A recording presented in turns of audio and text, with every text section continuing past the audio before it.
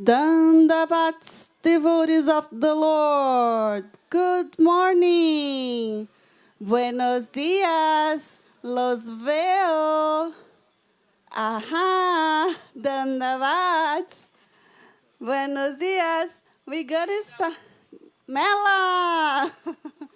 We are about to start amazing class right now. We're gonna have world-renowned pujaris and pujaris seva experts. No. Hello. Hello. Aha. Don't hold at the bottom. Hold up near the top. In the top. Okay, that's my fault. So we're gonna start this beautiful class about the inside the Seva. Inside the Seva is the theme throughout this Govinda Mela 2025, where we are talking about what happens in, how Gurudev instruct that seva to happen. What are the glories of this seva? What mood you need to have to do the seva? What abilities you need to have to start the seva, or you're gonna get during the seva? So many things, but above all, you're gonna have the association, and we're gonna start this class with our dear Seva Ashram resident, Shripad Bhakti Madhav Maharaj. So, Jai Maharaj, we're really happy to have you. And Maharaj, si quieres, pode empezar la clase en español, como quieras, como eliges. Sí, sí. ¿Sí? Muy bien. Muy bien. Entonces, Jai Gurudeva, Jai Madhav Maharaj, Ki Jai. And also, we're going to have our beautiful Divya Shakti Devi, and Vaidehi Amair, and Madhi Madhuchanda joining us, and perhaps Bimala. We will see how it goes.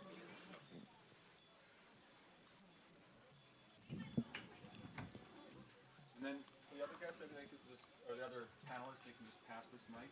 Okay.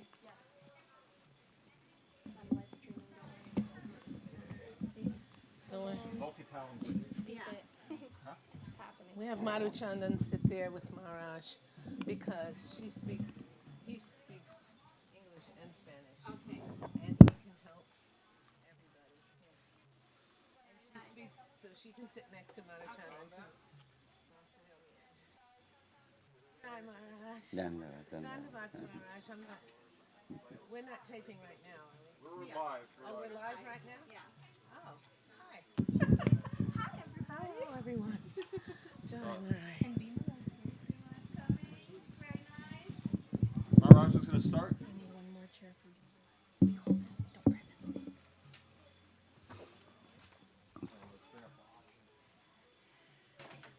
Bandeham Sri Guru Sri Juta Padakamalam Sri Gurum Vaisnavancha Sri Rupam Sahrayatan Sahagana Lalita Sri Visakambitancha Om Agyanatimirandasya Jananjana Salakaya Chaksuram Militanjana Tasmai Sri Gurave Namaha Gurvavista Supurvakam Guru Ganaira Sisa Sambhusitam Chintya Chintya Samastave Danipuram Sirrupa Pantanugam Govinda Vidang Ujvalam Barantanum Bhaktyam Vitan Sundaram Bande Viswagurun Chadivyam Premnohi Vijapradam Gurvavista Supurvakam Guru Ganaira Sisa Sambhusitam Chintya Chintya Samastave Danipuram Sirrupa Pantanugam Govinda Vidang Ujvalam Barantanum Bhaktyam Vitan Sundaram Bande Viswagurun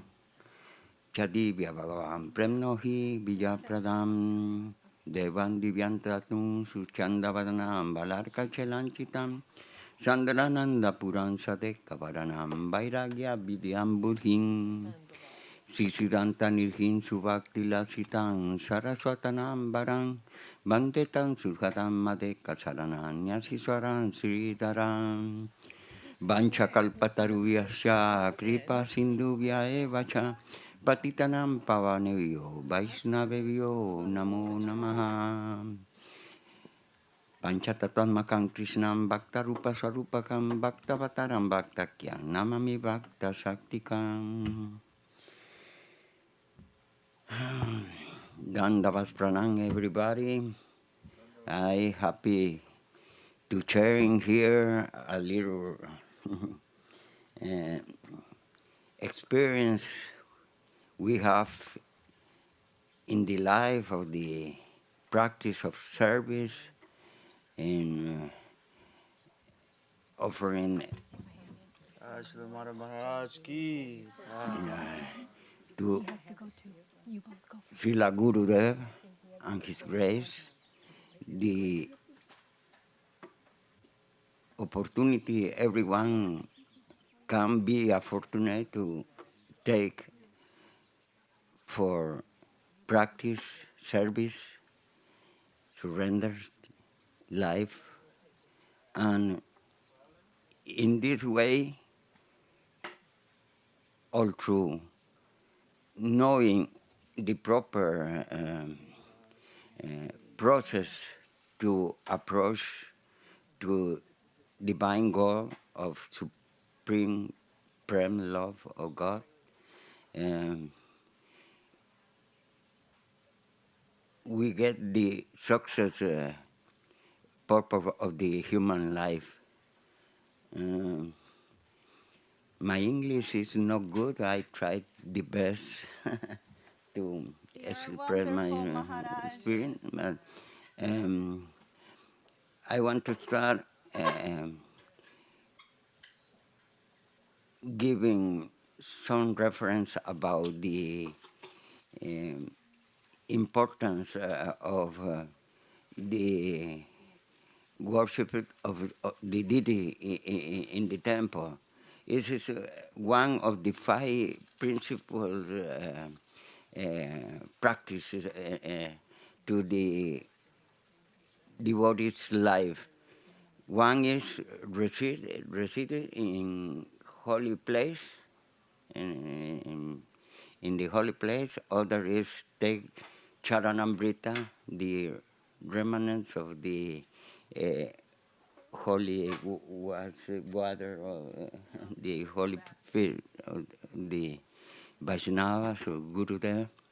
The other is the reading of Srimad Bhagavatam and the Vedic scriptures, and the other is the worship of the deities. This is very important to the practitioner. Yeah, to start with the rules and regulation, because is this no question of emotion or feeling. Yeah, we need a vidhi vaihi in the beginning, all through instruction of the spiritual master, as in the song say, the 8 prayers of Sri Gurudeva and Srila Vaishnava Chakra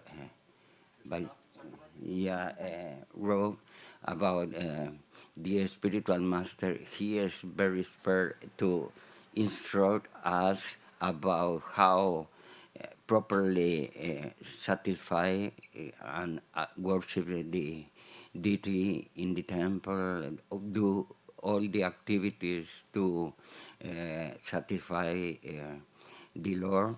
And this is all through this starting process to rules and regulations. But we must to understand what is jnana and vijnana. Jnana is general knowledge about the transcendental truth, and vijnana is this is systematic knowledge about step by step going until the progress, yeah. And in this respect, knowing this systematic knowledge, we can understand in some determined point is more important even than the worship of the deity, the worship of the Guru Dev, of the spiritual master, because then when you have the conscious, the realization about the surrender mood in your heart, you know the deity no claim to me food is too ugly, I unlike, dislike this thing, this kind of yeah, in particular, your personal interaction with the spiritual master, you can get attain, no, for reclaim about. No, this is not good. This is food. No, and you effort more for satisfy the heart of the your spiritual master, but. In this respect, we must do systematically going step by step in the progress, knowing what is the highest stage of consciousness in our life, not only methodic or by mechanically doing the process artificial or It something. becomes a ritual instead of Yeah. spiritual. By that, the successful in the life of the devotee is plenty satisfied the instruction in the song. Just a couple minutes was in the kirtan chanting about the Sri Guru Vaishnava Mahatmya Giti. In the second verse, Narottam Das Thakur say, do one with your heart the instruction of your spiritual master. In this way, the success is yeah, attaining plenty. Yeah. And in other way is we are not in the raga marga, in the stage of spontaneous love of God. We need rules and regulation for big, sincere, true practitioners. And in this way, step by step, we get the true feeling in our heart to do properly the progress also approach to a spiritual master, inquire submissively, submissively, and giving service to him. This is the way. In other matter, try to approach directly to the Lord, pretending worship the deity or do something about your own conception, your own imagination. This is not the way. Krishna say, who say, this is my devotee, this is not my devotee. Who say, he is devotee of my devotee, of my devotee, of my devotee, he is my devotee. This is the process. This is the process. You satisfy the Vaishnava, Gurudev, you are success in the progress. And sorry by my bad speech, but I try to do shortly. Say emphasis in short words. Yeah, yeah, Dandavas Pranam. but in short. Jai. Maharaj preach with his example. Maharaj is always engaged. No, it's no. Doing garland bases, working outside, cooking. Maharaj does everything, and it's I'm very honored to see Maharaj in action. Give me lots of inspiration every morning. Coming to do breakfast, and Maharaj is there. This is only great for Pratista for. No, it's affection. I need to go. Sorry, by the suddenly I need to end because I have some service. Shri Bhakti Yeah, Raman Madhav Maharaj ki. Jai.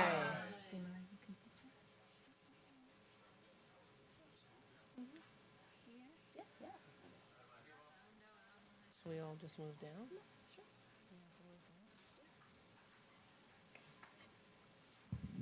Okay, dear devotees, I always say when they ask me to say something, to be, and they say to sit here, why I'm doing this? Because I always know it's not me. It's not me, it's Guru Deva. Not that I think I am so anything I don't even know, but Guru Deva makes a point to say, okay, Bimala, this, and I immediately say, Guru Deva is saying so, and I know I have no qualification or anything, but I do have some desire, and by His mercy, that desire will make the medium so I can do some seva. And seva is not a light thing. Seva is not something that we just say seva or anything. Seva is bhakti, seva is dedication, and seva is what our Guru Deva is giving us as a gift, as a blessing. So mercy. Mercy is seva, seva is mercy. Many times we are praying mercy, mercy, mercy, but that mercy is already there, which is seva. And so seva is mercy. Gurudev always put me in some difficult position because I wanted to. Not that I really know or knew what I was asking for, but I wanted for some reason. Maybe I brought this from past lives or something. And that's why when first I met devotees and I went to some gathering, and that was some program they were doing, and they were playing Guru Maharaj in the speakers. And one lecture that Guru Maharaj was speaking about the suicidal squad and how this suicidal squad, and Bhuvana Mohan was there. He was hosting that Nama Hatha, whatever you call it, that program. And I say, wow, Bhuvana Mohan, I really like that mood. That's the best. I don't quite know what it is, but it sounds so nice. And he was looking at me very surprised. He says, sometimes people hear this lecture and they don't like to hear that. They say, what is this all about? But you're saying you like, yes, I love it. I think that's it. I know, I thought the idea was like, you be ready. It doesn't matter you have a qualification, because we really do not have a qualification. What qualification do we have? Gurudeva has. Gurudeva, we are going to always forward everything what we do. Dear Lord, Gurudeva, you are here.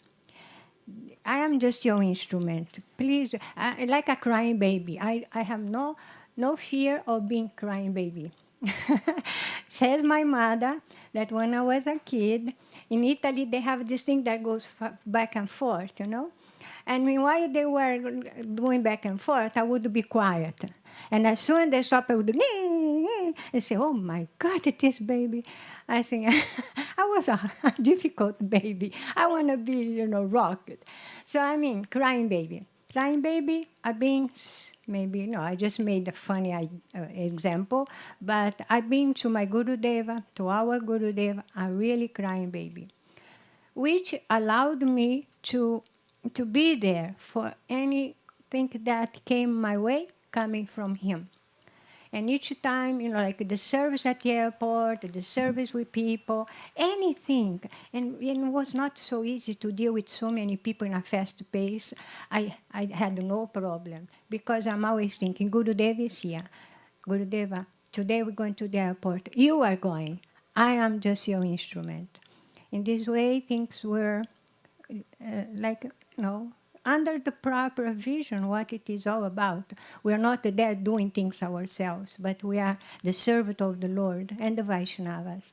So things started changing.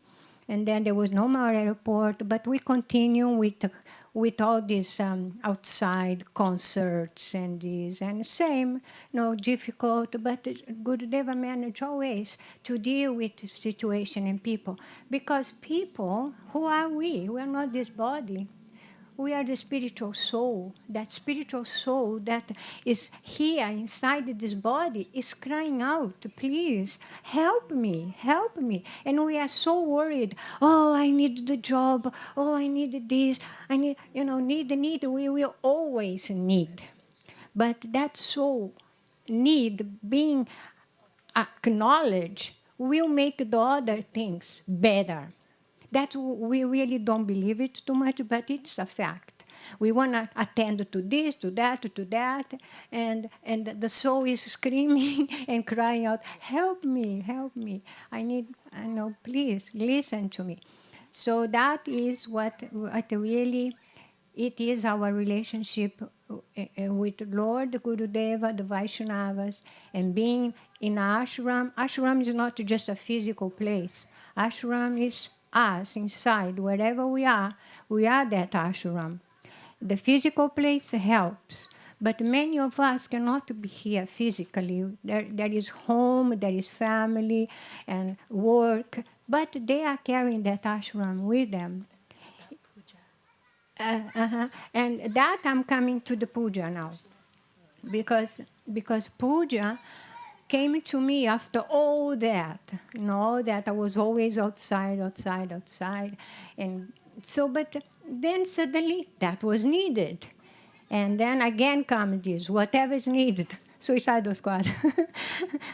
So I say, okay, I do the seva. And one of the pujas that came to me was one trip of Gurudeva was that they asked me to do the puja directly to Gurudeva. And I was completely, oh my gosh, I am going to do the puja. I do to Gurudeva's photo, which is him also. It's okay. Gurudeva is everywhere in any shape he wants. But all of a sudden, was outside the 17th Street on the lawn. Gurudeva just come out of the car, and everybody puja to Gurudeva. And I was really nervous, but I said, I'm going to do this puja. And I was forgetting one of the items when you start doing the fan. And I look, and which one? And then Gurudeva goes with the hand like this, telling to me that one, And I go, oh my gosh, Gurudeva is telling to me how to worship him. That I say, wow, Jai Gurudeva, and I was, then I felt more the proud child that the Papa gives a pat on the shoulder. You are okay. Yeah, so then comes that San Jose needed the puja to the deity, to Gauranga Sunda. Here they needed puja to the deities. And, the first times I am there with the deities, rules and regulations, but I wasn't doing rule and regulation at that point because I was staying to the deities.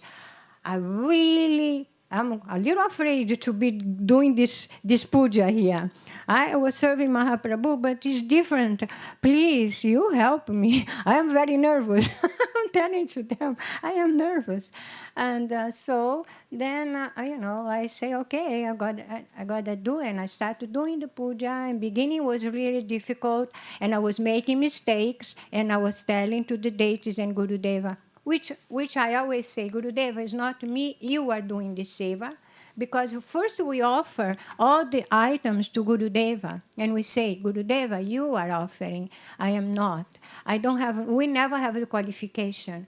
So the procedure is to first show to Gurudeva, meaning Gurudeva, you do it. And Gurudeva is doing all the offerings and item by item. But Gurudeva did say one time in one, it was one lecture that I heard. It was not when I was in India in his veranda, but was a lecture. He said that the Mongolaret, he said, deities, they don't really need to wake up 4:30 in the morning, he said. They don't really need to get that sweet at that point, and and all. They don't need that, but they are doing that for us. And each item you are offering, they are offering to us, which we do, see? We show to the Vaishnavas. Says they are doing that for us. They don't need all that, but they are doing that for us. And because they want us to learn discipline, we will require to get in that mode of discipline, of waking up, of making sure that we are there on time, which many times that I did the Mongolarity, 2:30, 3 o'clock, I was already up. And I was nervous. I want to do everything properly, on time.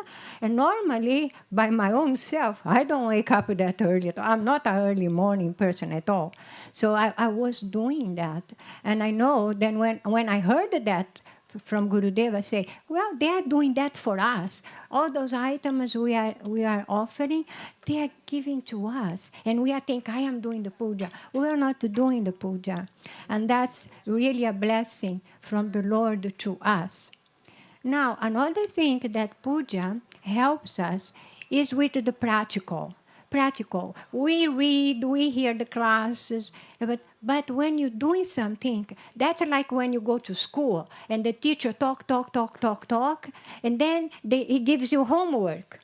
And you go home, you have to do that homework, but we don't want to do the homework, but we have to. That homework is going to be solidifying and making practical all this from the books and all these things and all these rules and how to do the mathematics. It's going to make sense. Same thing for us in the puja. We pray to the Lord to have the humble attitude when we are putting ourselves head down to the deities and asking them, please help me to serve you. Bless me so I can serve you. And doing that, I by myself, I just can be natural. I am always, very revengeful. And after that, I'm just a natural serving the Lord and making mistakes and telling, oh, sorry.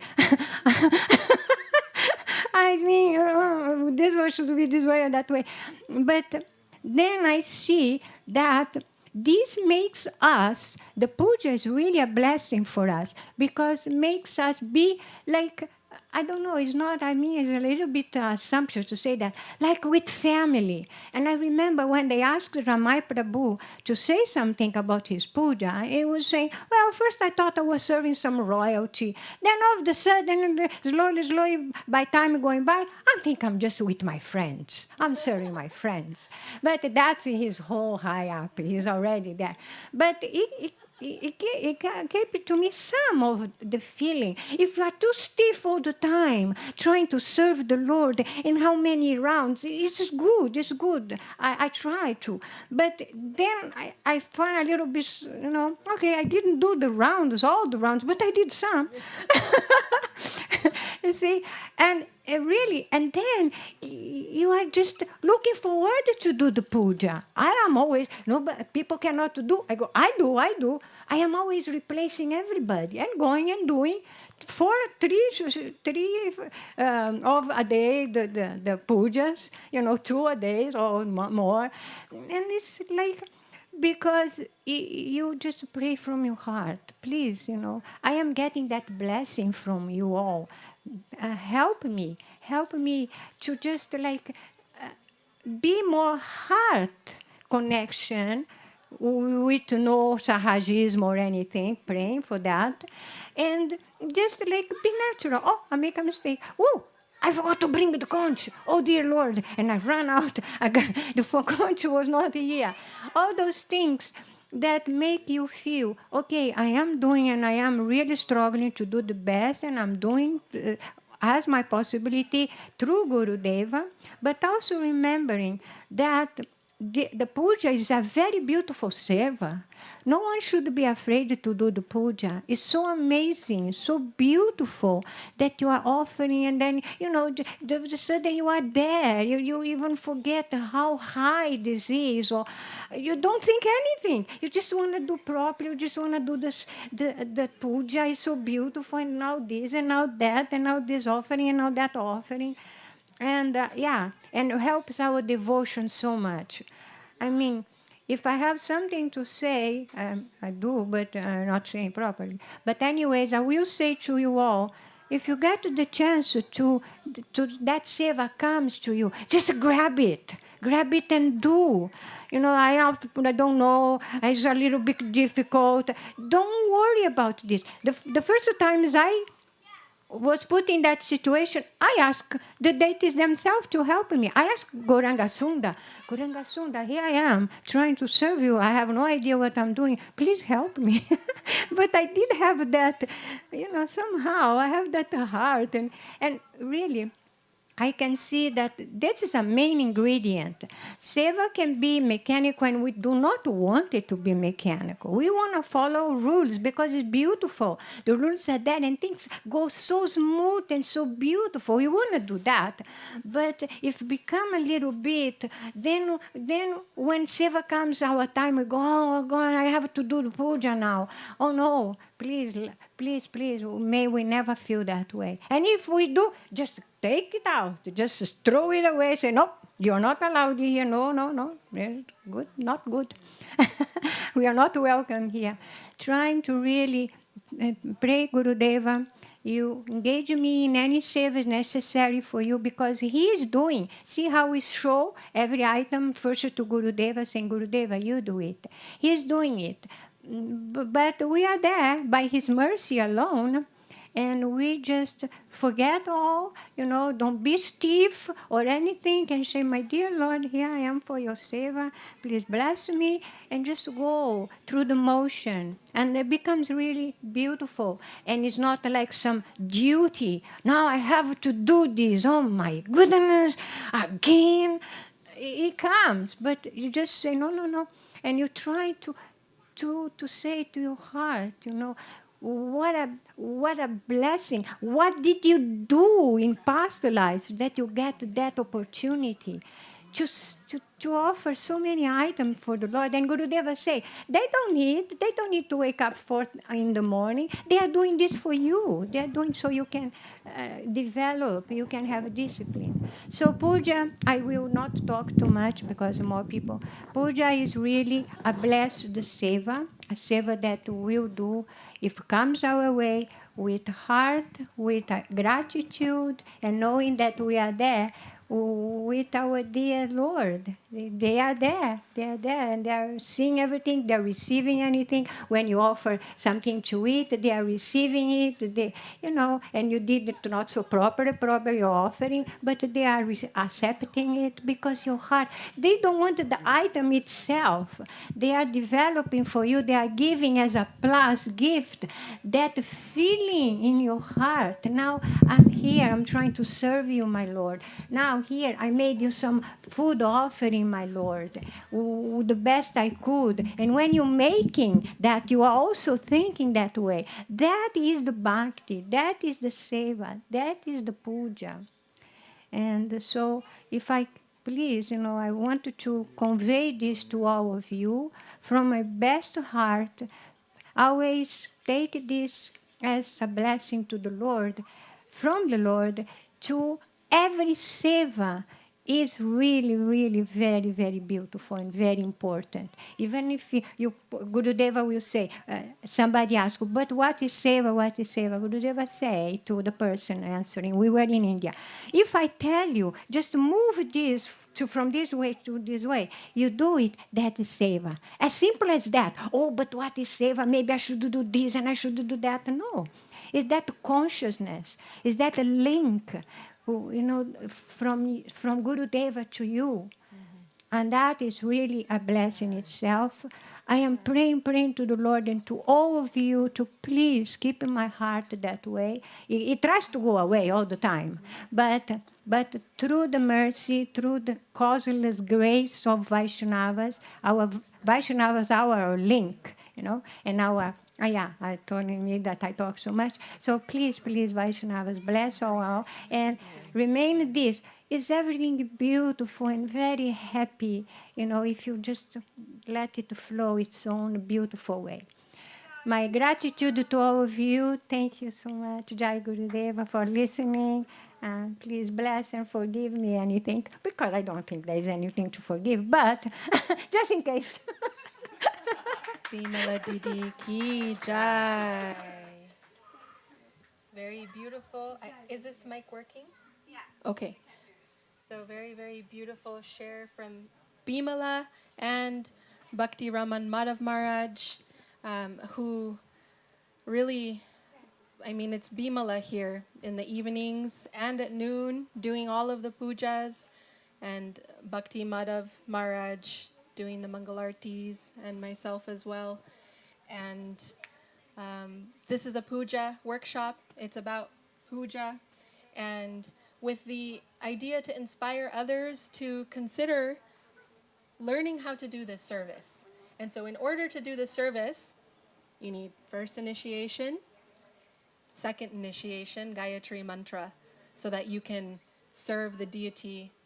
And there are some rules and regulations. Like they've said, they talked about Vidimarg, right, the rules and the regulations, and Ragamarg, the spontaneous, loving devotion. And, we're somewhere between those two. We want to cultivate divine love in our heart from the act, like Bimala said. It's like the practical application, right? We hear Shravanam, Kirtanam, but those are the first two of the 9 processes of bhakti. Then there's puja, right? Worshipping the lotus feet, worshipping the deities. This is one of the 9 processes of bhakti. So we know them, right? Do we all know them? Let's do together. There's Shravanam, Kirtanam, Smarana, Vishnu Smaranam, not just any Smaranam. Shravana, Kirtana, Smarana, Pada Seva, Dasyare, right? The song. Shravana, Kirtana, Smarana, Vandana, offering respects, right? Offering prayers. Pada Sevana, worshipping the lotus feet of the Vaishnavas. Dasyare, considering oneself a servant. And then full self-surrender. Did we miss one? I think we did. Pujana, right? Worshipping. And then Saki Jana, right? You guys know that song, right? Shravana Kirtana Smarana Vandana Parasevana Dasyare Pujana Saki, friendship, Jana Atmani Vedanam, and then Govinda Das Avilasare. So these are the 9 processes of bhakti. Puja is one of the processes of bhakti. And first initiation, second initiation, you need to be clean. No reused anything. Fresh sweater, fresh socks, leggings, whatever you're wearing, sari. So bathed, freshly bathed, no dirty mouth, tilak. So these are the requirements, right, for being on the altar, and they're very important. So puja up-levels our standard. That's really what it does for us.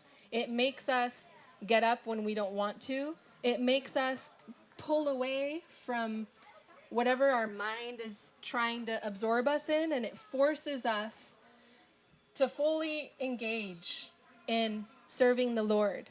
It includes everything, because you're singing, you're hearing, you're remembering, you're doing puja, you're doing the lotus feet, you're considering that friendship, right? Bimala spoke to what Ramai said. The Ramai Prabhu is the pujari who served here for decades. He started doing puja when he was 18 years old, and he never stopped until he left. And first he felt like he was serving some royalty, because the act of puja is how they worship royalty in India, right? This is how royalty is worshipped. You're actually, the yak tail fan is for removing the flies. The peacock fan is for bringing some wind, right? In the summertime, right now it's summertime, we have a third fan that we use, and that's for the heat, right? But first we start with incense. We're offering some scent to the deity. And they're before you. When you're doing the puja, yes, there are prescribed, like 2 circles here, 3 circles here, and then 1 circle, and then you go down the body. But that puts you in another state, right? Like Bimala saying, we're somewhere in between, knowing what the standards are and doing our best to really feel that we are worshiping the Lord in front of us. And you do develop a relationship with the deities. We all know, if you know, you know, Ramai had a full-on relationship with the deities, right? Friendship with the deities. And a lot of so Bimala, Divya Shakti, Kalindi, Braja Mohini, who really should be up here because she's also Pujari. Myself, from little child, we all lived in the ladies' ashram together. And Madhuchanda in Mexico, she trains the pujaris. So she's here to speak a little bit today as well about puja and the training and how do you become ready for this service. It's a very, very valuable service, but it up levels. It really up levels your existence because first it's really hard to wake up at 4 a.m. and get ready and take a shower, and then you have to get up and come down here, and sometimes the door's locked, and then you have to figure out where the key is, and then where'd the sweet go? Someone moved the bowl of fruit. Like, where's the flower bowl? They didn't fill up the ghee wick. Right? You have to go find flowers. Is the mountain lion going to bite me? Like, there's so much you have to do that early in the morning, and sometimes you're tired. But over time, from continuously surrendering to this service, like Bimala said, it starts to become a natural flow that you look forward to. And you start to find that this service actually protects you. It becomes your shelter. It becomes everything. It becomes the thing that makes you feel, I know we have like a lot of self-deprecating kind of mimicry that goes on around here, but it really makes you feel like your life is worth something. You feel worthy of being because you get to be useful in something with serving the deities. And this service, the truth is that it's really difficult to find people who want to do this service or who are able or who can be consistent and who can serve the deities. And we want to really encourage devotees. Oh, is it back now? And we really want to encourage devotees, if you're here, and even if you're just visiting for the Mela, I don't know if there's like a puja workshop, but inquire, connect with some of the pujaris. Okay, you know who they are. Bimala, Madhav Maharaj, if I can support in any way. Divya Shakti, Braja Mohini, Sharanangi, and ask about it. And then you can start to learn how to engage in this service. And there's also the puja on the Pushpa Samadhi Mandir for Govinda Maharaj. And really is the sound? Okay. When you're on, is this one working? Yeah, I'll turn it up. Okay. I can still talk though, you can hear me? Yeah. Okay. We are broadcasting, so we have to keep no dead air. So, think about maybe if you're not ready for a puja here, to start at home. Puja is not just something in the temple room, but you can start at home. A little picture of Gurudev. Most accessible is to have a picture of Gurudev, right, Divya? Mm-hmm. And when you cook, have their own little plates and you offer your food. Gurudev, very simple. In this particular scenario, please accept this humble offering. I offer it to you so that I may honor your remnants. Om Agyanati Mirandasya, right? Gurva Bista Supurakam, Panchatattva. Simple from your heart. Offer your food, right? Offer incense, offer a flower, offer water.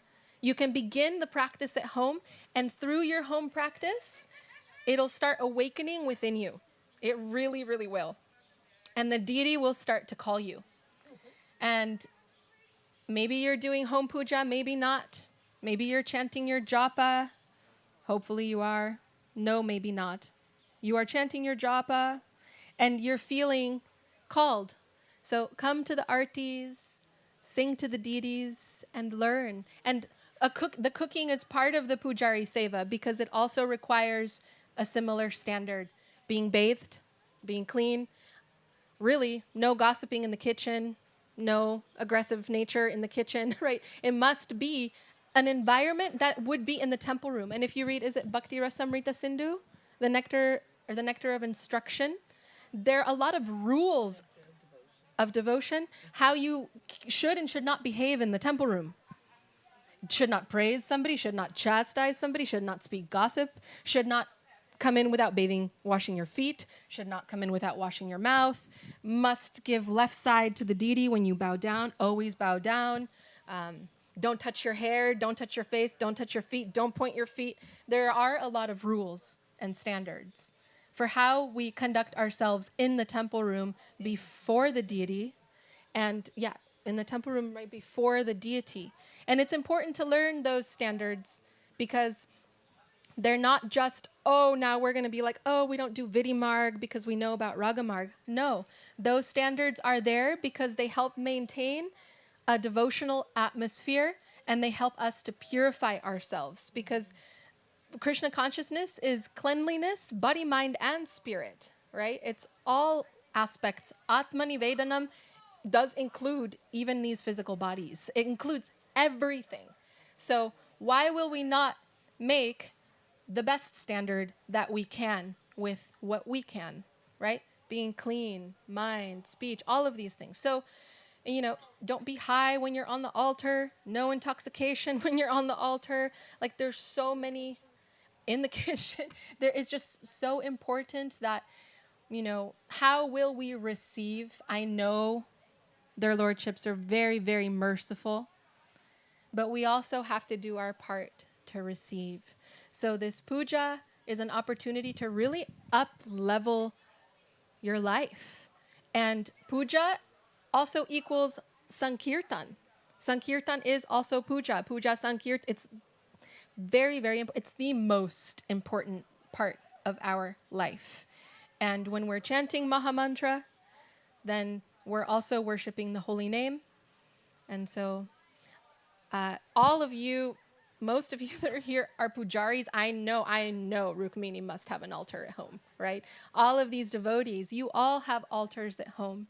And you all know this, but I guess I'm sharing about this today, but you are all so qualified, and hopefully throughout the Mela we can learn from each other how to continue being better servitors.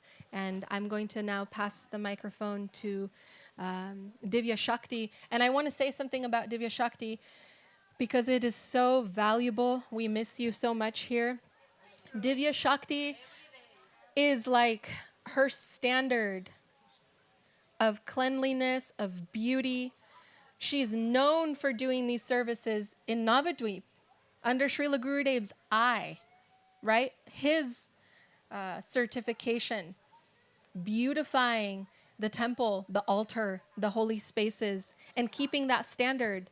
So although sometimes people can be like, oh, Divya's chastising me, it's like, actually, we really need that. And don't ever talk back at Divya Shakti or Kalindi or Bimala when they say, please take a shower, please come in with a clean sweater, because they are maintaining the standard of our temple.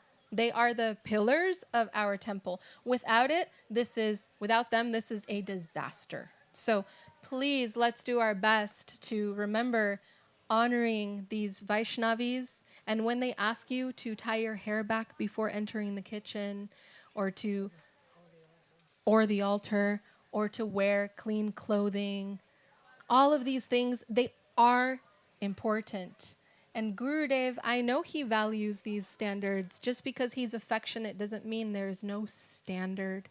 And so we can all do our best to remember. And again, before prasadam time, please, Mahaprasade, Govinde, everybody, please clean your table. Some of the etiquettes, right? Etiquette of living in the temple and worshiping together.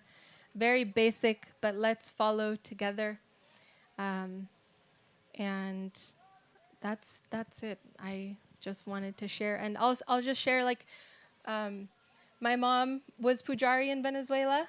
I was like 2-3 years old, sneaking onto the altar and being lifted to offer incense to our deities. So, and when we moved to America, this United States from South America, we had a little altar. I grew up with Ramai, the Pujari here, as my friend, singing Vrindajai, Shri Vaidehi, piano playing, Vigraha. Like, I grew up with the puja all around me and with pujaris all around me, and it has always been a place of magic and aliveness. When no one was looking, I snuck onto the Prabhupada Murti and checked if they were real japa beads, right? I could always feel that this is alive and it's real and it's sacred and they really are listening. And that's as a little kid. So to be able to serve these deities is really a blessing. Although I grew up in the ladies' ashram serving Gauranga Sundar, we women were not allowed on this altar because only men are allowed to serve the Radha Krishna. We can serve Mahaprabhu, but not Radha Krishna. But out of service necessity, we have been given the opportunity to serve on this altar. What? We don't take that for granted. It's very special. So I'm just another left-handed friend of our eternal legend, Ramai Pujari, hoping to be in service in some way by serving the deities. And I'm very, very grateful. So Jai Safarikara Shri Shri Guru Gauranga Gandharvika Giridhari Gauranga Sundarju Ki Jai. Okay, Divya Shakti. Jai. Dandavats to everybody. I offer my obeisances to all of you here. My Vaishnava pranams to all the devotees and all the senior devotees. I just want to express what I've learned, what has come to me doing this service. I can tell you just a little bit of history with myself here. I joined in ISKCON, and I'm fine. I joined in ISKCON, and I was put on the altar at a very young age as a devotee, worshiping the Shishi Gorni Tai deities, and that's what we did. I'll make a long story short, actually. And after some years went by, maybe not too many, but in the beginning when I was there, they asked me to worship the little deities of Shishi Radha Krishna, Rukmini Dwarkanath. This is in Los Angeles. And they said, can you dress Rukmini and Dwarkanath and do their worship? And I was so freaked out that I got sick in my stomach and I couldn't go on the altar. I got like diarrhea or something because I got so jammed up. I was like too afraid because, we were taught that Gorni Tai is so merciful and that they don't take any offense. And that Shishi Jagannath and Balaram, Lady Subhadra, they take like 1/3 of your offenses. And then Shishi Radha Krishna, they receive all your offenses. And I was like, I can't do that. I can't dress Rukmini and Dwarkanath. They're the little deities that are on the altar today. So, but then after that day, I couldn't go on the altar because I was a mess. I was so jammed up. But then I got that service to dress Shri, Rukmini and Dwarkanath. And I must say that everything is coming from Srila Prabhupada. Srila Prabhupada gave us the foundation of everything, And when I became a disciple of Srila Govinda Maharaj, I went to Gurudev and I asked him, what is the standard that I should follow? He said, you follow what you've been taught by Srila Prabhupada. He told me that. He told me that in Hawaii, So I followed that. I try to follow that from this day because Srila Prabhupada taught us the ABCs of spiritual life. He gave us the foundation of our spiritual life, And then, Guru Maharaj, gave us a next step, refining things more for a next level of our lives, Srila Prabhupada said to go to Guru Maharaj. So he gave us next step, and then Gurudev has given us another step in our spiritual life. It's been so much more. Everything gets more refined and refined, And it's so amazing that we can always go back to the basics of what Srila Prabhupada gave us. And so it's all in the books, like Nectar of Devotion, she was saying. It's all coming from Srila Prabhupada. We have to always go back to the beginning, always go back to our, our teachers, our gurus, our Guru Parampara, you know. So Madhava Maharaj, he mentioned so many beautiful things about following the rules and regulations. And it's very important, very, very important to follow the rules and regulations in deity service. Like Vi was saying, and Maharaj said, that we're not on that platform of Ragamag. It's not a sentimental thing. You know, we have to follow the rules and regulations. Because then, after that, it becomes spontaneous. You know, you don't have to remember them. It becomes like natural. And then, I tell you, I had a little realization. Of course, I don't know how real it is, but I think it is, because I was following the rules and regulations of the deity worship, and I was like, you know, why do I have to say all of this? Why do I do that? I said, Divya, just follow the rules that are set down on this paper. And as I was following the rules, you know, you offer everything comes through Guru. So you offer Guru Day first. You know, when I do the bathing, I bathe Guru Dev first. Everything comes through Guru Dev. When we do anything, we ask permission. Guru Dev, please accept this offering. Please invite the deities to come be seated to accept this offering. You ask Guru Dev first for everything. And so I was, doing that. And let me see, what was the point I was making? First guru. Yeah, first. Trying to follow all the rules. Right, trying to follow all the rules and regulations, but it becomes spontaneous after a while. But then I understood deeper. Oh, wow. Now I understand why I have to do this. Now I understand why I have to go back and do that and do this. And oh my gosh, it all makes so much sense. It's like we don't know what we're doing. We don't know what the hell we're doing. You know, it has to come from Guru, you know, from Gurudev. He has to tell us. So, you know, it's not like we're on some spontaneous platform and the Lord is going to accept anything. But he will accept our service if we follow his instructions. That's following his lotus feet, taking shelter of the Lord's lotus feet. And I did want to say that because I think it's a very important thing to, follow the rules and regulations that are laid down for the deity worship, you know. And, you know, there's a lot of things in that we don't understand. But, you know, even Gurudev said, he said, there's two places I don't go. That's the kitchen and the deity room. Yeah? Do you remember Gurudev saying that? Okay. And it's because we have to follow some standard. Like we have to be clean. We have to do this. You know, and if you train somebody else, how are you going to train them if you're not following some standard? It's not like everybody has a different standard. You know? I mean, the deities have different personalities, of course, but there is a common denominator, a standard that needs to be followed in every temple.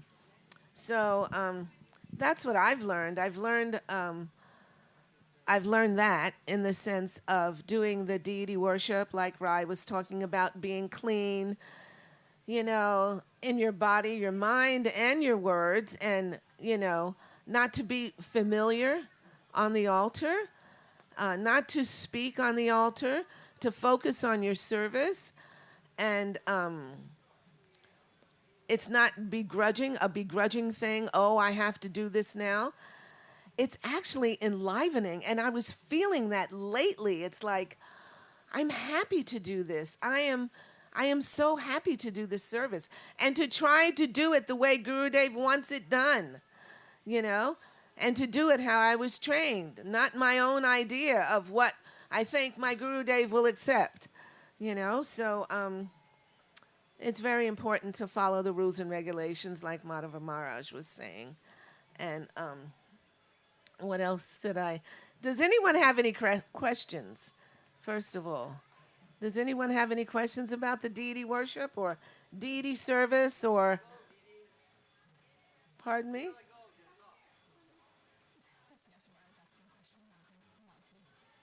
So I just wanted to say that um, it's a very privileged service. It's not a light thing, you know. I mean, Gurudev is non-different from the Lord, you know, and everything has to go through him, and is being sanctioned by him, you know. And our goal is the Ragamarg, but that's not where we are. This is why we're given these sheets of papers, these things to follow. And then when we train others, we can train them properly, you know. So, what is your question? Raise your hands if you've done puja before, whether it's at home or in the temple. Anybody here? We have some pujaris here. Who's done puja in the temple before? Raise your hands. Okay, we have one pujari, 2, 3. And who here, raise your hands if you have second initiation. Okay. And raise your hands if you're thinking about getting second initiation during the Mela. Okay, we got one devotee. Woo! And who would like to maybe one day receive second initiation and learn puja? Anybody here? Yeah. Okay, just wanted to see. Okay, our time is up. Yeah.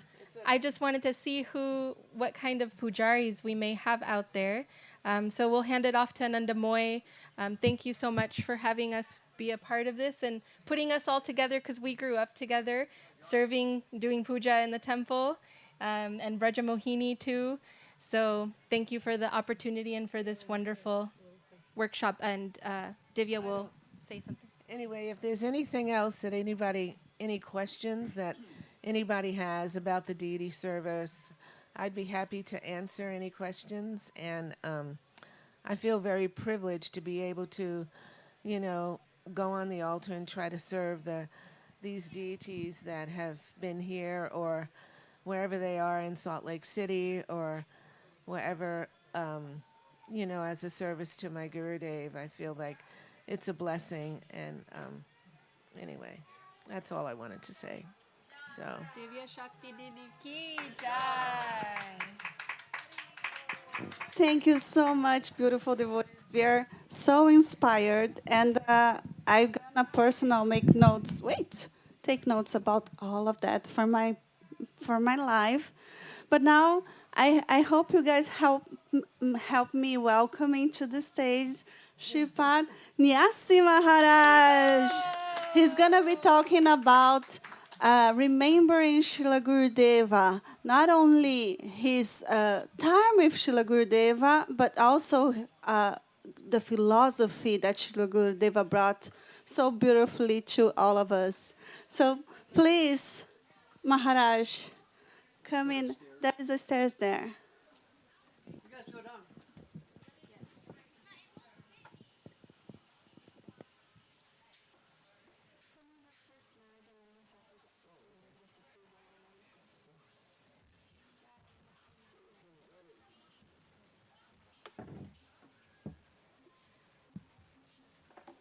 Which chair?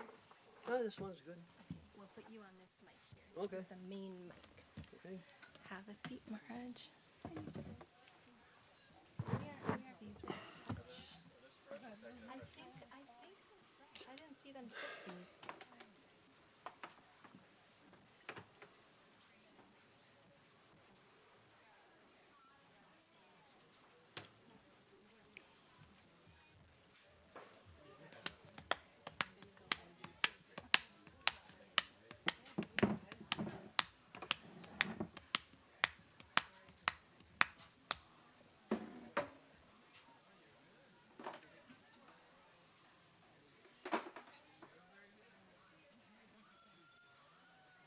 We're just connecting the broadcast. Okay, cool.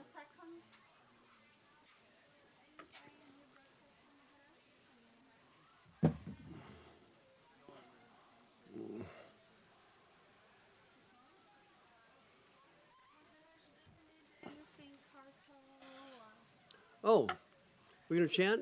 It's up to Okay, yeah, kartals.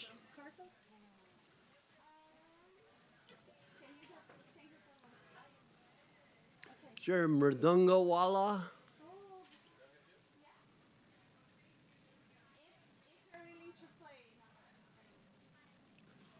No, Shaleka can play. She's a good mridanga player.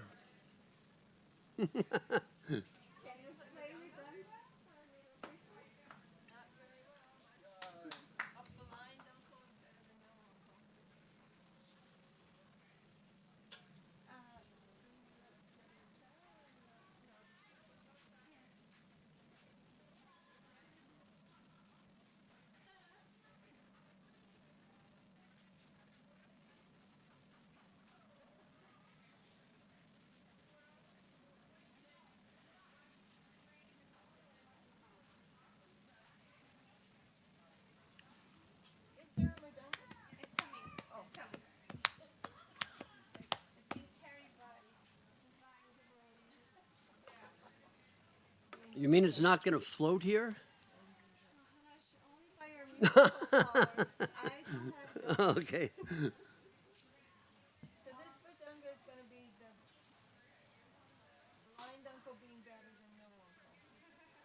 Wow, wow. Unbelievable. Beautiful. Good grief. Wow.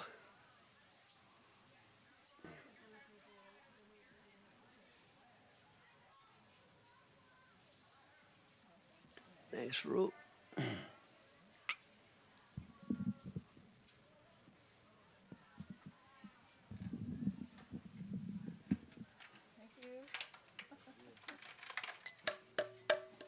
Tiger Day. Tiger Day.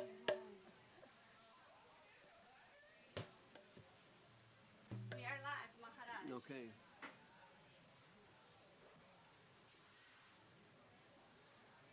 Bhaja Shri Krishna Chaitanya Prabhu Nityananda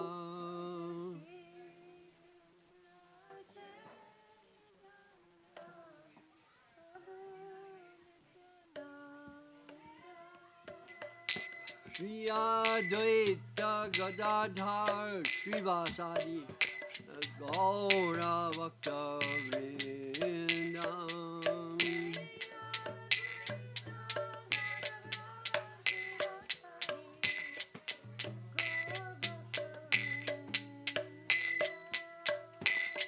Shri Krishna Chaitanya Prabhu Nityananda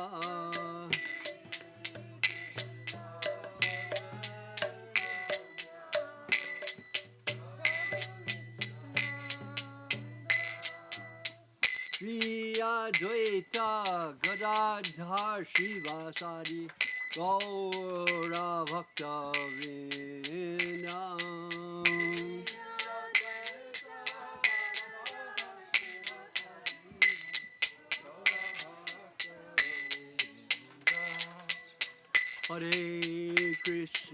Hare Krishna, Krishna Krishna, Hare Hare.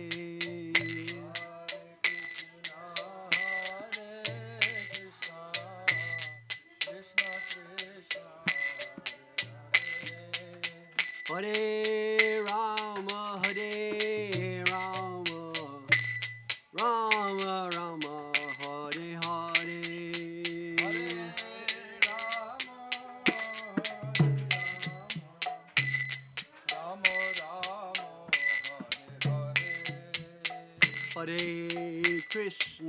Hare Krishna, Krishna Krishna, Hare Hare.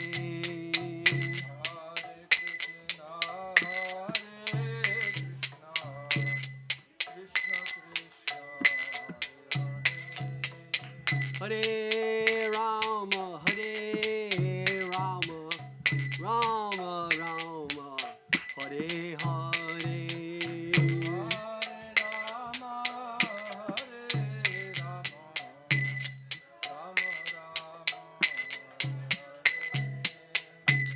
Jaya Guru Deva, Jaya Guru Deva, Jaya Guru Gurudeva Jaya Gurudeva.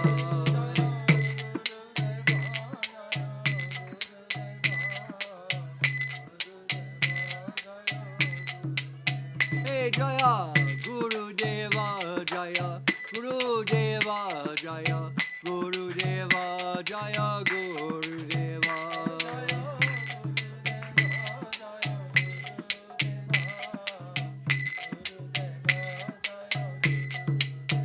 Jaya Guru Maharaj, Jaya Guru Maharaj, Guru Maharaj, Jaya Guru Maharaj.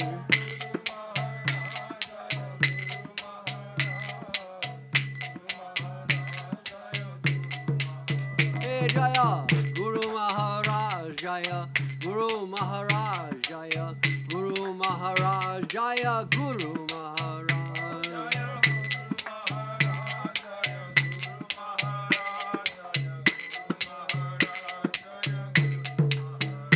Jaya Prabhupada Jaya Prabhupada Jaya Prabhupada Jaya Prabhupada.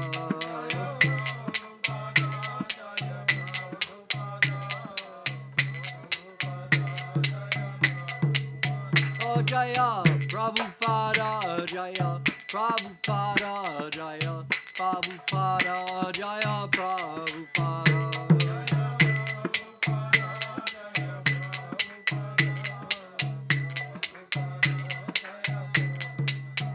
Anitai Gaur Hari Bo, Hari Bo, Hari Bo, Gaura Hari Bo.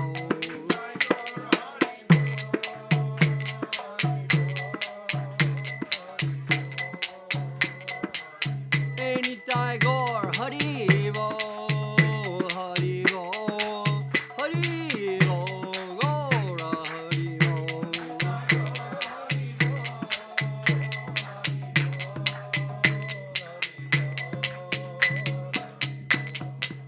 Hare Krishna, Krishna Krishna, Hare Hare.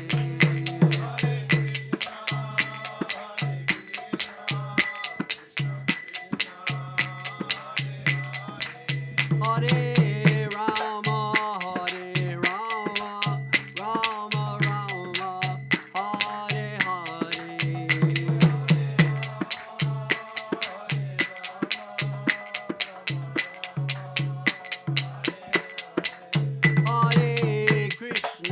Hare Krishna, Krishna Krishna, Hare Hare.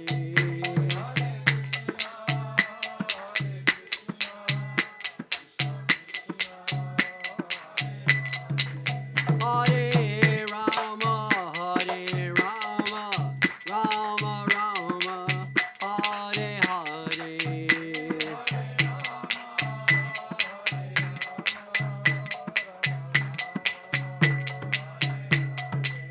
Hare Krishna, Krishna Krishna, Hare Hare.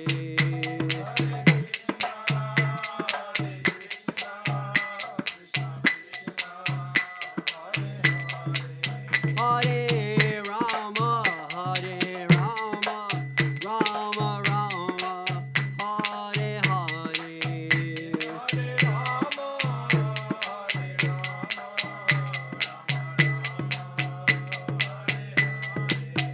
Nitai Gaur Hari Bo, Hari Bo, Hari Bo, Gaura Hari Bo.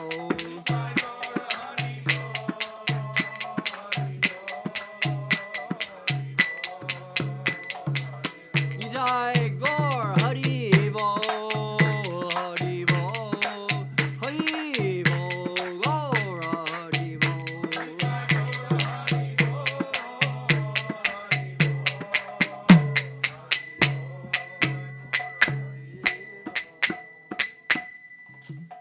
Jayam Vishnupad Paramahansa Paribhajakacharya Varya Astatara Srita Shri Srimad Bhakti Sundar Govinda Dev Goswami Maharaj Ki Jai.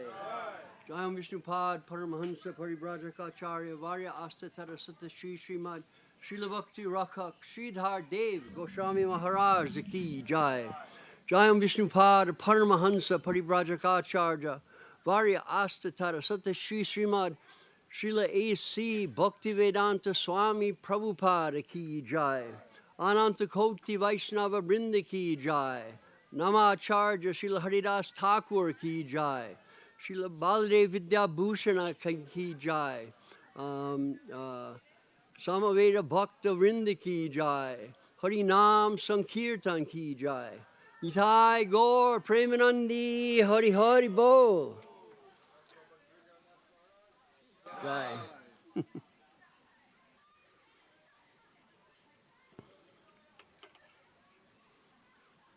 Okay. Wow, this is massive. Sometimes when I have to preach, I like think, okay, what am I going to say? What am I going to do?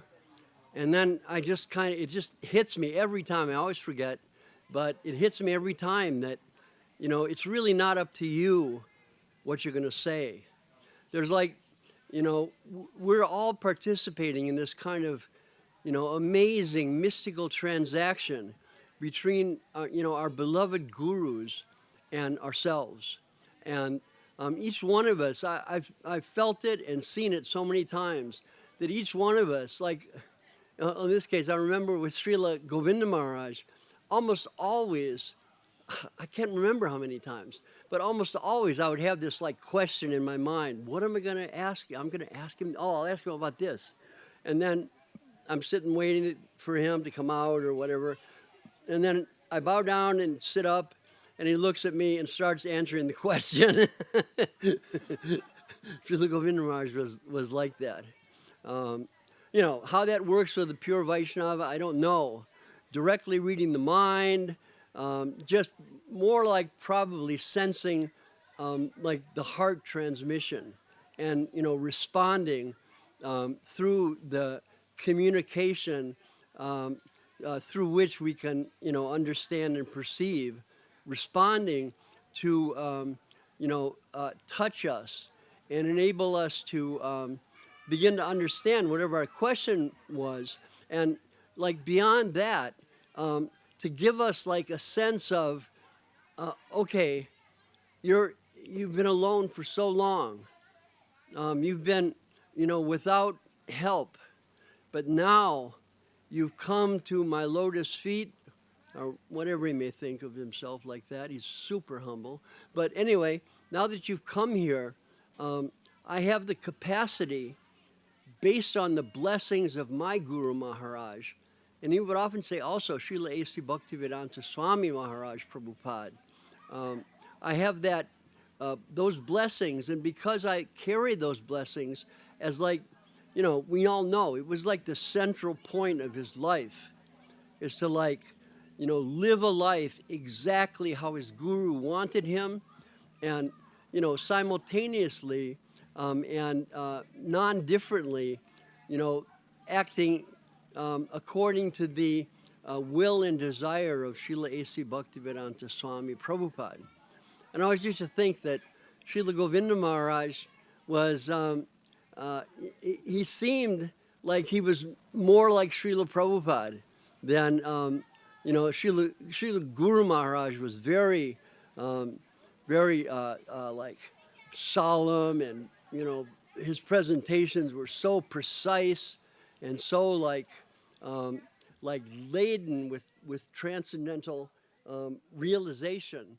And, Srila Prabhupada was a bit more folksy in the way he talked to us. Sometimes he would go into, a lot of detailed philosophy, but oftentimes he would speak to us as kind of like friends, almost, but disciples also with Srila Prabhupada.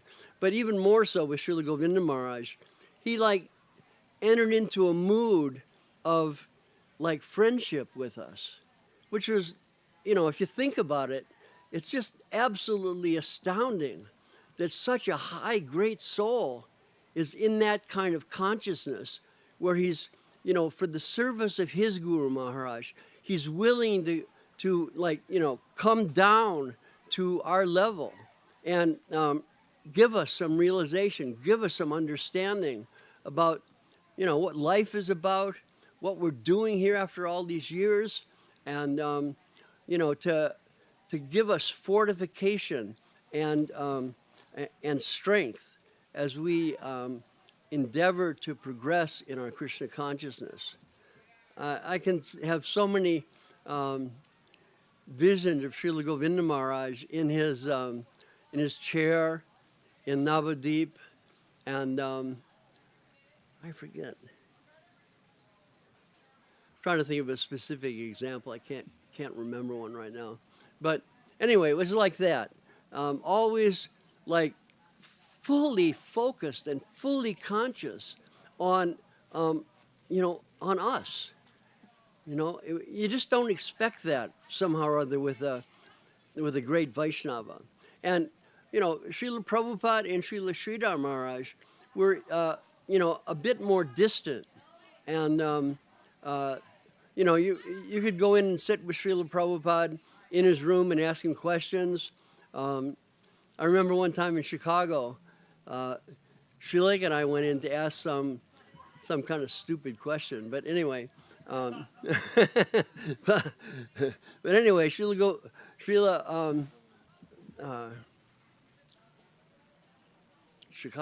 I'm thinking this was Srila Prabhupada, and Prabhupada was like, he had this chair behind a desk where he sat on the floor and just did his work, and then on the other side of the room there was this like gorgeous Vyasasan mounted on a platform, and so we came in and offered our Dandavat, and Prabhupada looks at us and walks over and gets on the platform and sits up there, just in a glorious, transcendental, loving mood, willing to hear from us and help us however he could. And anyway, Srila Govinda Maharaj was the emulation of that. And not only that, he was more so with us. He was more so open to hearing our difficulties, hearing our problems, and, giving us some solution to how to progress in our spiritual life. He was like right there with us, which is just, I can hardly even believe it, thinking about it now, that, such a pure, high Vaishnava was willing to do that. But then again, I think, well, that was just his nature. He had a loving nature and every time you looked at Srila Govinda Maharaj, you look at his lotus feet and you look up and you see his eyes. And his eyes, you just knew he loved you. We've all had some kind of experience like that where we look in the eyes of a beloved and we feel some reciprocation. Well, like multiply that by 10 with Srila Govinda Maharaj. He was, or he is, so loving and so caring and so kind in so many amazing ways. So, what am I thinking? Trying to think of pastimes of Srila Govinda Maharaj.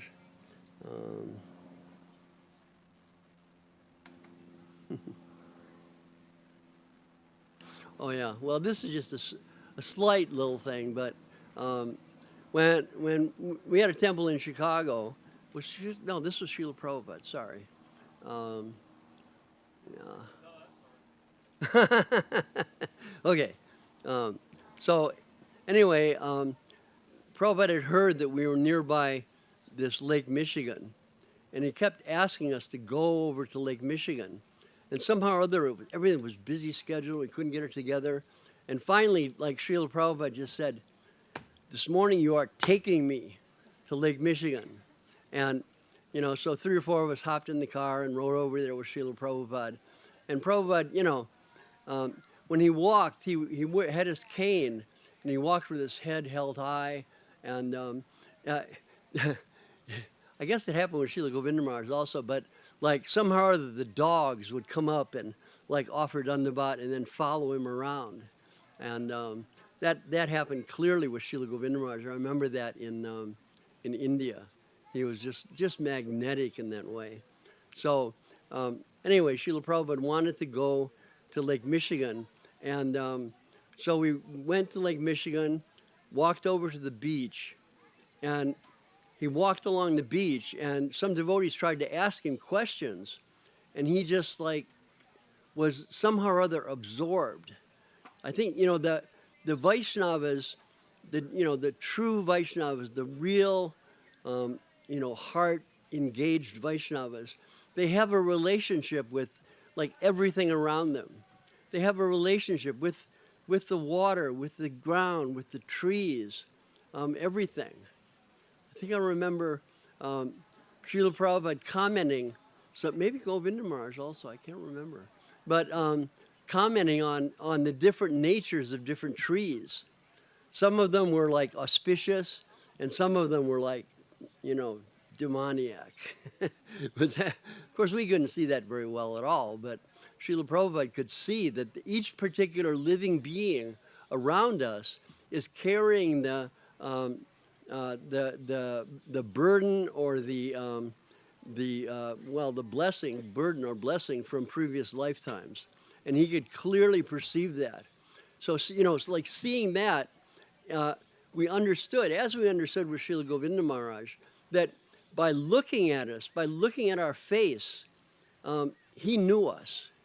He knew everything about us. He knew like more than we even knew about ourselves. It was really like that with Srila Govinda Maharaj. It was like coming to a place where, where your whole inner being is like on display. You may not see it or perceive it very well, but Srila Govinda Maharaj could see that. And coming into his company with, the loving mood that he has, was just, just an amazing, happy relief coming to see him. Like, wow, what we have got. It was like, when you see a great Vaishnava like that, all it does, well, one thing that it does at least, is to like reinforce your faith that, wow, this is real. This is really happening to me. And why do we see that? Why do we think that? Because there's the object of our destination who's there before us, manifesting, who he is and what it's like to live a life of like pure surrender and service to his Guru Maharaj. That was, we always had that, that feeling and that kind of like wonderful connection with Srila Bhakti Sundar Govinda Dev Goswami Maharaj. And I think one thing that Srila Govinda Maharaj did in an amazing way is he compiled and like corroborated the teachings of Srila Prabhupada and Srila Sridhar Maharaj in a very like clear, understandable way, so that we were able to enter into like the consciousness and the position, well, whatever extent we could. But anyway, he opened us up to having access to that, the consciousness and the loving position of Srila Sridhar Maharaj, and also to Srila Prabhupada. And I remember thinking, like, when I came to know Srila Govinda Maharaj, I actually came to know Srila Prabhupada and Srila Sridhar Maharaj. Before that, I didn't have such a clear understanding. But Govinda Maharaj brought it like to crystal clarity. Even though I was, I was a temple president and was in contact with Srila Prabhupada for like 7 years. But with Srila Govinda Maharaj, it was like, 25 years. Seeing him in India, seeing him here, just, being able to access that kind of living Vaishnava representation. It was something that, of course, like for all of us, it molded our lives. It's changed our lives. You know, the depth of our like commitment and determination in Krishna consciousness was like magnified and expanded so many times over. And I think those, you know, those of us who had the chance to sit with Srila Govinda Maharaj, it was like something that just solidified things in such a way so that we just knew this is it. This is our life. There's no possibility anywhere else.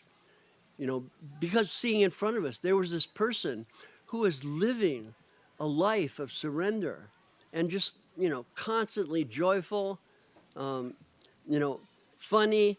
And at the same time, you know, he was like, I realized Srila Govinda Maharaj was like super heavy. He was, you know, very friendly and open and so many things like that.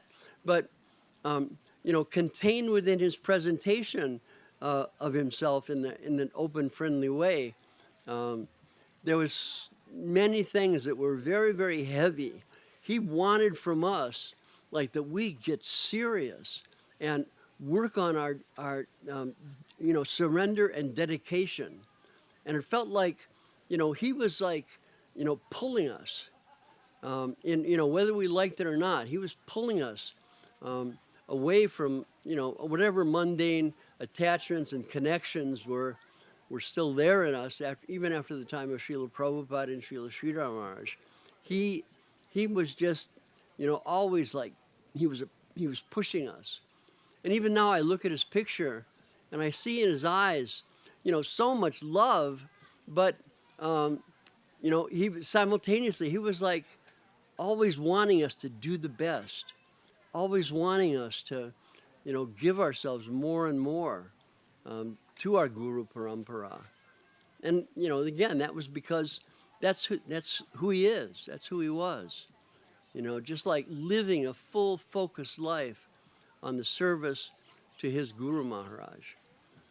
So Srila Bhakti Sundar Govinda Dev Goswami Maharaj, I think, well, like I said, listening to him, so many things that had been like, you know, when we read the books, when we read about Srila Prabhupada, when we hear the discussions of Srila Sridhar Maharaj and Govinda Maharaj now, some things are just like, you know, not quite connected. We're a little disconnected from understanding what they're saying.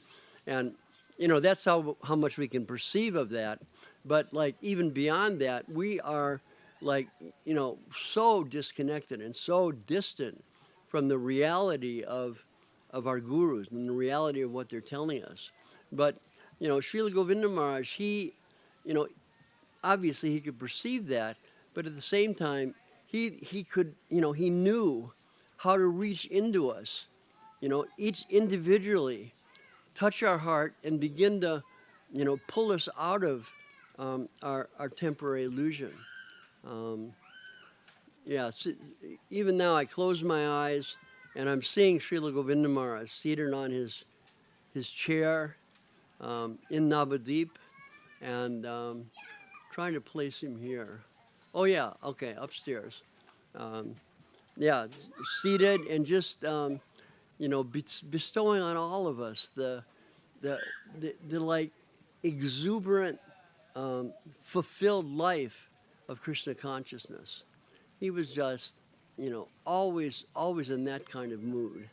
And, you know, his teachings just, you know, reach to us in a way which, well, like I already said, in a way which, you know, somehow Srila Prabhupada or even Srila Guru Maharaj didn't reach us. He was like, you know, the personality who carried the understanding of Srila Prabhupada and Srila Sridhar Maharaj and brought that to us in a most loving and wonderful way. So I'm always thinking like, okay, well, I'm working on my Krishna consciousness, and where am I going to wind up in my next lifetime? And I just think, you know, I've had the fortune of being in contact with Srila Bhakti Sundar Govinda Dev Goswami Maharaj and his gurus, and I know, just having sat with him, having listened to him, having felt his, like, assurance, I know that this, whatever situation I wind up in my next life will be, blessed by him. Maybe directly by his presence, who knows? But, the future, the future in Krishna consciousness, as opposed to the future in material life, is always bright. It's not limited by the duration of the body. It's not limited by the condition of even the mind or anything else. The reality of Krishna consciousness lives in our hope in the heart. And that hope in the heart is conveyed to us by these great souls. So even some of you who don't have the chance to directly see Srila Govinda Maharaj as he walks through the temple, his presence is there in a amazingly powerful and wonderful way. And I think, anyway, it's just my experience, but I think even more so that Srila Govinda Maharaj is right there willing to help us. I guess it hits everybody differently in the heart depending on the attachment and the feeling towards individual gurus. But for me, Srila Govinda Maharaj is my constant hope. He's my constant companion, as far as I remember. Constant companion in my progression in devotional life. Because, like anything in the world, if we want to get through the world, we have to have friends who are like us, friends who aspire after the same destination. So, what can we imagine the kind of friend that Srila Govinda Maharaj can be for us? The real, true friend who will carry you beyond this life into future lives. And how that works, I'm not quite sure. Maybe Govinda Maharaj will be there, or maybe he'll send someone. But one way or other, our life is blessed, and so we don't have to worry about the future. Whatever Krishna wants will happen, and because we've taken shelter of these great Vaishnavas, these great devotees, then our future is certain. Nothing to worry about. I don't know. Does anybody have any questions? Okay, I can just keep talking. Let me just think.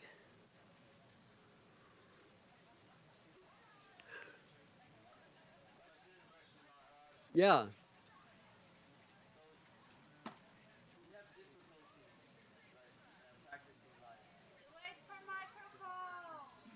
Wait for microphone. Hello, hello. We experience many difficulties in our practicing life, and I feel like each and every one of us has some sort of memory or shloka or something like this that we go back on, we fall back on, and helps us sort of strive on forward. And I was just wondering what element or what shloka or what memory may that be for yourself, Maharaj? Oh.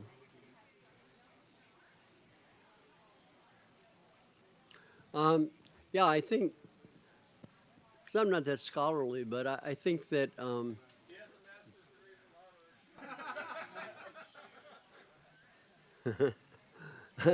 anyway, what was the question?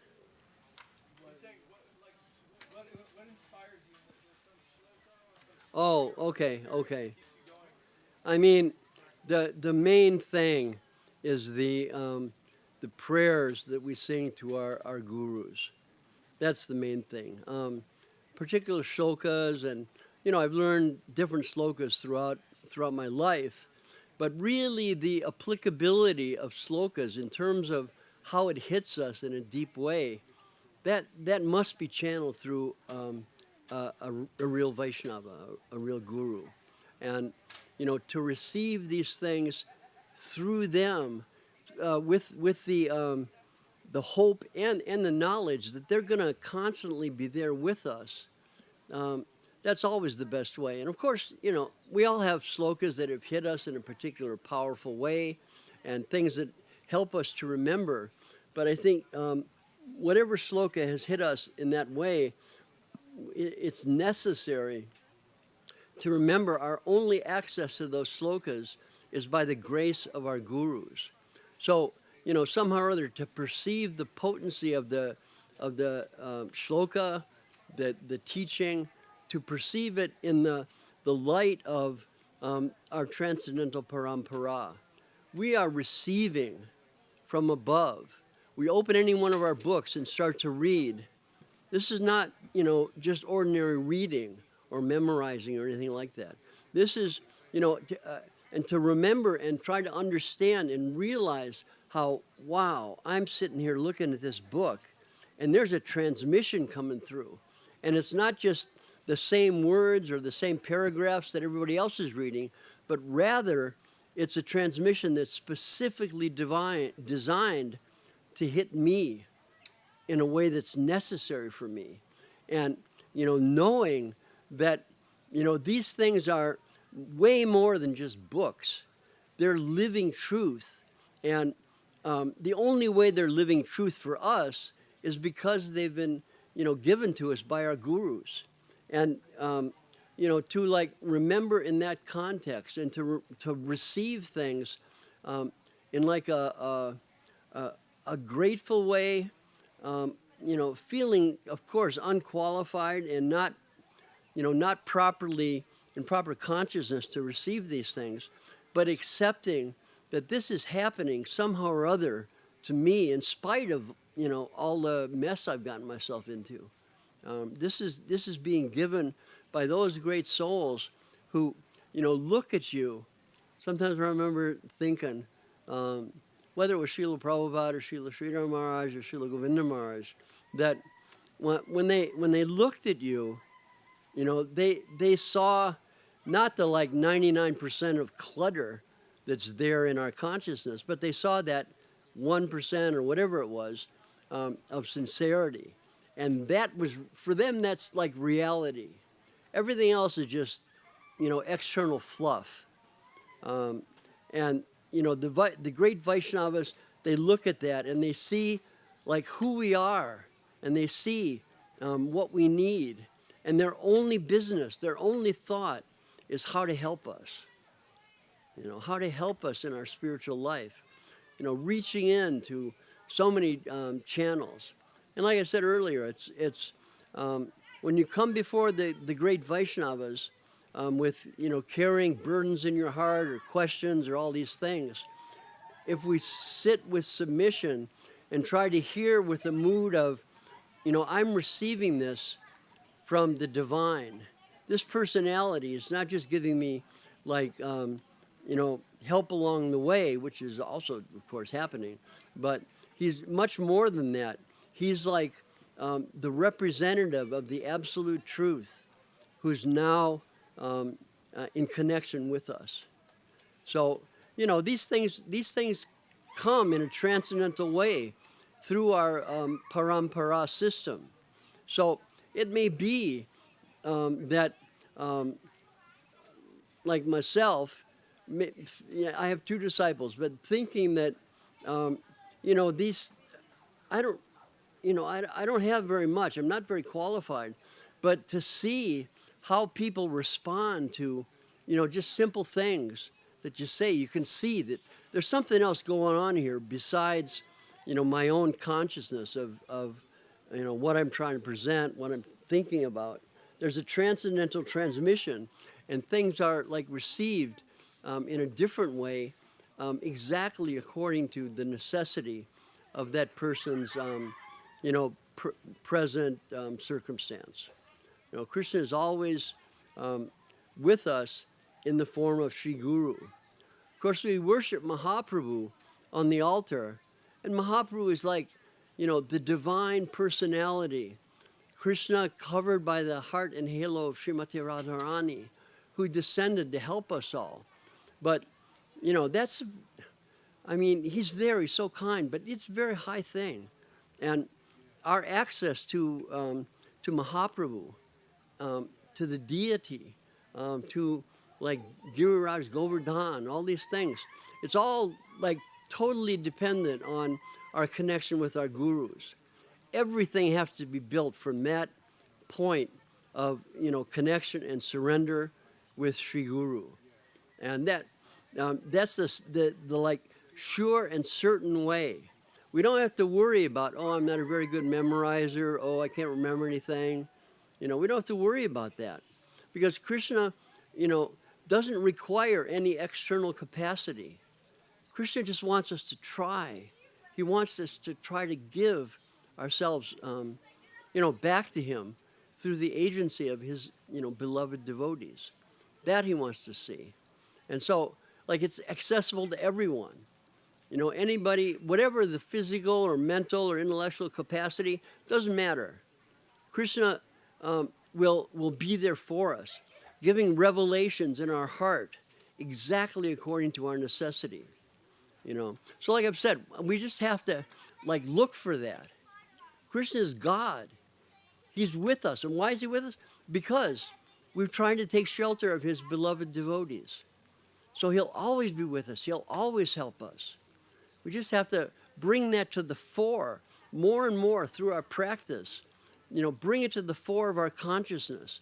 That my business in life, day to day, I'm getting up in the morning, I'm chanting, I'm reading in class, I'm hearing in class, going throughout the day in service, taking prasad. All these different things are going on. But, the foundation is our guru, the seva of our gurus. And it's always will be there. Just whenever we may feel like, oh, it's not there, we feel like that because we're not there. We're not conscious. But the service of our guru, the connection with our guru, will always be there and always be with us. So look at the picture of Srila Sridhar Maharaj. Look at the picture of Srila Govinda Maharaj. Look at the picture of Srila Janardhan Maharaj. And pray. And in that way, in an amazing mystical way, I noticed during my time with Srila Prabhupada and Srila Sridhar Maharaj and Srila Govinda Maharaj, it may appear like they're not conscious, fully mentally aware of everything that's happening in your mind and intelligence and all that, but they know it. It's like they've got this magical translation device that's in their heart, and that's been blessed to them by their gurus. And they have that capacity. They have that capacity to know just what we need. So, remember that. They are there for us. They'll always help us. And, we have to, as we grow in Krishna consciousness, we chant and we do so many different things that help us. But the real help is in laying a foundation in our life, in our consciousness, a foundation that has this dependency on and feeling of really helplessness, that I may not be able to do anything, but my gurus can. So I have faith in that way. I may not have faith in myself and my own capacity, but I have full faith in the potency of my gurus. And, this kind of thinking and this kind of consciousness, as we bow down in the temple room, pray to Srila Govinda Maharaj, pray to Srila Janardhan Maharaj, as we do these things, things will almost imperceptibly build within our hearts. And, over time, maybe in this lifetime, maybe next lifetime or the one after, but it will all consciously build. And that's the amazing thing about Krishna consciousness, is that whatever we gain within by heart experience, we'll never lose. It will always be there. It's the one thing in this world, in this life, that we'll never lose. Everything else is, just fleeting by, like a motion picture or something. It's just, which is really, the analogy is given. It's like that. The material world is like that, and it's all playing out differently for each one of us based on our own particular karma, and simultaneously our own particular desire to develop our internal spiritual life. So we're carrying those two things basically. We're suffering and enjoying from previous activities, and at the same time we have the opportunity to find the shelter of our beloved gurus, and that's the main thing. That has to be the forefront focus of our lives. Let me take shelter of my beloved gurus, and they're there. Look at, I'm sure we've all experienced that. You sit down and you look at a beautiful picture of Srila Govinda Maharaj, Srila Sridhar Maharaj, Srila Prabhupada, and pray with your heart, and you'll see, wow, they're actually there. He's really there. And just it entered in my mind when I first joined Krishna consciousness.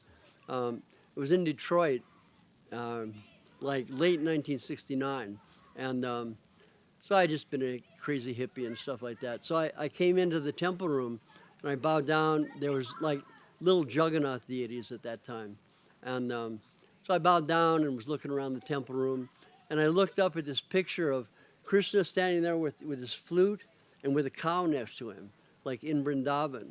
And I looked at Krishna, looked at his lotus feet, looked up at him, and Krishna's eyes began to spin.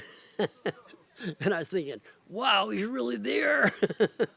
That was my first, like, wow, this is really happening. There's really, there's really a Krishna, and there's really a transcendental world, and all these things. And then you look at the picture and you see the cows and the beautiful stream and the beautiful trees and all these things. Similar to what we perceive here, but, actually in perfect status in the spiritual world. That's our kind of prospect. An amazing world where, everything is loving, everything is serving Krishna. Like, we come together here with all the devotees, and we can like feel, wow, everybody wants to serve. Everybody's trying to serve. I'm really here with my family. And, that kind of spirit we sense by the grace of the devotees around us, but that kind of spirit is like indicative of our serving future. It's all like pointing us in the direction of reality. That's our fortune, and that's our prospect. Otherwise, the temporary world around us, don't worry about it so much. If you lose some money, don't worry about it. If you get into a little car accident, don't worry. Just all these things are just going up and down based on the cycle of karma. But really, even though we've caught ourselves into it, we really don't have anything to do with it. What kind of shelter is that? To like have a car accident. I remember I had a bad car accident in 1985, and I was laying there in bed kind of trying to perceive what was going on. And a little bit I realized, wow, this is like, I'm here, laying here, and there's this body that's like broken up a bit, but I'm still the same. It's still me inside. And I still have full access to Krishna, to my gurus. Everything is there for us. Just we have to remember it and take shelter in that direction.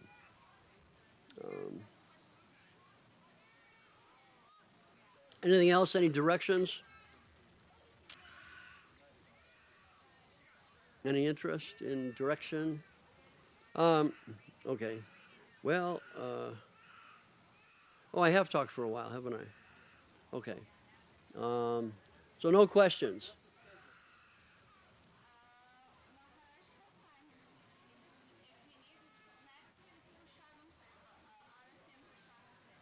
What time's RT?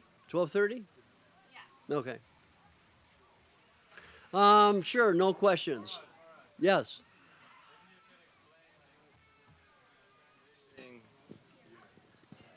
Thanks, bro. Is this on? Maybe you could help explain like the transition, like what's the unique quality of the mat that is different in terms of maybe, ISKCON, many of us coming from ISKCON, what's the sustaining feature in the mat? How do we keep going?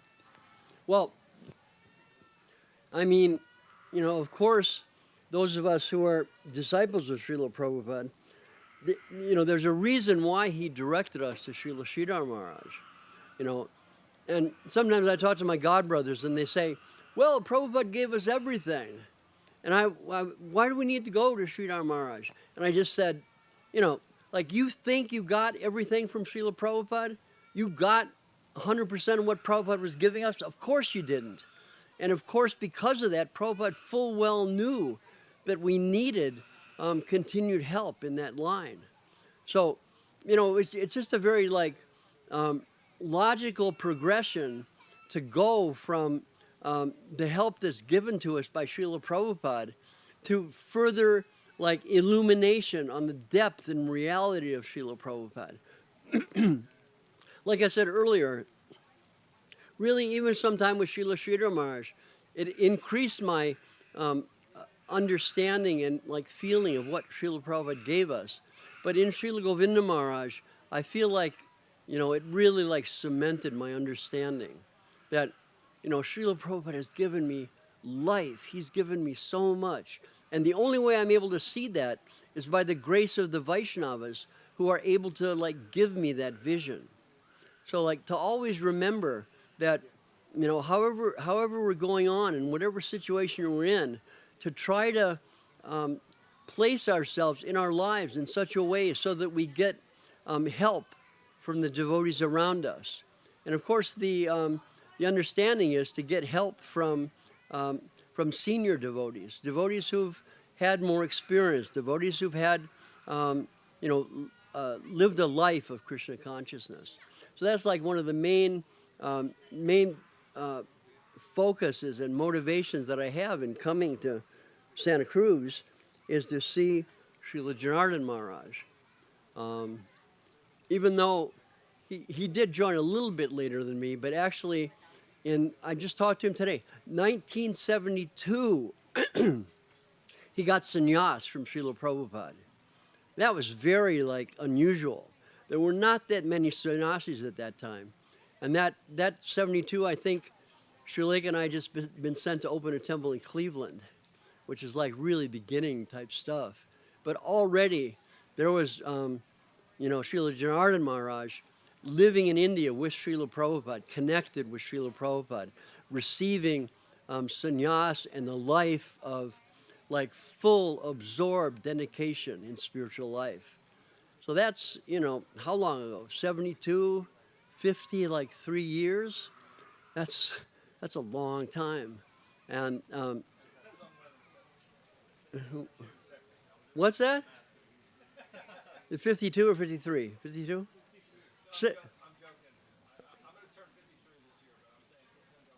Oh, right. 72 to, yeah. Okay. Now, Sudar was 72. That was the time of Prabhupada. And when Sudar was young, Prabhupada rubbed his head 5 or 6 times. He was just running out. And he's 3 years old or something. And he would just come up and stand by Prabhupada, maybe like this. Prabhupada would rub his head and just rub his head again. So yeah, what kind of, it's amazing to bring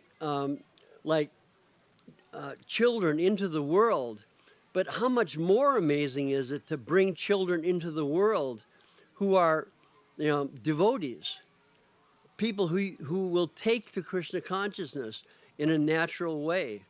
And, Prabhupada told us that our children will be coming to us with already accumulated spiritual benefit. So he told us we should actually worship our children because they'll be able to give us a deeper benefit of spiritual life.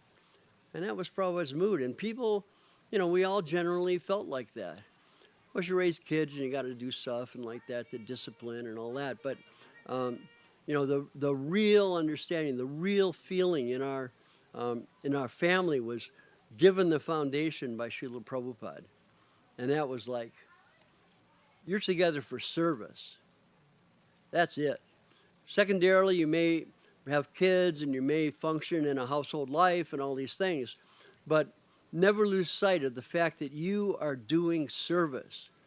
That's what your life is for, you know. So everything is like totally secondary, and that's all of our condition.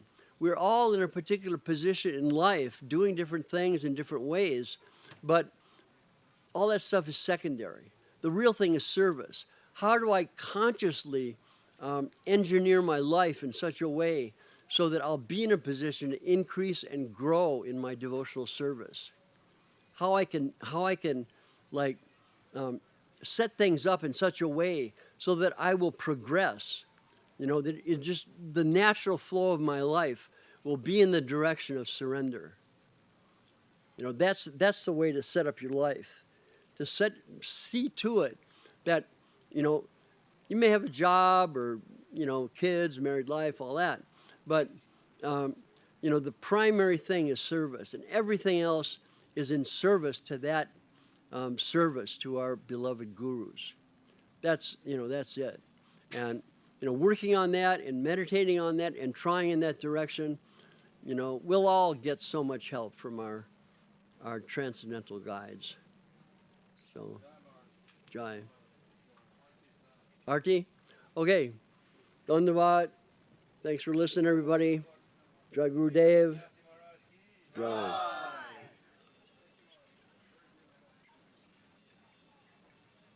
Jai Gurudev.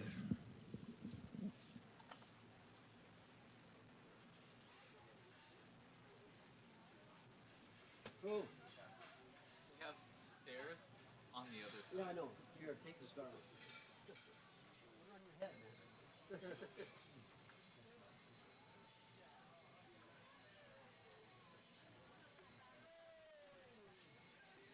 Where do these cartels go? I'll take them to the RT. Cool. Going down the stairs is going to be okay, right? Is that Gurudev's cane? Is in the picture behind, or are they different? This is different.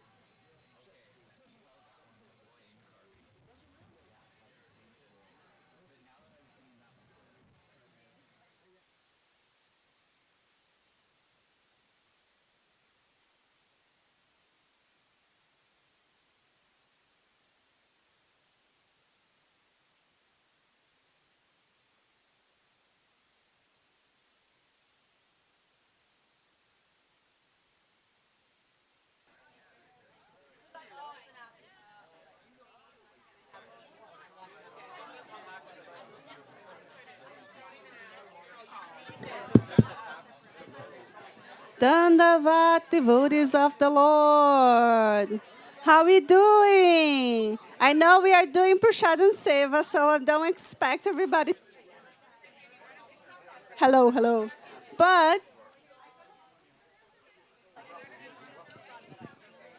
I'm trying to go up.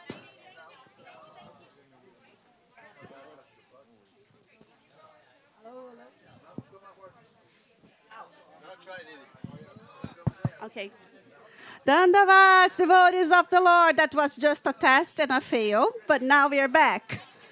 So we want to try something, you know, that is something that should be said. Yesterday I said I had a criticism, but it was wrong. It was not the right word. I had a correction from the Vaishnavas. So we take that and we act upon the correction.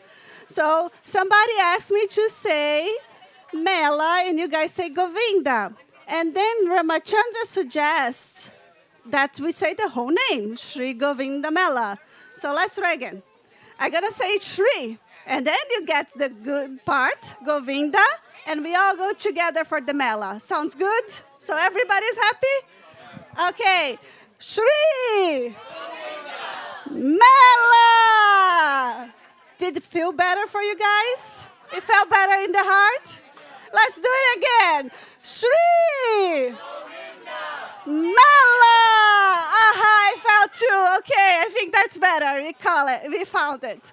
So welcome to our lunch show. Yay! We are here to bring you announcements. Seva, and what's here to bring you next? Announcements and the direction.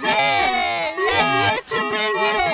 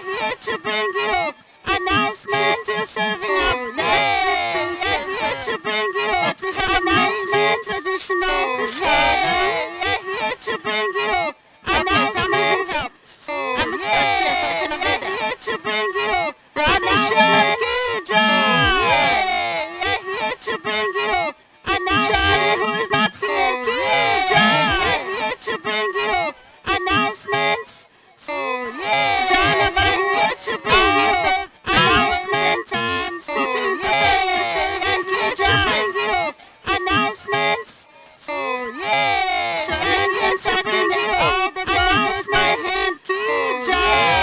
And some actually are inspiration and teaching. And the hardcore spirit to bring in announcements. So thank you, Share, to bring in announcements. Yes, busy doing Seva, but I'm here to bring in announcements. So that you will know what's happening to bring in an announcement. So what's going to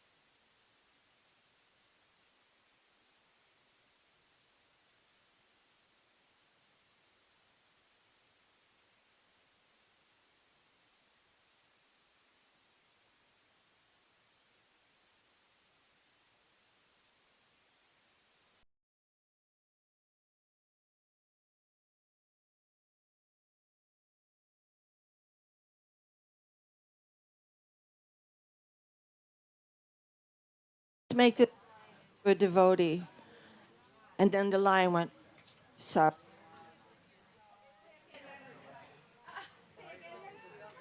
And then, can you hear me?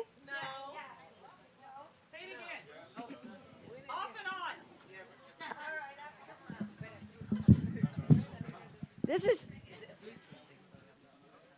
I think I told this joke last year, but I've been assured that we have no memories.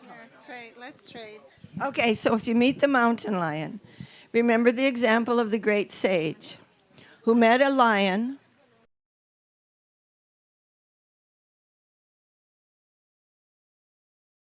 Dear Lord, please make this lion into a devotee. And the lion said, Sarira Vijajal Jitendriya Taikal.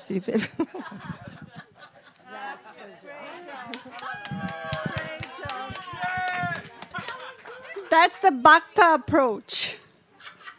Really nice, Srileka. Thank you so much. Yes, please. I'm going to introduce you to our host, our very own, raised in this beautiful, magical, and holy dome, our beautiful Vrinda Amar Devi. Vaidehi. Oh, sorry. Let's redo it. Take our beautiful Vaidehi Amar Devi. Jai, Hari Bol. Wait, are we good? Okay. Okay, real quick, calling Braja Mohini, Kalindi, Raghunath, and Ajay. Prabhu, please come and have a seat. Bimal Krishna's already here. I'm gonna sit on the edge. Please come on in and sit, whoever can, towards the mics. So as we're gathering our speakers, hello, my name is Vaidehi Devidasi. I grew up here in this temple, and this is really fun to be able to share this, a little mini panel, Prashadam time, story time, so you can relax but hear something. The idea of this little panel is to talk about Krishna consciousness, the active principle, how it shows up in the field with preaching, sankirtan, and how it changes people's lives, and then the passive, the internal principle, how it transforms your life. So these devotees have been invited to share short, we've cut it down to 8-minute snippets. They're either going to share a story of how they came to Krishna consciousness, right? How that active principle, the devotees out there in the field, how they were touched and came to Krishna consciousness, or they're going to share a story from the field, something that they experienced while they were out there in their preaching service, and how it changes their lives, how preaching can transform you, and how preaching can really, I don't like the word preaching, but how sharing Krishna consciousness, this thing that Goswami Maharaj says, self-improvement through distribution, how it changes your life. So please have a seat. Oh, you're going to, okay. Kalindi, and each speaker, please introduce your name and maybe where you're from, where you live, and share for 8 minutes. I have a timer just for the sake of really staying on time. And I wanted to invite devotees that maybe don't always get the chance to speak or share, or who don't currently have workshops happening, so that we can hear from some more voices. So this is the service offering.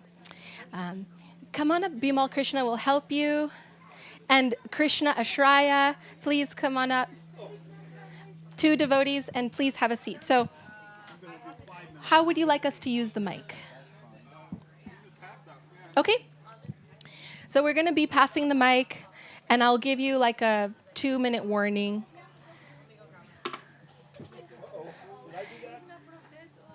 Please just have a seat. Who is able to speak first? Okay. You want me to go ahead and go first? Let's see. Actually, I think we might just be linear today and start from this direction to this direction. Keep it easy. Oh, I see what they did there. Not on purpose. There is another shared Krishna Oh, Mohini can I can come. sit on the edge. Mommy. Okay. So we'll be passing this mic along. And welcome to the devotees who are watching online. Thank you for tuning in. This is a post-prasadam time, story time. So you can take a nap, enjoy. All right. Hare Krishna. Dandavat, my Dandavat pranams to you all. I'm in uncharted territory. I've never had to do this, so forgive me for what you're about to hear. Yes, maybe if I stall 8 minutes, I'll be done. But no, my thoughts are Jai Srila Bhakti Sundar Govinda Dev Goswami Maharaj Ki Jai. Jai Srila Bhakti Rakak Shira Dev Goswami Maharaj Ki Jai. All the assembled devotees Ki Jai. So the story that comes to my mind that I'll share, coming to Krishna consciousness, finding my Gurudev is very real for all of us because of people like Sudarshan Prabhu. Madhurima actually is the first person I met from our mat. And I met her at a different temple, but then I learned there were devotees in Salt Lake City, so I eventually went there. And through the grace of Sudarshan Prabhu and Raikishore Didi, Sri Lekha Didi, all the devotees in Salt Lake City, I came to the feet of Srila Gurudev. And I think about all the time, we don't get direct service to Krishna without the devotees. And it's kind of the same with Gurudev. It's like you get close to Gurudev through his disciples. And by trying to serve them. This is a preface. I cry all the time, so if I get choked up, just bear with me. I'm just a big ball baby. I'm thinking about changing my name to Ball Baby Mall. Hare Krishna. Anyway, so my gratitude to all the Salt Lake City devotees for bringing me to Srila Gurudev. But a quick story. So this is a moment in my life which involves Shwarnangi Didi. So I received Harinam from Srila Gurudev in 2008. And 2 months later, so Gurudev was showing ill health at the time, and he was in Calcutta, but he was sending all the devotees to Navadvip to get ready for Sri Gaur Purnima.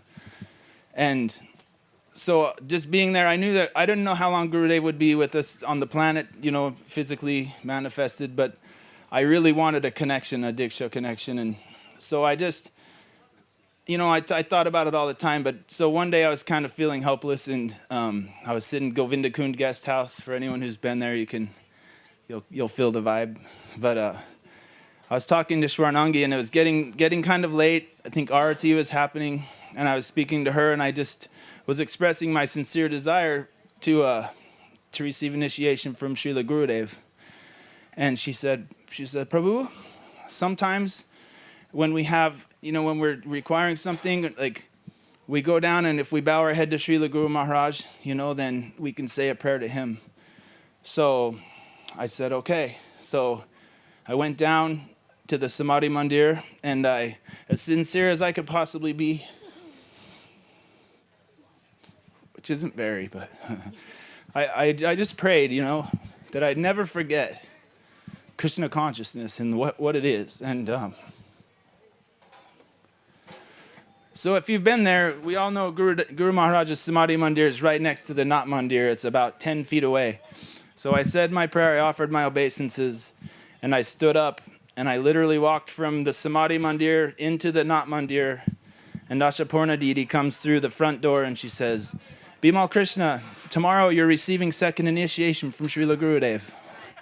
Which I had no idea, but somehow, magically, transcendentally, or whatever you want to call it, I was given some grace. So I'll make this quicker. I know we're all short on time, but this is a wild story. So here it is, 9 o'clock at night now, and I have to get cloth and, flowers, all these things for Srila Gurudev. And I'm in Navadvip, he's in Calcutta. So I have to get a train, all these things. So I had to shave up. I wanted to do it right. So I went, and there was a devotee outside he has a gift store outside of the front gate of the Govinda Kund guest house. And I talked to him, and I got some cloth and incense and these things. And I said, I need to shave my head. Is there anyone that can shave a head? Because it's late, everything closes in Navadvip. And there was a devotee walking out from the Prasadam hall, and he speaks with her, and he's like, she'll take you, and her husband will shave your head. So we're not really supposed to go into the villages or, the little areas outside of the Mat, but I had to make an exception here. So I went to this place, kind of I don't know where it was, but I got shaved up, a little crooked, but we'll take what we can get on. But anyway, so that night I had to arrange a rickshaw, and all the rickshaw drivers that drive the bike rickshaws, they're all gone for the day because after dark they just leave. So I found one flatbed rickshaw, and I told him, can you meet me here early? Like the train left at like 5 o'clock or something. So I had to catch this train. And so I arranged this ride. So next morning I wake up and somehow I slept through my alarm on my phone. So I didn't know, I think it was close to the time the train was leaving. And so I go outside and I'm looking, I can't see the rickshaw anywhere, but then one flatbed rickshaw comes and I says, can you take me to the train? So I got all my bags and I'm sitting on this flatbed rickshaw, just, going down the little road to the train station. And I bought a ticket I was going to the Howrah station, I believe, the big train station. And I forget to breathe when I talk, forgive me. So I sound like I ran a marathon. But I get to the train station, and anyway, I buy a ticket, but I can't read Bengali, so I don't know which train goes where, anything. So I have my ticket, and one of the officers comes by, the brown-clothed officers. He comes up, and I'm like, which train do I take? And he looks at my ticket, and he says, do not get on this train. So, but he doesn't tell me what train, and I don't know if the train is already left because I'm late. I don't know any of this.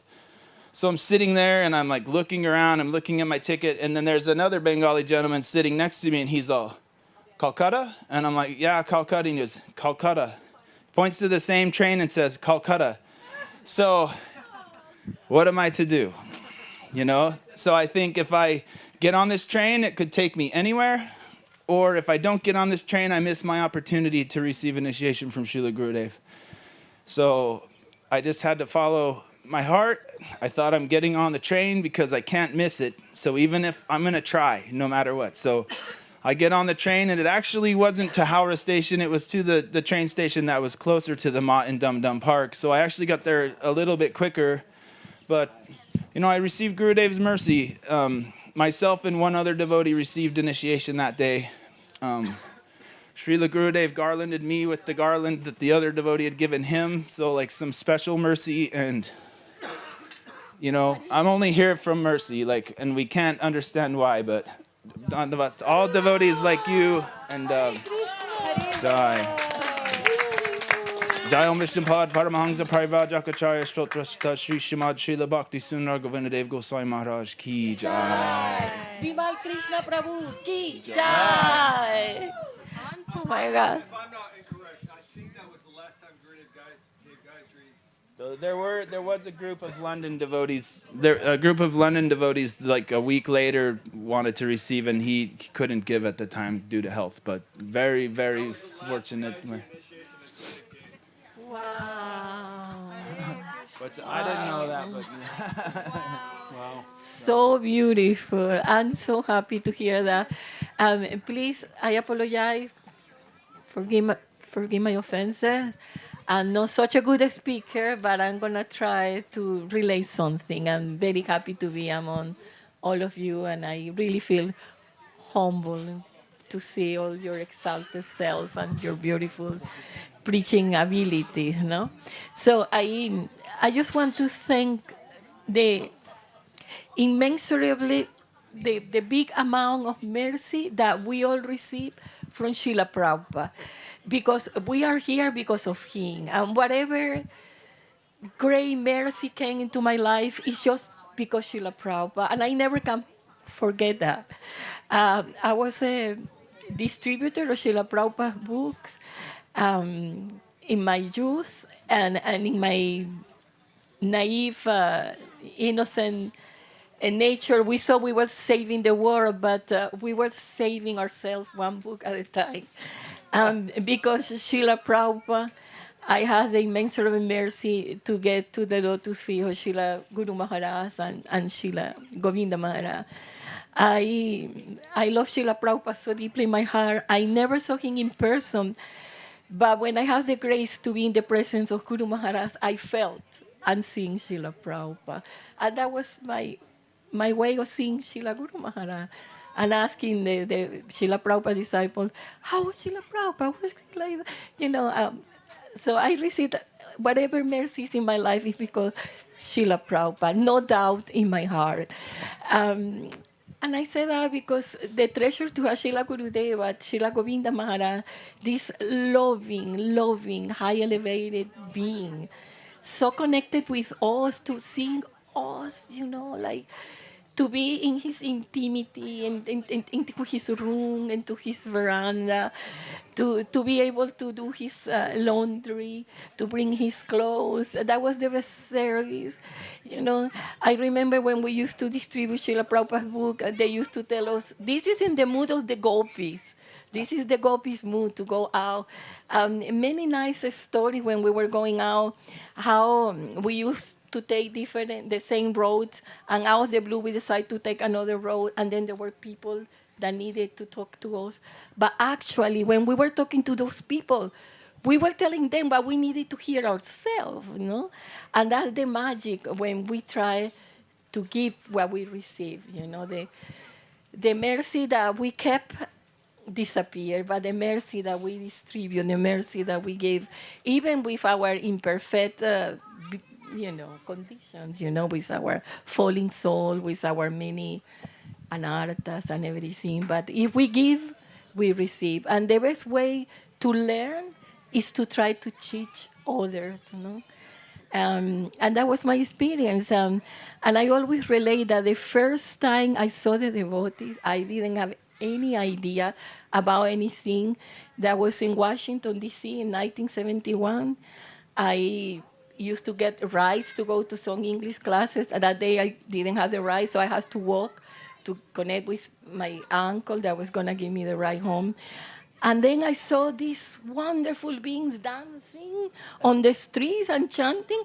And I remember they didn't have kurta, they just have dhotis and the big mark of tilak. And I said, they're Native Americans. They're so holy. I saw they were Native American because the big tilak marks, And I felt something so touching, and I felt something very special. And I didn't know they were devotees. And then, because, I need many installments to be able to connect with Krishna consciousness because of my falling condition. One time I was in a bus, and I was a very proud student of philosophy and literature, and I was into Zen Buddhism. And I get these students that come to the bus to sell us some books. And I say, I'm not interested. We are, yoga students, and we have these books from our spiritual. I'm not interested. This book have all the answers that you needed to. I'm into Zen Buddhism. Zen Buddhism come from here. Everything come from here. And then I said, oh my God. Said, well, I don't have money. I can't. And then the devotee told me, actually, there is not enough money in this world to buy this book. Because this book is a treasure, and I give it to you as a gift. And that was my first Bhagavad Gita as it is. When I saw the picture of Srila Prabhupada, I said, my God, he's not from this world. I said, oh my God, this is not from this world.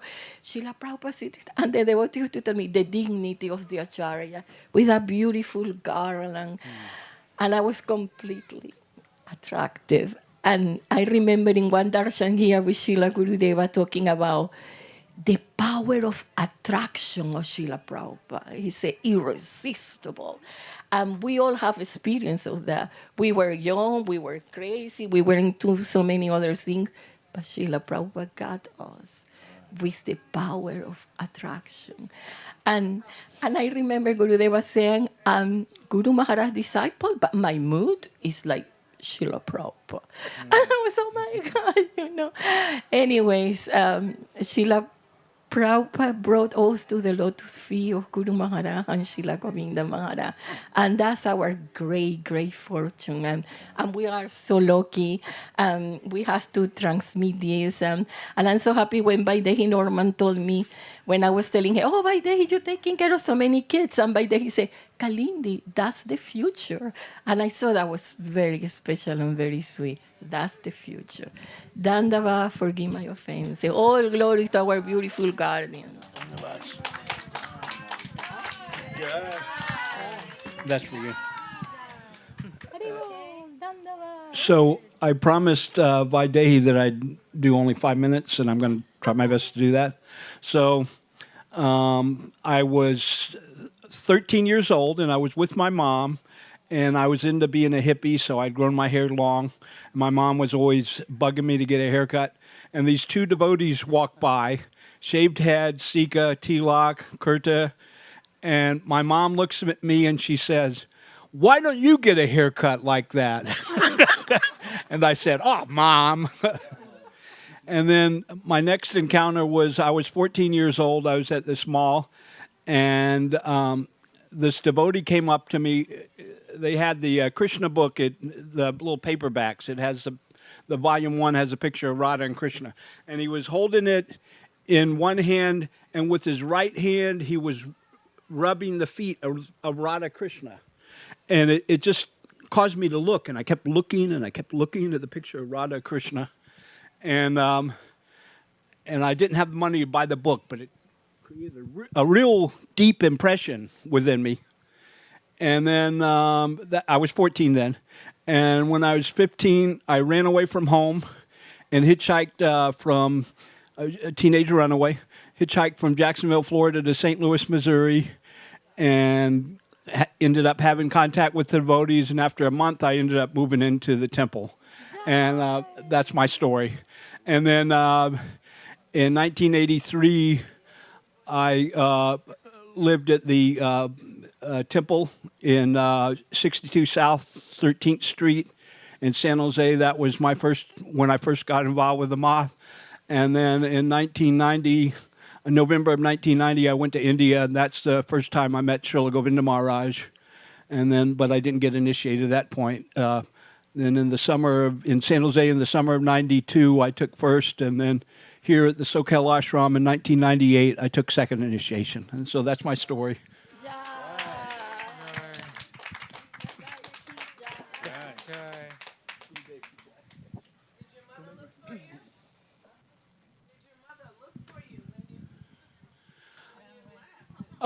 Yeah, they were kind of upset. And so the temple was the St. Louis temple was very smart. They had me write a letter to my mother and also call and get permission. So that way they had no legal problem because I had permission of my parents to stay. And my parents, after like a month or so, they were just glad I was alive. So, oh, he wants to stay at the temple. Okay, at least he's alive, I guess. So, yeah. You got that haircut, huh? And my mother got her wish. Yeah, be careful what you're wishing. Yeah, be careful what you wish for. It may come true. Hare Krishna, dear devotees. It's a big honor to be here to share stage with so many disciples of Srila Govinda Maharaj. I never met him in person, but I met his great disciple, Srila Avadut Maharaj, is my Gurudev since 2018. Today is his Vyasa Puja, yes, and hopefully he will come here tomorrow. I'm originally from Russia, Moscow, and I grew up in a Christian family. It wasn't very religious, but my dad always taught me that God exists and everything is created by God. He had this main religious basement in his life. So I remember like when like in school like we had like these little interviews like to remember like how you was looking as a kid, and the interviewer asked me like, do you know who invented the rainbow? And I said, yes, God's it's God's creation, like a rainbow.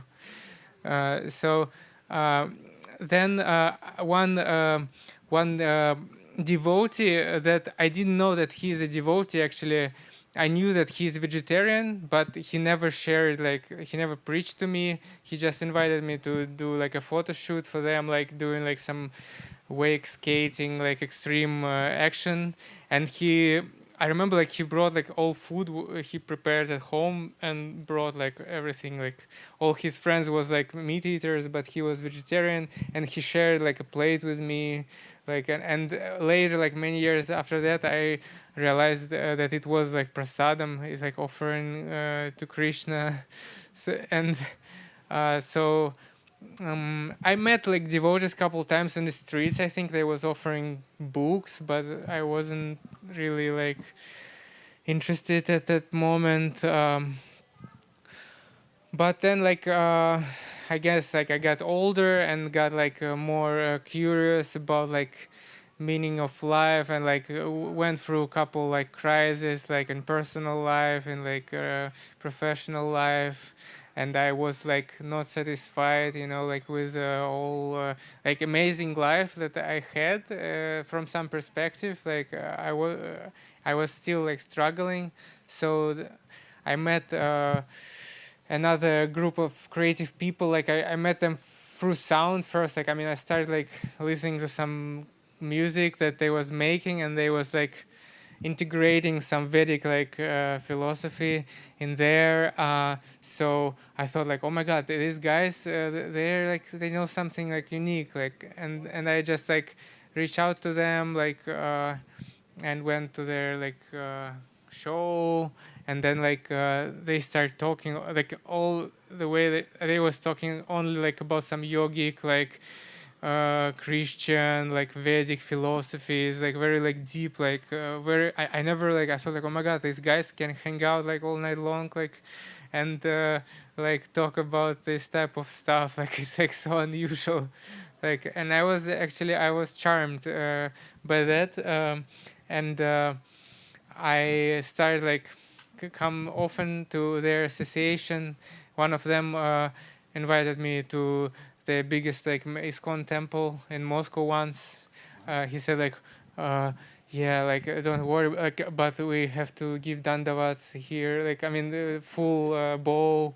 Like, and I was like, okay, like, like there's like some. I mean, because I know like for many people it's kind of one of the blockings like to go to the temple is like to actually give like full dandavats. So yeah, I remember like dancing was very ecstatic there. Like everybody got like sweaty and like Prabhus and DDs was like separated, like you know, and it's like everybody like sober but so excited. Like I remember, oh, I really like this vibe. Like you don't need like to go to nightclub and get wasted to have like some dance and fun.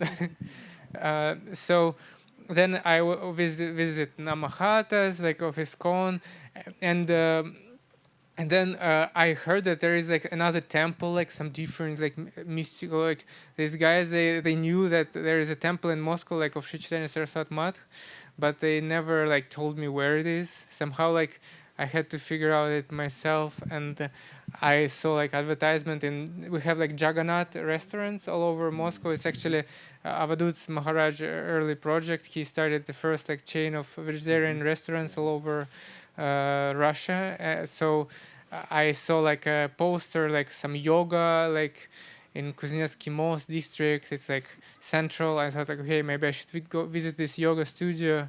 And when I went there, I saw, okay, there's like some special like door that is not yoga. It's like altar room, like for meditations. And so, yeah, I realized, oh, it's probably that like secret temple. So then I started going there. They gave me some seva, like to make a video like with one amazing preacher like Sahadev Prabhu. I became very close friends with him, and like Nityananda Prabhu was there. Like we had like a great talks about philosophy and like spirituality. Like so, it became like my second home basically. Like at some point, and then I realized that the temple was open like 2003. And the same year, me and my family we moved like to the same neighborhood. Like so, but for 10 years I was like going like same routes with devotees, but never like visited the temple. And once Avadut Maharaj finally came to give lecture in Moscow, and I went there. I mean, I was already listening to his like his speeches, and I was impressed. Like, cause like I mean, I knew some ISKCON preachers, and like I was listening to many different like spiritual stuff. Like, and Avadut Maharaj was so like punk rock, like in a way, like he was. Saying like some controversial things, that was like, oh my god, like it's like, is it like allowed like for spiritual people to say these things? So, but in the same time, he was very like pure, and like it was like actually just like a spices, like a spicy prasadam. So, and then like I went to lecture, and then okay, I just left. But in the same evening, I was just walking like around, and I saw devotees sitting like in a cafe outside, like just like in a boulevard, like they was eating ice cream, and I thought, oh, so many devotees here, what's going on? Like, and some of them like, oh, come, and I came closer, and there was like Avadut Maharaj in the middle of them, like having ice cream with them. And somebody like introduced me to him, saying like, oh, this is Andrei, he's like photographer, like he's coming to Math. And then like Avadut Maharaj gave me like an audience, like we was walking back to the temple, and he talked to me like a lot about his projects, Mahabharata comic book, like some Vedic like shows that they're making. And like it was in like, and then he's like, in few days somebody like called me and said, oh, Avadut Maharaj wants you to go to India, like are you ready to go? Like, and I was like, oh my god, because like I never actually like, I mean, I liked Krishna consciousness and like devotees, prasadam, but I never like thought like, oh, I need to go to India, like, and stuff like that. Never like thought about it. But like he just invited me to come to India, and I said, oh, it's great, but I have like diploma this year. Like I was still studying like in media arts, and he said, no problems. Like you can finish your diploma in India. And I said, okay, yeah, great idea. Because like, I mean, it was kind of like godly arranged. Because like all my studies, I was trying to implement like Vedic philosophy in my like videos and like artworks, and I thought like, okay, if I'm gonna be in India, it's gonna be even like deeper. So anyways, long story short, next year I asked him for initiation when we was like in Thailand, and then he left. It was like also a little bit of drama. I almost missed my initiation because like he was not there, but I was supposed to leave. But then last day, somehow like almost like last hour before I was like about to leave Thailand, he gave me initiation, and it was amazing, like beautiful. A lot of devotees was participating, and yeah, so and just recently a little preaching story. we with Sudarshan Prabhu and some other devotees from Salt Lake City. Now I live in Salt Lake City. That we and have like amazing wife Vinodini and little Narada Muni, like baby, and and we went to visit like Russian one guy like from Russian community in Salt Lake City. He opened like a banya. It's like a Russian sauna. And we went like to check it out because he was offering like, okay, like you can try it for free. And we went there, and they was like having an interview, like they was asking, like it was him and his like friend, like Utah guy, and they was really curious, like, and they was basically like leading Namahata, like they like, oh, like tell us, like, because like first like we was just talking about yoga, then like, okay, in banya you're supposed to sing, like, and we all started like singing Hare Krishna. Yeah, Hare Hare Nama Krishna, and then like Hare Krishna mantra, and like the whole banya was vibrating, and like, and then this guy Christian, he started coming to the temple. He now coming to the temple almost every program. It was just like maybe 5-6 weeks ago, and he actually wanted even to come here, but like. He had to work, yeah, so like he couldn't make it this year, but he's really inspired, and this is like a little preaching story, like how sometimes like going to people and participating in some like activities can help people like to discover Krishna consciousness, like Jai Mahaprabhu, Jai Avadut Maharaj, Jai Govinda Maharaj, Jai Shridhar Maharaj. Dandavats, everybody. Dandavats, dear devotees. My name is Ajay Krishna, representing the UK. But I'm originally from Hungary, as some of you might know. Hungary, yeah. So yeah, I was born and brought up, raised in Hungary pretty much up until my mid-20s. And I think the year was 1992, early 90s anyway, when I lived in a kind of commune situation with a few very good friends. And we were just like searching collectively. Didn't really know what for, but we were searching anyway. And one of us went to the local Hare Krishna temple, ISKCON temple in Budapest. We had a small temple, it wasn't very big. And this was like, just to put this into context, this was like a few years after the fall of communism in Hungary. And as you might know, during the communist era, religious education was abolished. So it was non-existent. It wasn't like you were not allowed to go to church or anything like that, but it was definitely not encouraged, and it was not part of our curriculum, no matter what you studied. So after the fall of communism, all these different religious groups started to arise, some really crazy ones as well. But that was the time when the devotees really started to surface in Hungary. And so one of our friends from this group of friends went to the local temple and came back, and he was like ecstatic. Like, went to this really cool place, you know, Hare Krishna or something like that. I don't really know what they're about, but they serve the most amazing food, and the mood is just something else. And I was like, yeah, okay, let's check it out.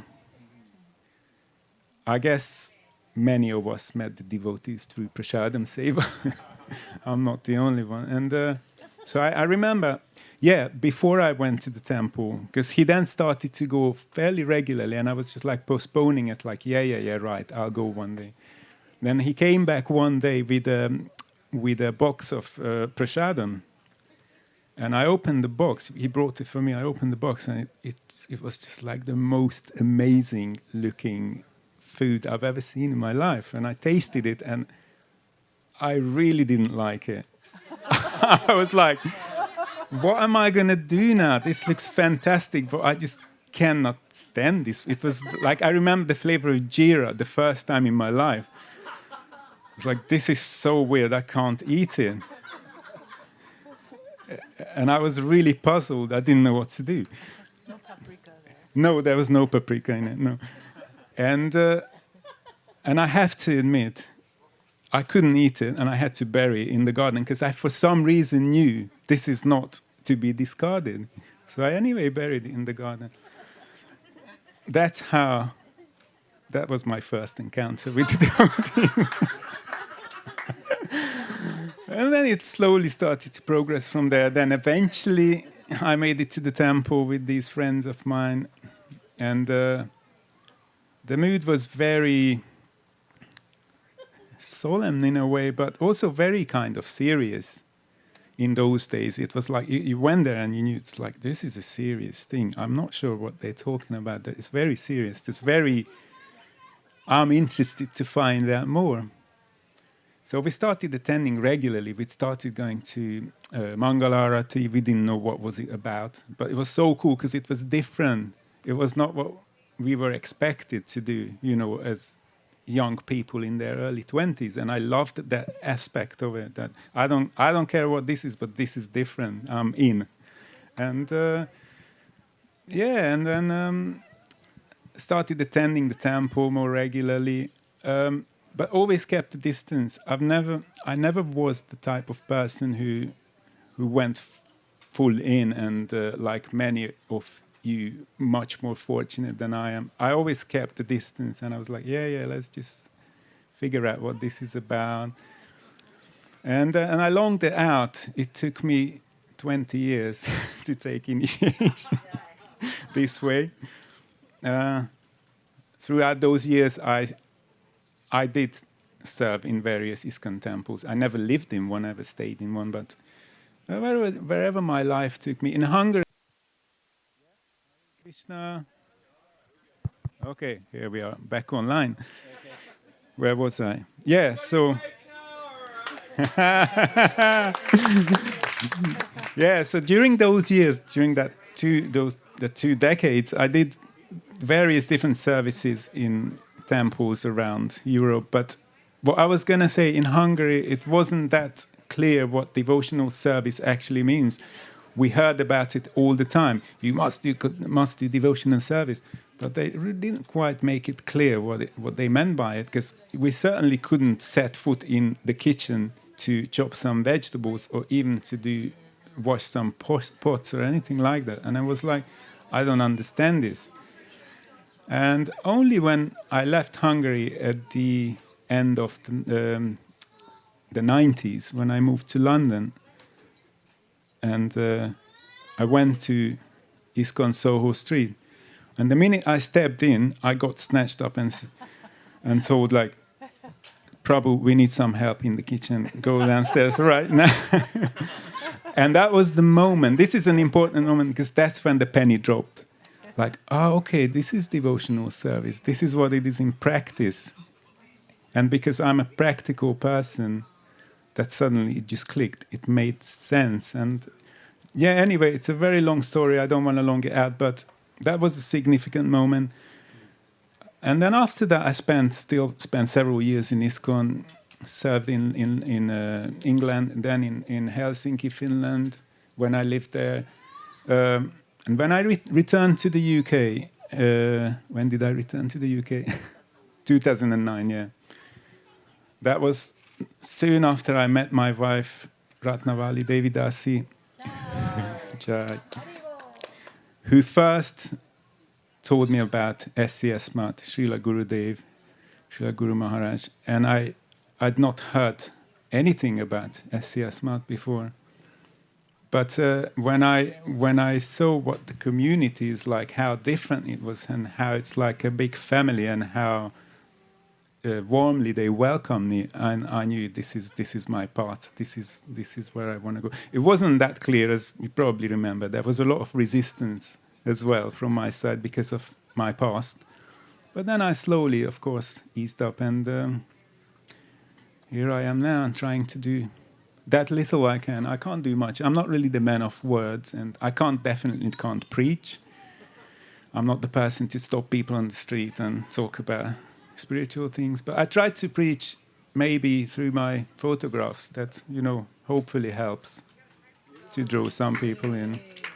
That's it in a nutshell. Jai Gurudev.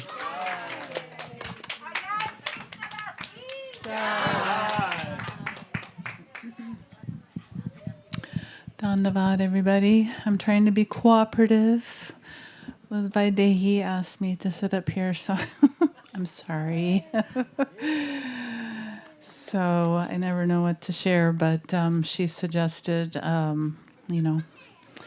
how we came across the the devotees. So, I mean, looking back, you can always think, you know, it's very obvious that there was some good fortune there, you know, because there was so many different things that happened in your life that leading up to that point. But you can say, okay, it's some good fortune that came from, you know, previous connection.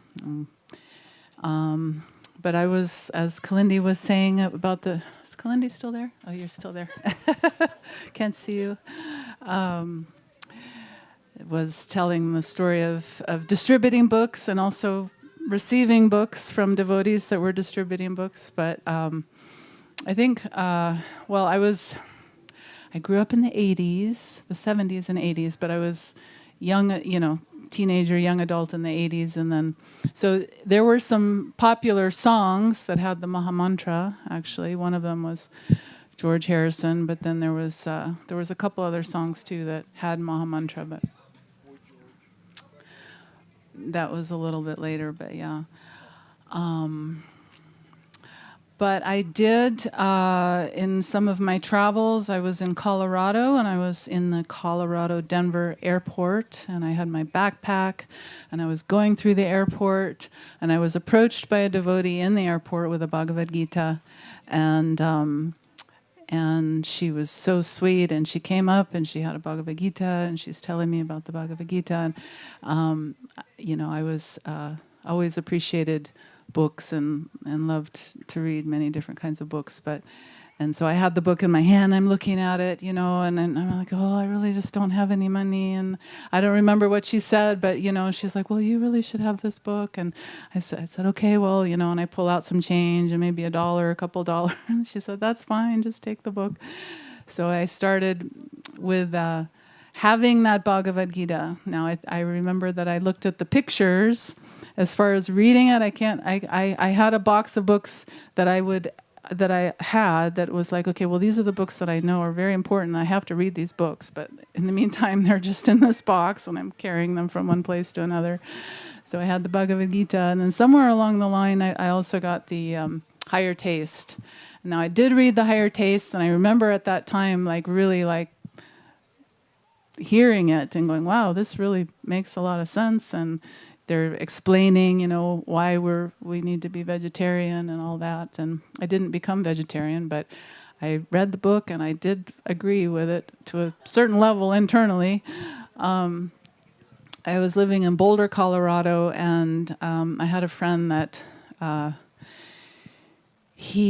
was a newspaper that had advertisement, and it was advertising a free vegetarian feast on Sunday evening, you know. And I had a friend that's like, oh yeah, I've been to that, then we should go sometime to the free vegetarian feast at this place. And so we went there. He had been before, I had never been. Of course, there's a class, so I listened to the class and thinking, oh, that makes a lot of sense. You know, everything they're saying was very interesting. But really, I was there for the feast, you know. And then we had the feast. And so little by little, like that was over a couple of years. Then I think the next year, I was in school in Colorado, and some different things happened that was just really causing me to kind of start to question, you know, the university education and the path where society seemed to be pointing us to, or me to, and you know, questioning, you know, really, what's this world all about, and why am I here, and just kind of starting to like have these kind of questions, and also kind of more of a little bit of a desperation of needing to find something more real to connect with, and also a feeling of desperation of being very alone and not having anyone to turn to. I wasn't raised in a spiritual or religious family. My mother had something, but was pretty much given freedom to, you know. I didn't have much training in that department, so so it wasn't obvious to turn to God. That wasn't an obvious thing. So anyway, just that kind of intense, desperate feeling of like I need to find someone who can really help me in this world, because I'm feeling my own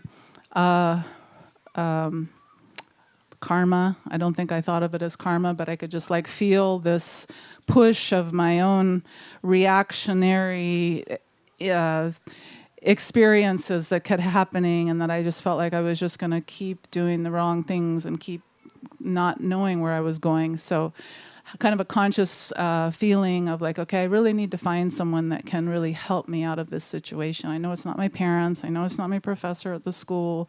I know it's not my, any other person that I know. So who is that person? So trying to kind of switching onto like this search of like, okay, I really have to find that person. So that kind of began my quest. In the external sense, we know from Gurudev's side, from Krishna's side, they're drawing me, But from my side, I was searching, and that brought me back to California, and then sort of different experiences where I was looking here, maybe reading and looking in a particular area, and then saying, well, that's not quite it, and it must be something else, So eventually coming to the teachings, again, back to Srila Prabhupada's books and the temple. I started first temple, other than the one in Boulder that I went to, was in the temple in Berkeley, the ISKCON temple. And actually that day that I went was Srila Prabhupada's appearance day. And so that was pretty amazing. And I remember they were playing a video of Srila Prabhupada, and just immediately like being drawn to Srila Prabhupada's video. And after that, had already heard about Srila Guru Maharaj, Srila Govinda Maharaj. Didn't really know because I was real new, but throughout that year, we heard that Srila Govinda Maharaj was going to come and visit. We didn't really know who it was, but I had, by some, fortune, had a golden volcano, and it had the address of the 13th Street Temple in the back. And I was trying to find out, like, we'd heard he was coming, but we didn't know when. And so I'm like trying to find out, like, I've got to meet this person. I just really have to meet this person. And so I wrote a letter to the address, the 13th Street Temple, but it came back, of course, because that temple had already been closed. So I got my letter back, this address does not exist. And then somehow through devotees, it was actually Dvaitananda. Everybody remember Dvaitananda? He knew Ajita Krishna, and then he got the phone number of the temple in San Jose when they reopened the temple in San Jose. It was at the 497 North 17th Street, and Ramai Prabhu was there and Janardhan Maharaj. But I was in Berkeley, and I got the phone number, so I called. The first person that answered the phone that I talked to was Ramai Prabhu. He answered. I'm like, when is this person coming? And he's like, well, we just don't know yet, but call back. So I kept calling back, every couple weeks or so, and then finally, we heard that Srila Gurudev was coming. That was in 1992, his first world tour. And by grace, we were at Berkeley Temple. There was kind of a small group of us, and someone had a car. We all jumped in the car and came to the program in San Jose. I'm almost done. Came to the program. It was a Saturday. It was Srila Bhaktivinoda Thakur's disappearance day that we were on. That day we came. Srila Kadidi was there, and a lot of people were there. I don't remember everyone who was there, but I mean, Sudarshan must have been there. I think Rai Kishori must have been there too. And then we went back to Berkeley. Saturday evening, we went back to Berkeley.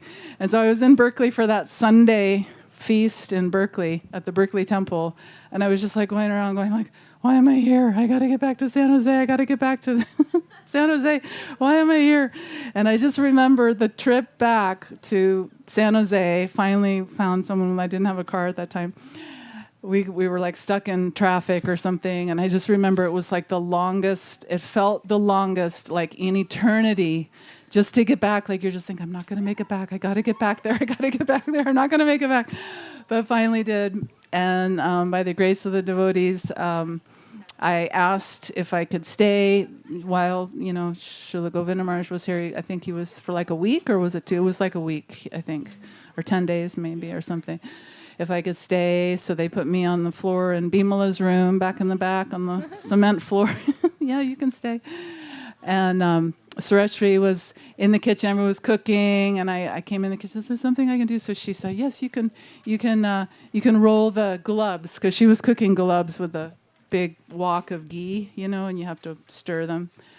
And I think I lasted like maybe a minute and a half, and then I got tired. But anyhow, so that's just was just very quickly coming. But it's like it's like little doses, little doses along the way. So anytime, I think if sometimes if I get a chance to speak with someone or meet someone and I'm trying to say something about, what we do or practicing, we're thinking, okay, they're gonna come and join up and become a devotee and do all the things and do all the stuff, but it seems like it happened a little bit more often back in the old days when people would join ISKCON, but nowadays it seems it's a little bit more gradual, but every little bit, like every little moment, every little touch of giving something or somebody receiving, whether it's a little prasadam or maybe they hear some kirtan or maybe they hear something or they see the book, it's helping in that process of awakening to coming to that moment where you're actually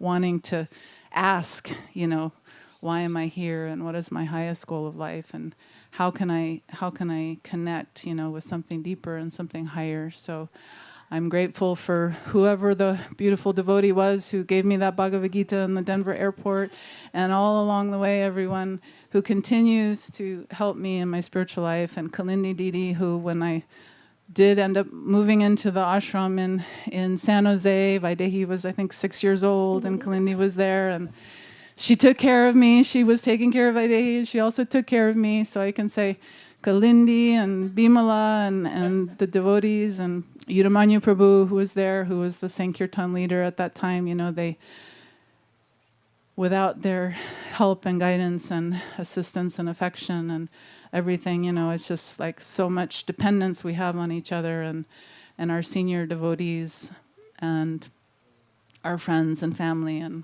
of course they're our gift from Srila Gurudev. So thank you all so much, and dandavats. Rajamohini Didi ki jai. All the assembled devotees ki jai, and the beautiful hearts that they carry, and they just shared their beautiful stories with us ki jai.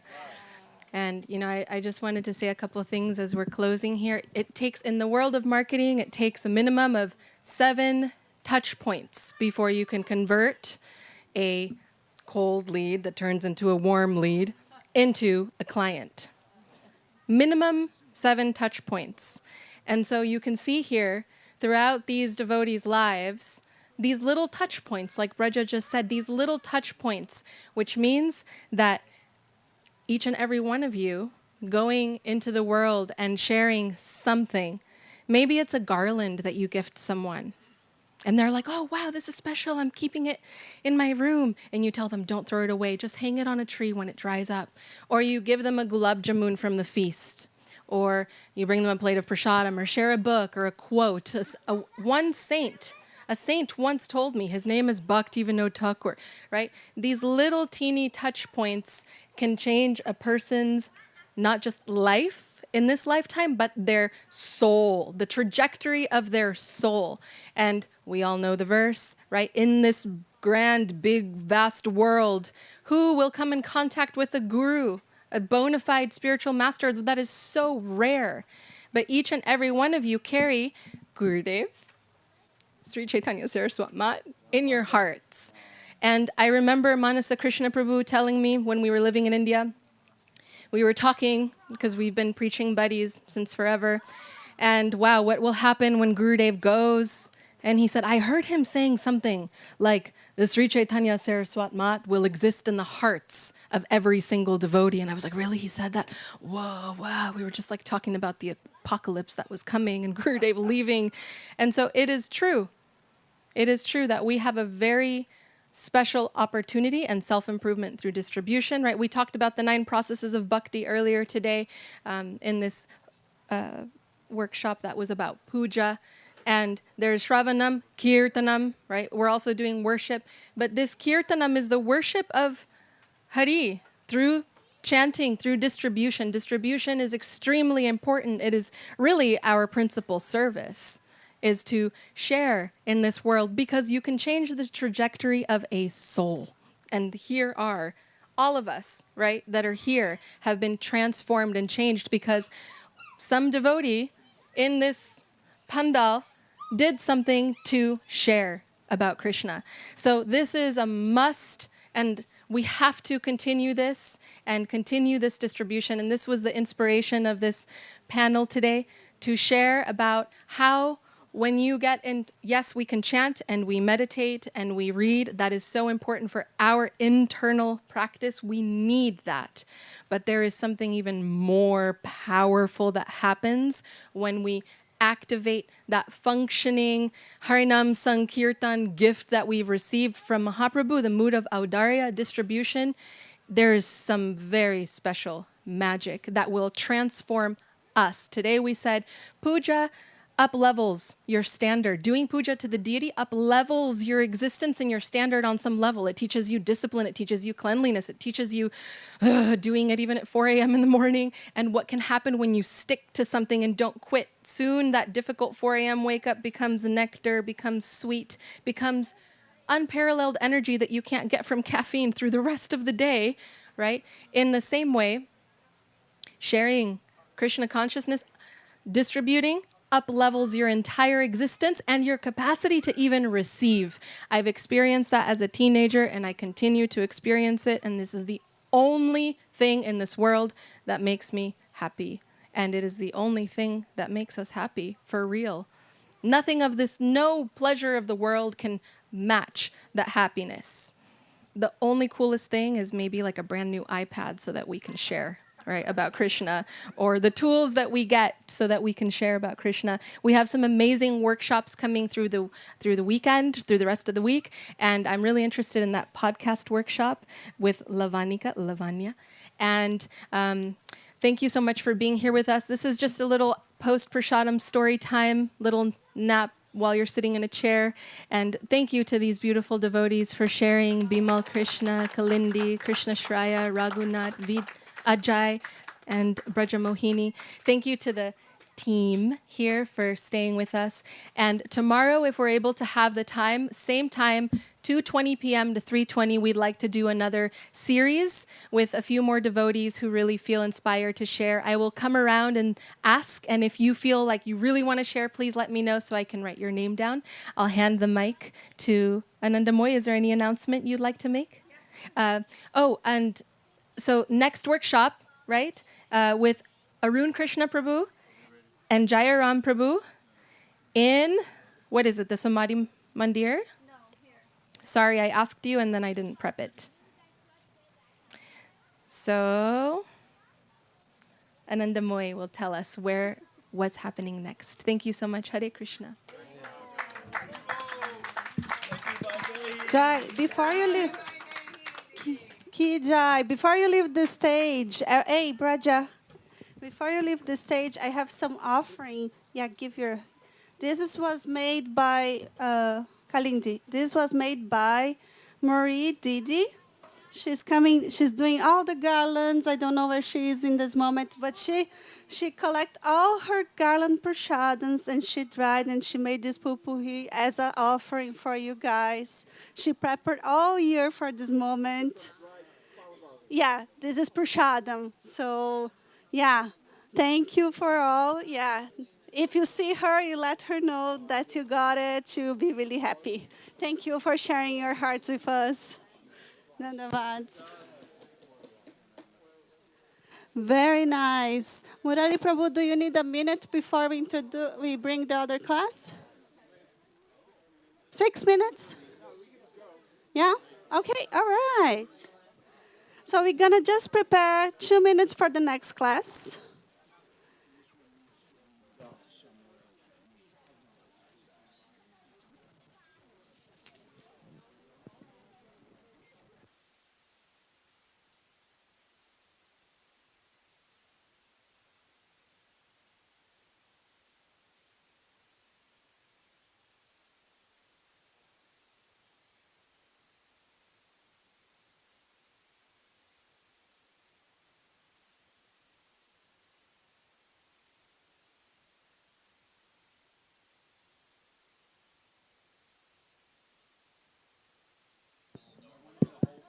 Dandavats, devotees of the Lord.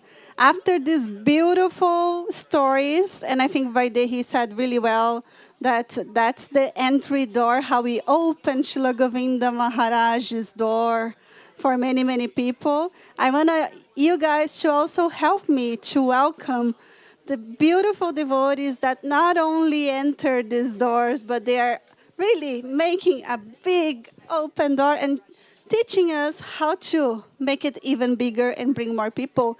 So please, help me to welcome to the stage Jai Shripad Jairam Prabhu Ki Jai and Jai Shripad Arun Krishna Prabhu Ki Jai.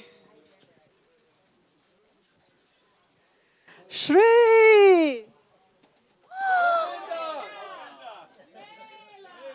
Okay, I got a scare here. Shri! Mela! Very good, very good.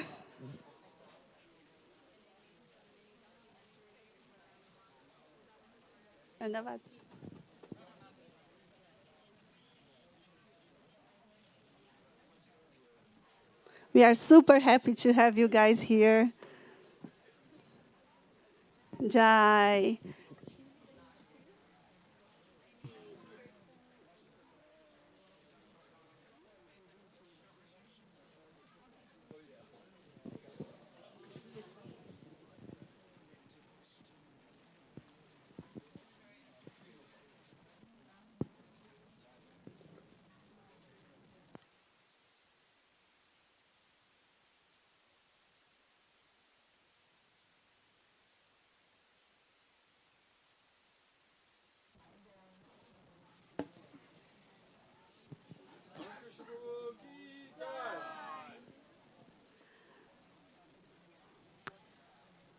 So we are live in the Sri Chaitanya Saraswat mat. Oh, Sri Chaitanya Saraswat mat and Sri Chaitanya Seva Ashram. Here today we are starting a class about the unique flavor of the full-fledged theism, as AKA Krishna consciousness. About knowledge and nescience, so it'll be part of that. Okay. So I'm gonna Yes. give it to you. Thank you, everybody. Guru Abhishta Sakurakam Guru Ganayara Shisha Sambhushitam Chinta Samstha Vipanam Sri Rupanathanam Govinda Abhidam Ucharam Vartanam Bhaktyandikam Sundaram Mande Vishra Gurum Cha Bhagavad Premno Hibhijpadam Devam Divyatanam Sushandavanam Bhalarkachelanchitam Sandranandapuram Sadaikavarnam Vairagya Vidyambadam Shri Siddhantanidhim Subhaktilasitam Saraswatanambaram Vandetam Shubhadam Madek Sharanam Nyashishwaram Sridharam. Dandot Pranam to all the devotees, friends, well-wishers of Sri Chaitanya Saraswat Mat.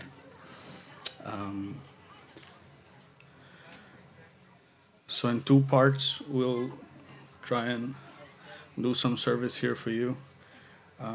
Initially, I'll start and then hand it over to Sripad Arun Krishna Prabhu, where he's going to talk about knowledge and nescience. But to begin really inspirational session that we had this morning, it was a kirtan class with Sudarshan Prabhu and Rai Kishori. To me, that was really the beginning of Govinda Mela. But anyway,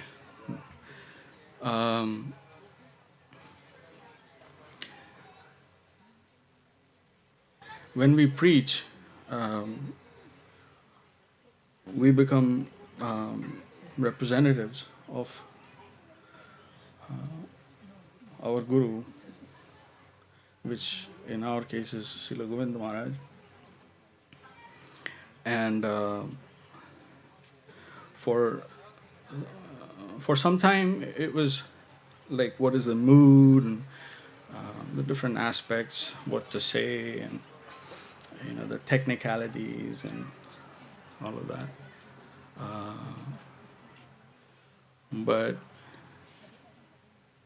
the gist that I got, I want to share with you of how to represent. And this is not my proprietary, it's,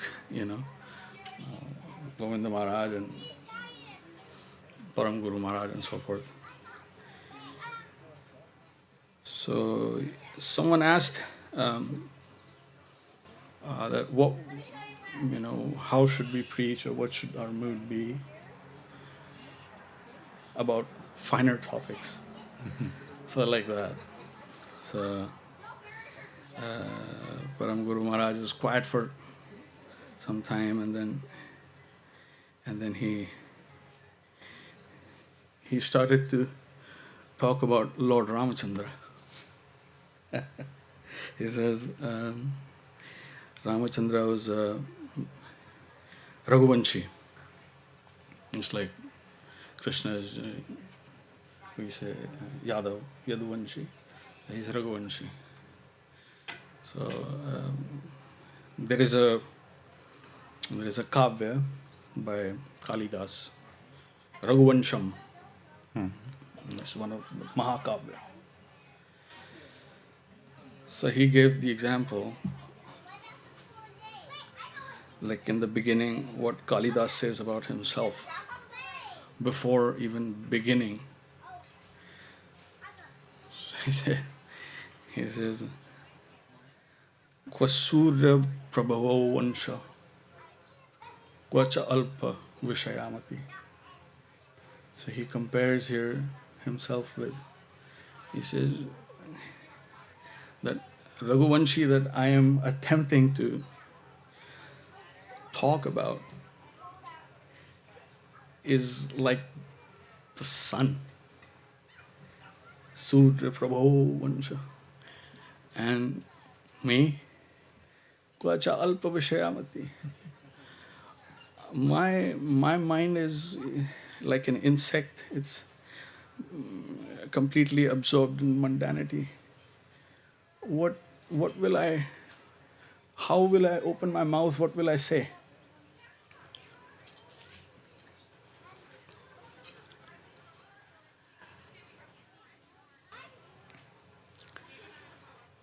About finer topics, Srila Sanatana Goswami, when he talks about drawing some comparisons of the queens of Krishna, he says, I cannot even open my mouth on subject like that, on things of that nature. And how it is happening, you need to understand that someone is forcibly taking my hand and putting my pen to paper. And so it is coming.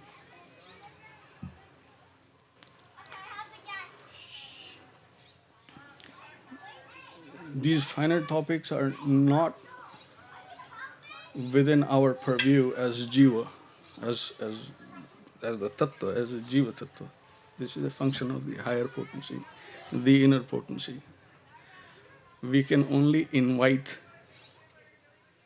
by our surrender. So what surrender does is it invites the higher potency, and through that, then we can have Hari Katha, we can have finer topics. He says, he gives an example, and this is also in Raghuvansham where he says, he goes on to quote that all these comparisons of these devotees and this upper world, it is like threading gems, like diamonds and emeralds and of that nature. It is the threading of that. He says, Mano Vajra Samutkirna Sutra Seva Asti Megati. This is to thread those together. You're going to need something, some substance which is harder than the stone to pierce it. And he gives the example that what is that? In his time, Kali says, Vajra. It's not on the periodic table. He says that Vajra, it is an instrument, you can say something like a needle. The Vajra, it enters first and goes into that entire necklace. And as it prepares, and what follows that is the sutra, is the lowly thread. And my situation is that of that thread. So he says, Sutra Sevasti Megati. That is my position. It is that of a thread. I cannot think of that Vajra that entered. I cannot think of that other instruments that have put it together.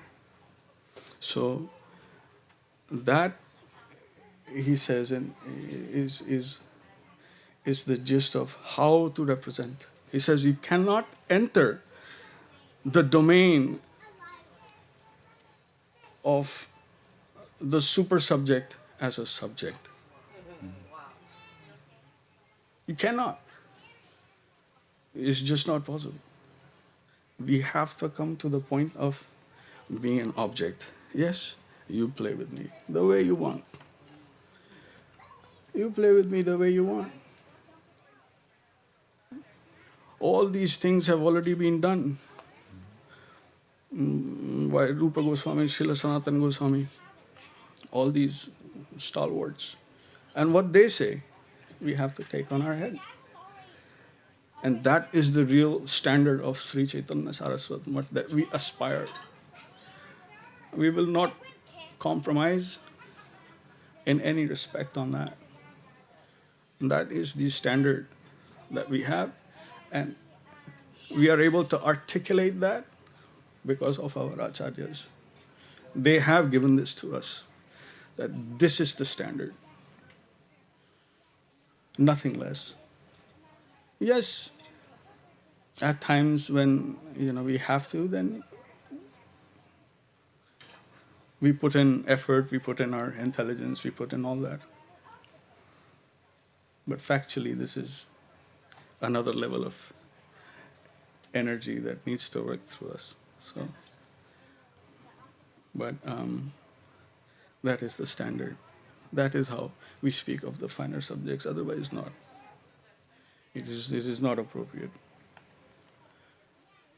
When Kalidas can say that, when Sanatan can say that, Srila Sanatana Goswami can say that, and they're meaning it, then who am I? So, it's to say it's offensive is it's an understatement. But anyway, I just had that, and I was inspired by the two preachers that we have, and I just keep feeling that they need to be involved here more. But anyway, that's just me. They have some special blessing, and they have pure hearts. But anyway, this was my 20 cents that I had to share with you. Pardon any offenses, and I'm going to hand it over to my senior, Sripada Krishna Prabhu. You are my senior. That example that you gave was beautiful, Prabhu. All these gems being threaded by the substance of Vajra. And what is a comparison of a Vajra with a thread? It's like comparing plasma with a mundane thread, right? But truly speaking, that kind of comparison is how, Gurudev is our Vajra. And whatever, passage and path he has prescribed for us, we should try to be as strong as possible thread. Thread, yes, as strong as possible. And so only sincerity of thought and action is the final measure of the success in the role that you want to take on. So I think that's all I can say. And so yesterday in the Kirtan class, I think there was a Kirtan and I mentioned a reference to Agyan. Of course, one of the mantras that we have, which is the Guru has has taken away, dispelled the Agyan. And then many of our Kirtans also have reference to Agyan. And unless one meditates or thinks more about it, it's not easy to say, what is Agyan? If it is Agyan, then what is Gyan? What is knowledge, and then what is Agyan? And so Jaram Prabhu was very fortunate, very thankful to him. He has discussed this in so many times, and especially in Bhagavad Gita and other references we have. So I'd like to read something from that. And the reason it is important, I think, is we all talk about, when we talk about knowledge, we are talking about, we are in Silicon Valley. This is being invented and that is being invented. This is knowledge that is taught in school. But really, all that knowledge is for what? Exploitation. Yes, something is taught in the schools and colleges. But is that Gyan? It's not like you're not going to the college, but whatever is being taught is really Agyan, which in English is nations. Right? At least it was a new word for me. I'm not a naturally English-speaking person. But even for a person who is English-speaking, I don't know, we can appreciate the meaning of nations versus knowledge, right? So let me try to address that in some way. So current existence is not entirely purposeless, as we are taught in schools and colleges and in businesses. Okay? And it's not purposeless because some spiritual schools profess that, and the current dream-like existence is perverted reflection of reality. Knowledge in this mundane existence, as the vast majority understand, is revered.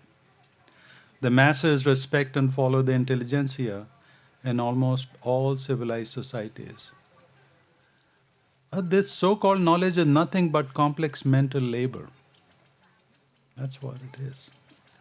By the opinion leaders and modern pundits. From the absolute perspective, this sort of mundane knowledge is in essence avidya, nations or ignorance. And it is the opposite of vidya, which is true knowledge. then one may say, okay, then what is Vidya? How do you define Vidya? Right? So in Ishopanishad states, Vidyam cha vidyam cha yastad vedobhyam saha avidyay nrityam titve vidyay amritam asnate. One who can learn the process of nescience and the process of real knowledge, which is transcendental knowledge, side by side, is eligible to transcend the cycle of repeated birth and death and fully taste the nectar of immortality. So if you, in some way, if you don't know avidya, how would you know vidya? Right? This universe here is it's a duality that we live in, right? Driven by the three modes of nature, but the nature of whatever it is dual in nature. So now that we are entangled in it, so to know that, we must also know what is avidya. And so to know light, one must also know darkness. In this way, we are to accept mundane knowledge. The Supreme Personality of Godhead, Bhagavan Sri Krishna, clearly explains what constitutes real knowledge in Srimad Bhagavad Gita, chapter 13, which is distinction between matter and spirit, verse number 8 to 12. So I'll try to read it. Excuse my improper pronunciation, but we are all students, at least I am a student, so I can try.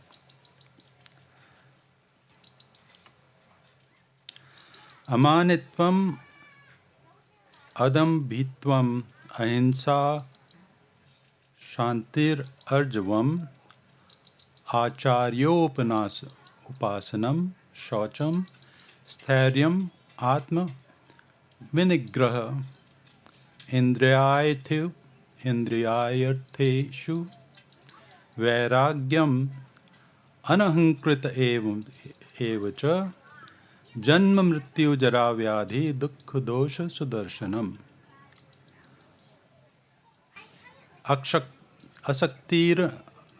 asaktirana abhishwa anga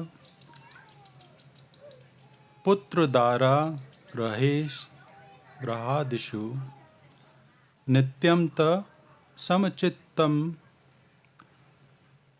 asthinan ishtanishtopanishpatishtu mai chanyanya mai ananya yogena bhaktir avvibicharini vivikta desha sevitam anartha jan haratir jan sansadi आध्यात्म ज्ञान नित्यम नित्यत्वं तत्व ज्ञानार्थ दर्शनम एतद् ज्ञानम इति प्रोक्तम अज्ञानम यदतो Thank you. Yes. Which is, so it's worthwhile to really look at the word meaning of it.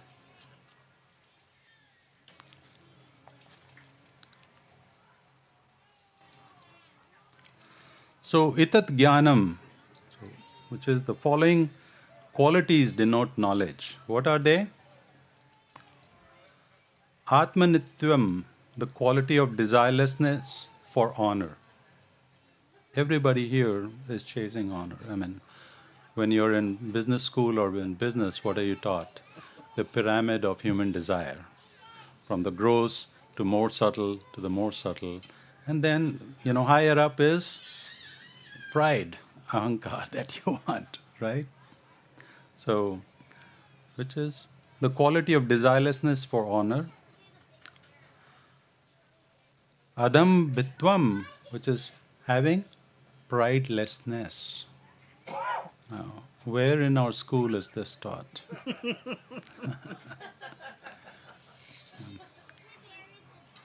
Ahimsa, non-violence. Where in our school is taught this? That we should not exploit other people. In fact, we take pride.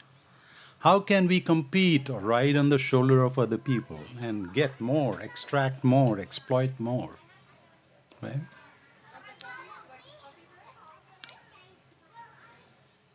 Shnita, which is forbearance. Arjavam, straightforwardness and simplicity. Acharya Upasanam, who knows who is Acharya in school or college? Who is taught? If you don't know Acharya, how can you do Acharya Upasana? Right? So what is being listed here is knowledge. This is knowledge. This is worth knowing. This is worth knowing because it has substance and bearing which transcend time and birth over birth. Beyond this world, this has a meaning. That is knowledge. So our Acharya Upasanam is service to the spiritual master. Shaucham, which is purity. Sthiryam, steadfastness. Whatever you're on a bearing, you know it is right, no matter how many waves are hitting you from the left or the right, front or back. You're being steadfast. Some people will say, why? Just avoid the thing and just wander around. You can be in a Brownian motion forever and be happy with that. Yeah.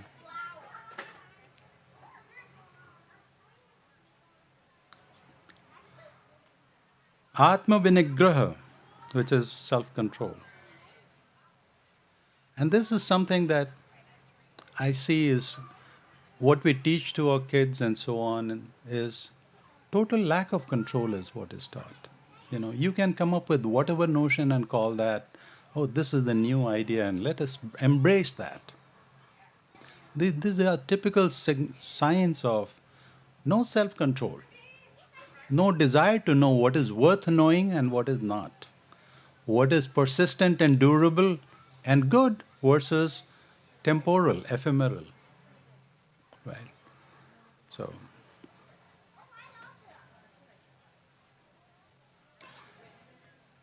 Indriya Artheshu Vairagyam, detachment from the objects of the senses. That certainly will be not taught at school. But we owe this. This is what we need to teach to our kids. This is what we need to teach to the kids that interact with us. It is fundamental. It is of value, which is detachment from the sense objects. Anahankara evacha, absence of egoism. Dukkha dosha anudarshanam, being aware that sorrow and miseries are part of the greater wave that is favorable to us. Right? Anudarshanam. Janma mrityu jara vyadhi, knowing that these are the defects, dukkha dosh, these are the dukkha and dosh, defects, which is being born in this material plane as janma, birth, mrityu, death, jara, getting old, vyadhi, being afflicted by disease. That's part of, that's what we know, that this is a defective existence. It's an existence for sure, but defective, doshayukta. No?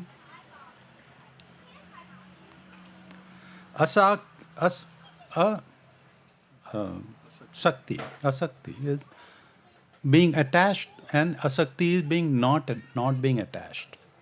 No? So, which is worldly detachment.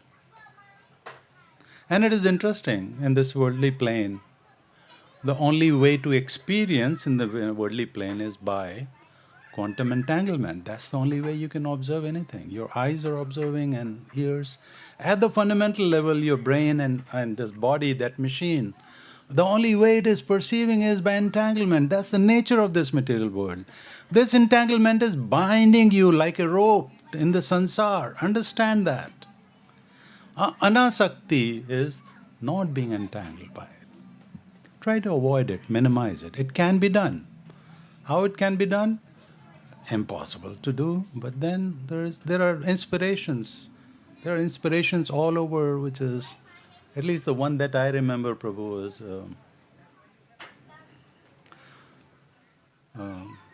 which is Karat Karat Abhyasate Jadmati Hot Sujan. I think it is by Tulsidas Ji, perhaps, which is Karat Karat Abhyaste Jadmati Hot Sudan Rasari Avat Jat Te Silpar Padat Nisan. Well, we may not appreciate it. We think it is very hard. But keep doing, keep repeating as practice. That's what our Gurudev says, practice. Karat Karat Abhyaste. If you keep practicing,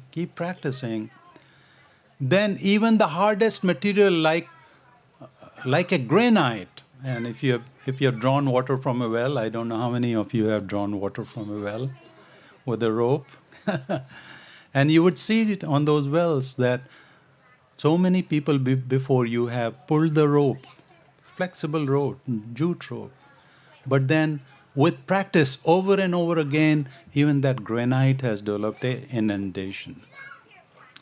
So no matter how dull our brain is, no matter how dull our fortune is, it is not impossible. The impossible can be done with practice. Which is worldly detachment. That is Gyan. Anabhishu Angad. Angah, not to dote on. Not to dote on who? Putra, Dara, Graha, Adaishu. On children, wife, house, etc. Nityam Sat Samachitvam Cha. Constant equanimity.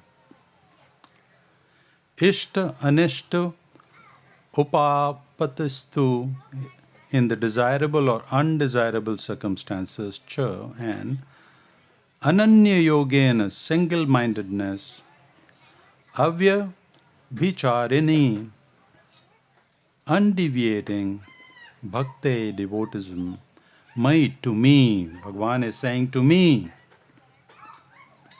Vivakta Desha Shevitam, residing in a solitary place. How many of us reside in a solitary place for ourselves only? Let's say in a month, in a day. How many of us? Perhaps it's hard. But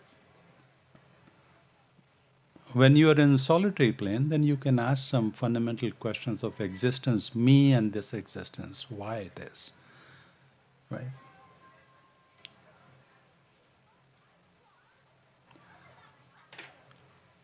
Arayat indifference, jnana samsadi, to mundane association, adhyatma jnana, nityatvam, constantly in self-knowledge, tattvam jnana artha darshanam, and in the vision of the goal of true knowledge.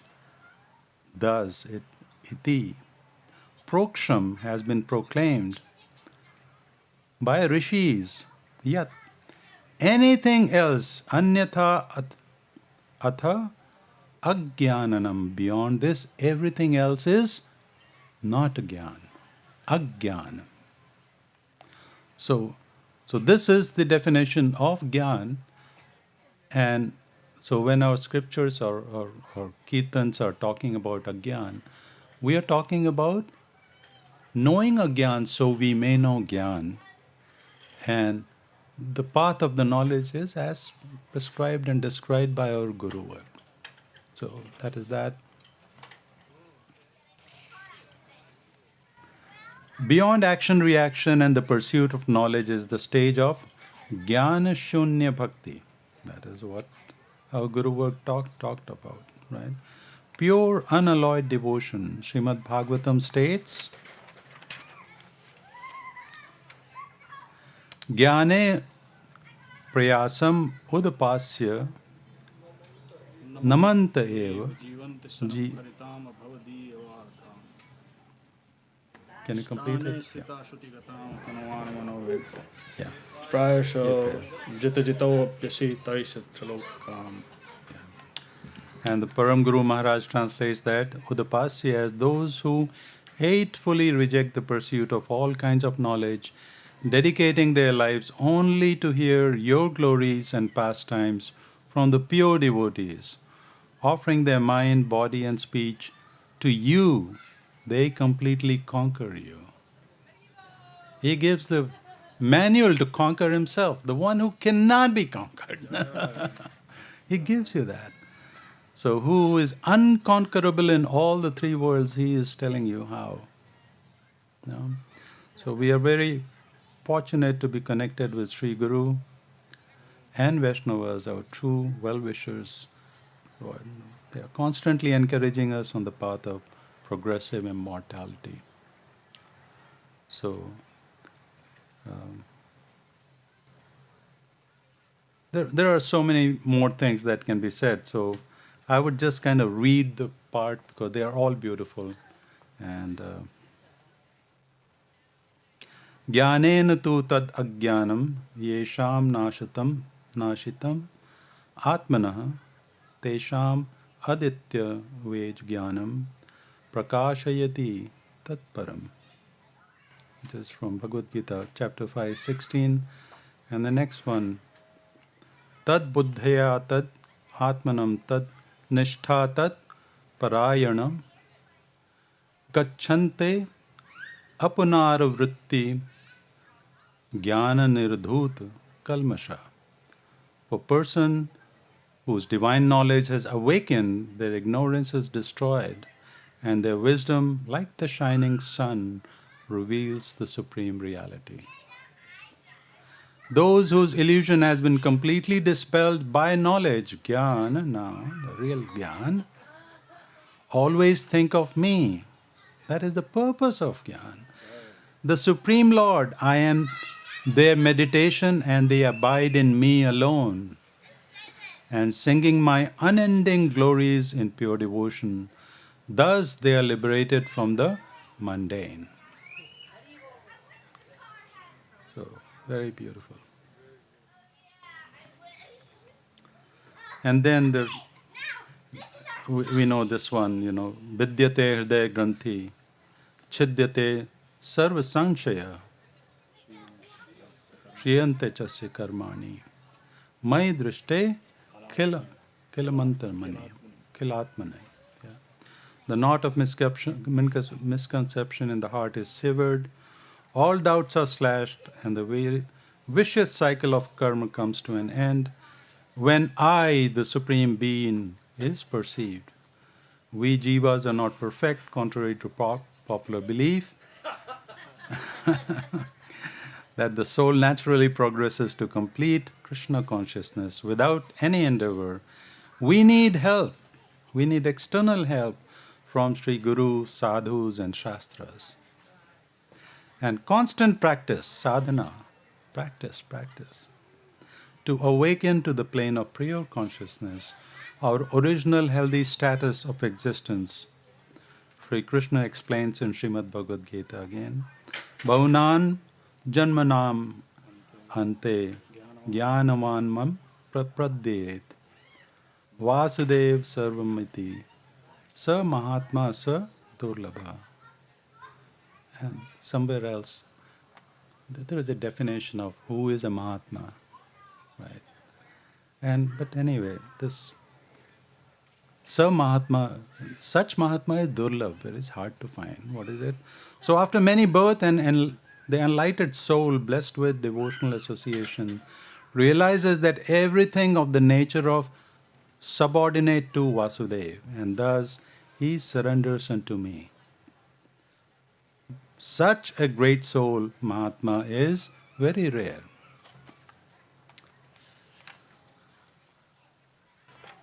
But the Lord Himself appears in the form of our Guru, and we have a glimpse and some connection to such Mahatmas, for sure. So pure, yes.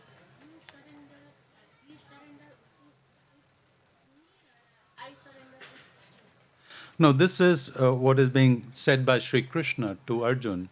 So he's saying, the one who surrenders to me like this, that is it's hard to find Mahatma. Yes. Yeah.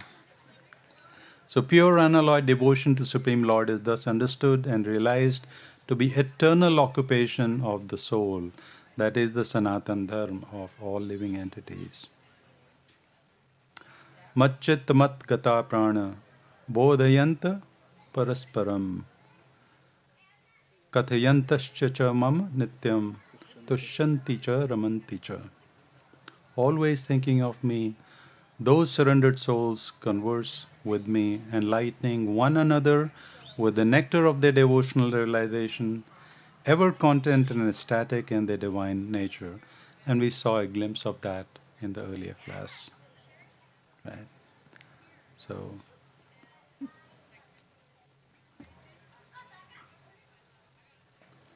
I'll just finish up one last paragraph, if you can tolerate me.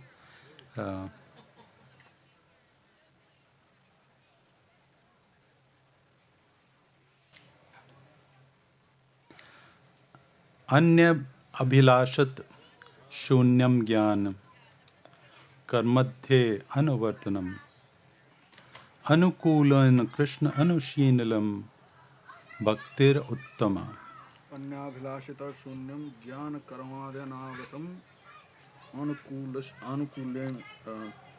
अनुकूलेन Krishna अनुशीलम. The highest devotion is that which satisfies Lord Krishna, free from the convergence, covering of any pursuits such as action and knowledge. The most rare and elevated stage of devotion is in the line of spontaneous devotion, known as Rag Marg. In that line, guided by the qualified Guru, an elevated pure devotee may attain service to a leader of one of the groups of Krishna's personal associates, who serves the Lord with this pastime in a relationship of friendship, Sakyaras, parenthood, Vatsalyaras, and consorthood, Madhuryaras. In Vrindavan, the Lord is served by spontaneous devotion by his friends headed by Subal Sakha, and by his parental devotees headed by Nanda Maharaj and Yashoda. The gopis headed by Srimati Lalita and Vishakha serve him in consorthood. But amongst all his associates and amongst all the gopis, the highest order of divine loving service is rendered to the Lord by Srimati Radharani. Therefore, the acme of Ragamarg is the service of Radha Rani, which is Radha Dasyam. This is the highest objective of Rupanuk Gaudiya Sampradaya, the followers of pure devotion, as taught by Srila Rupa Goswami Prabhupada, in the line of Sri Chaitanya Mahaprabhu. I'd just like to add about Mahaprabhu, just one. Yatha yatha gaur padarvinde vindet bhaktim krita punna rashi tatha tathop sarpati hridyak akasmal radha padam sudam rashi. As we invest more and more in Gauranga, we keep investing. It says mystically, all that is transferred to Srimati Radharani.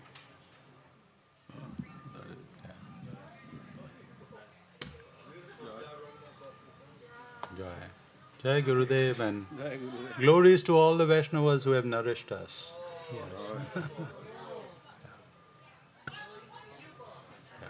Jai. Jai Om Vishnupad.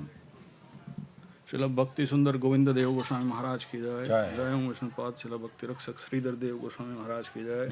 Jai Om Vishnupad. Vishwarenya Srila Isi Bhaktivedanta Swami Prabhupada ki jai. Sri Chaitanya Saraswat Mata Acharya Vrinda ki jai. Sri Harinam Sankirtan ki jai. 2025 Govinda Mela ki jai. All the assembled devotees ki jai. Sri Harinam Sankirtan ki jai. Nittai Gaur Premanande. Hari Hari Bol.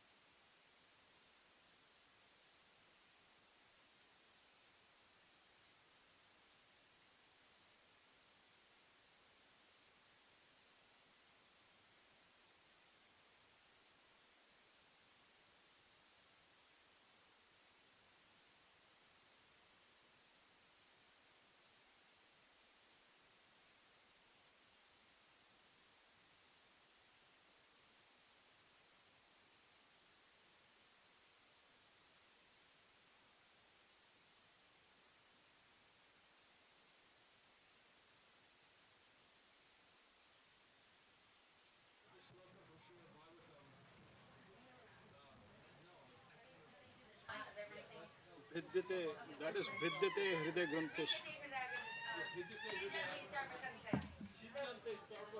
Sanchaya.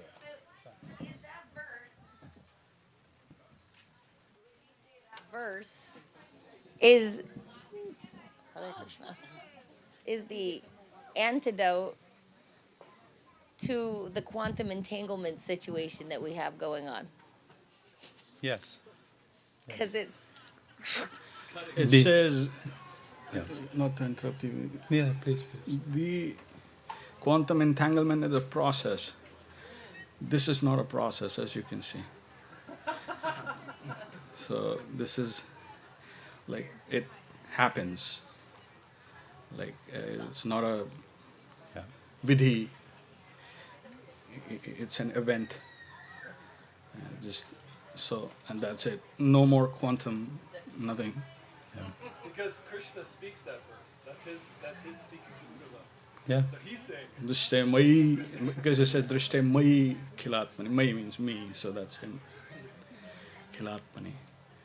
Because at all levels, he's the highest harmony. Yeah. He is, he wants, he shows himself. Game over. So on the physics side of it, the act observation is from an observer to the observed. That requires the entanglement, right? And so there is a perception of an observer which is considered to be a higher entity compared to the object. So it's the experiencer, which is what Prabhu was saying, which is the subject versus the object, right? So the entanglement requires you, the subject to perceive the object is through entanglement. That's the way we do it in the material world, right? But in the transcendental plane, we are the object for his service. That's how we seek to be. We are not wanting to be entangled with the material in the mode of exploitation. Once the mode of exploitation goes away, there is no entanglement. Then there is only sambandha. That's my eternal relationship. It has existed forever. Entanglement starts at some time and ends at some time, right? But the nature of that was always there, will continue to be there. So there is nothing like entanglement there. That's the way I would understand that. One of the very nice examples, the verse that you spoke in the morning was Bhayam Dutiyavani Bheshatasya Ishada Petasya Viparrayo Asmriti. So it says Asmriti, okay? So forgetfulness follows as one of the concomitants. Huh? Yes. And so in Bhagavad Gita, without this verse, Arjun says, Nashtamoha Smritir Labdha. What Smriti? What Smriti is he talking about? That is his eternal relationship. Ishagyan. He's back in the original state. He knows that's the master consciousness. guardian consciousness. And Karishye Vachanam Tava, now I shall do as you say. So that Smriti, how he says, naturally it comes from him. In Bhagavatam it says Smriti has resulted in Asmriti because of that second interest. And when it says Dvitiyamini Bheshata Sad Ishada Petasya Viparya Vipreet, our conception of reality is turned on its head. That's a Vipreet. What is right, we consider wrong. What is wrong, we come to consider right. All these things happen with that second interest. And bhaya, of course. Real bhaya is explained as anxiety, not just simply fear. Anxiety. So those things come. But Smriti is placed in Ishagyan. He is the master consciousness, always. So the first proxy is you have to know what not knowledge is to understand knowledge, right? So we have to know what entanglement is, not know what entanglement. Just a little better than that. To the extent that you get firmly fixed on the path. Otherwise, there's no reason to go into entanglement. I'm just trying to figure it out. Hare Krishna. Jai Gurudev. Yeah, we can sing a song. I think we should sing Atmani Vedana. Yes, Please do. absolutely. You're the Yeah.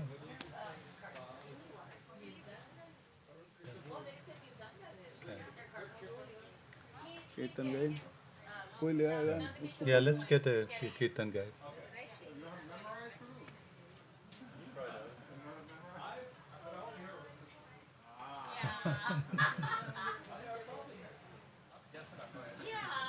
You come up here. Yeah. No, I'll sit here.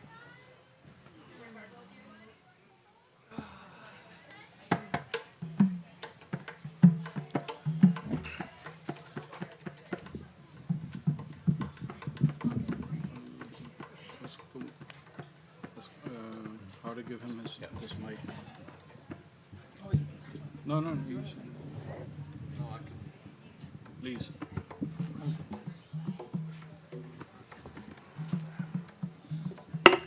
ला मुझको दे दे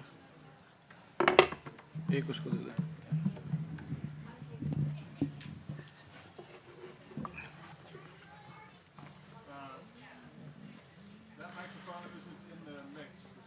Oh, okay.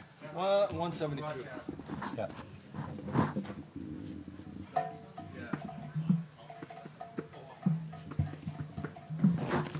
पानी गिरा दिया प्रभु जी क्या कर रहे हो Oh my God. What page?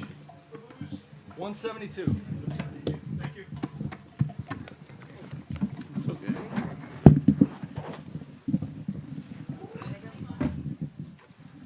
I was hoping Arun Krishna Prabhu would sing this song. I think he wants you to sing it. I can sing. Okay. Like, whoever is not. ये देंगे तो You need the song book? What do you want? Kirtan guide. What is it? I can respond without the song.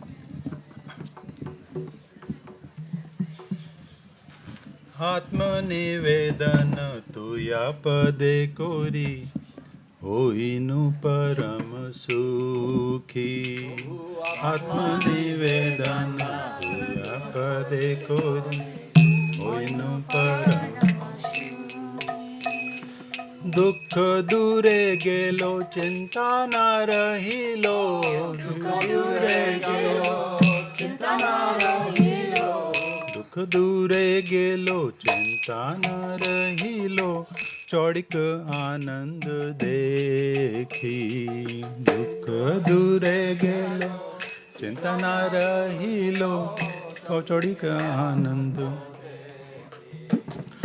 Ashok अभय अमृत आधार तुम्हारा चरण द्वय अशोक अभय अमृत आधार तुम्हारा चरण द्वय ताहे ते कोन विश्राम लोभिया ताहे ते कोन विश्राम लोभिया ताहे ते कोन विश्राम लोभिया छाड़िनु भवेर भय ताहे ते कोन विश्राम लोभिया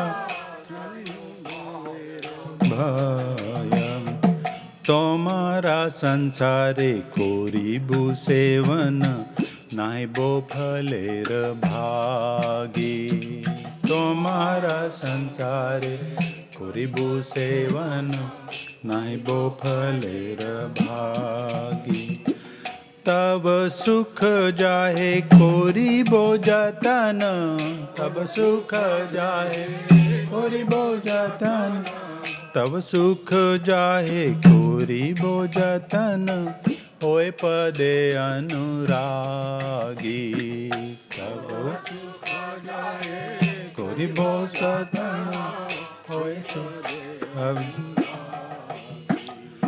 तोमारा सेवय दुख होए जतो soito param sukha. Tomara sevaya dukha hoti jato, soito param sukha. Seva sukha dukha param sampada. Seva sukha dukha param sampada. Seva sukha dukha param sampada. Nashoe avidya dukha. Seva sukha dukha param sampada. Nashoe avidya dukha. पूर्व इतिहास भूलिनु सकल सेवा सुख पे माने. पूर्व इतिहास भूलिनु सकल सेवा सुख पे माने. आमी तो तोमार तुमी तो आमार. आमी तो तोमार आमी तो तोमार तुमी तो आमार. आमी तो तोमार तुमी तो आमार. की काज अपार धाने. की काज अपार धाने. भक्ति विनोद आनंदे डूबिया तुम्हारा सेवर तोरे. भक्ति विनोद आनंदे डूबिया तुम्हारा सेवर तोरे. सब चेष्टा करे तव इच्छा मत. तव चेष्टा करे तव इच्छा मत. सब चेष्टा करे तव इच्छा मत. ठाकिया तुम्हारा घोरे. सब इच्छा करे तव इच्छा मत. परकिया तुम्हारा घोरे. आत्मनिवेदन तुया पदे कोरी कोई नु परम सुखी. आत्मनिवेदन तुया पदे कोरी कोई नु परम सुखी. क्या है? Okay, bro. Read one more translation. Then we're done. All right. Sure. In fact, this is the kirtan that I did in the kirtan class yesterday night, and that is where the Nashoy Avidya term came from. That's what I was remembering. Yeah. So, I have become supremely joyful by surrendering myself to your holy feet. Unhappiness has gone away and there are no more anxieties. I see joy in all directions. Chaudik Ananda Dekhi. Your two lotus feet are reservoirs of immortal nectar where one may live free from sorrow and fear. I have found peace there now and have given up the fear of worldly existence. I shall render service in your household and not endeavor to enjoy the fruits of that service. This is Bhagavad Gita speaking in one line, which is, I am here to serve you and I don't seek to have any participation in the fruits. It's only for your service, only Also, for it's you. very interesting wording because it's this Homaro Songsare, which in Bengali can mean household, but also means songsara. In the This is word. your songsara. Yes. So, and it's an instruction to us in this sansar. Yeah. Koribo sevan, I'll be in the mode of service only. Nahibo phaler bhage, and certainly I will not have any claim to bhag, desiring any claim to the fruits of that service. Tav ichha sukh jahe, koribo jatana. In those things, tav ichha, tav sukh jahe, whatever pleases you, koribo jatan, I will make effort and endeavor for that only. Hoye pade anuragi, and in the process I will develop some anurag, some attachment to your lotus feet. Tomara sevaya dukkha hoye jato. In your service, tomara sevaya, in your service, Dukkho yato yati yato. If there is any difficulty that comes in serving you, soito param sukh, that will be the cause of my supreme param sukh, anand, happiness. Why? Why? Because in your service, now at least I have a connection with you. And in that connection, in my effort to serve you, if some difficulty comes, that at least the Lord recognizes me and recognizes that connection. And that is the reason why it is a source of great happiness for me. Seva dukh, seva sukh dukh, in your service, whether I get sukh or dukh, happiness or difficulty, that is my param sampada, that is my supreme treasure. Because that re-establishes my connection with you. Nashoy, and that destroys avidya and dukkha. So that is the avidya that we talked about today. Troubles encountered in your service shall be the cause of great happiness, for in your devotional service, joy and sorrow are equally great riches. Both destroy the misery of ignorance. Purve itihas bhulinu sakal, seva sukh pe more. I'll forget about all my history and past, because all my history is nothing but the history of my false ego. So forget all that. Purve itihas bhulinu sakal, completely sakal. Seva sukh pe mane. And my mind will be only concentrating, living on seva sukh, the pleasure that I get in serving you, O Lord. Ami to tomar, tumi to amar. The famous sentences and expressions, we are all familiar, some part in our life. But this is the eternal expression that we have. You are mine and I am yours. Oh Lord, you are mine. And all the gopis think that Krishna is mine. Krishna is dancing with me exclusively. And it is the potency of Bhagwan Swayam who can make this happen. Nobody else can do that. So, Ami to tomar, tumi to amar, ki kaj aparadan. What use is material wealth beyond this? This is the only relationship that is Sashwat. Bhakti Vinod Anand Dubiya Tomara Sevara Tore. And so says Srila Bhakti Vinod Thakur, that he is inundated in Anand, in blissful happiness, in Tomara Sevara Tore, in serving you, O Lord. Sab cheshta kore, cheshta is endeavor, effort. All my efforts are tav iksha matra, only for matra, exclusively for fulfilling your desire, whatever you please. All my efforts, all my cheshta is only for that.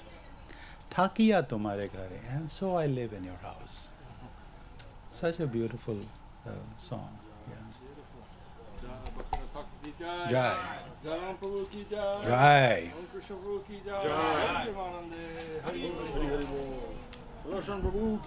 Jai.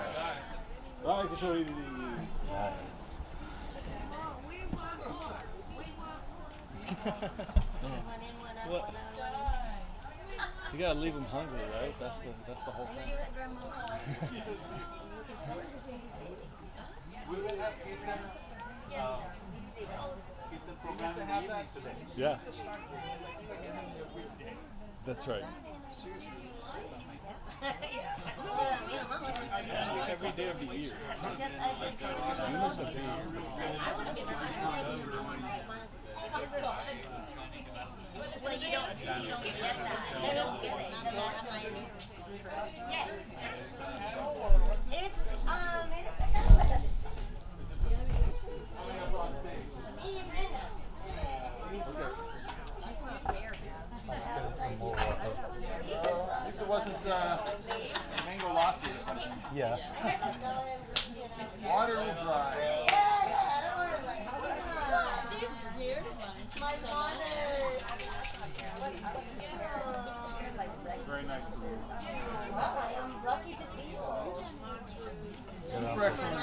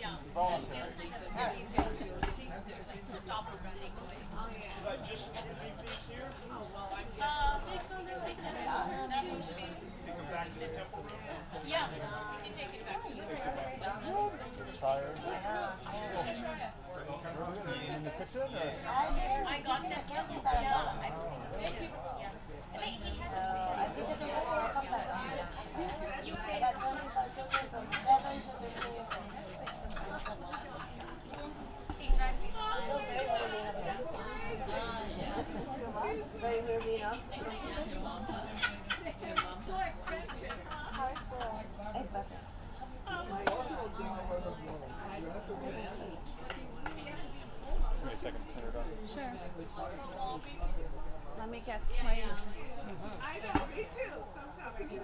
And I'm not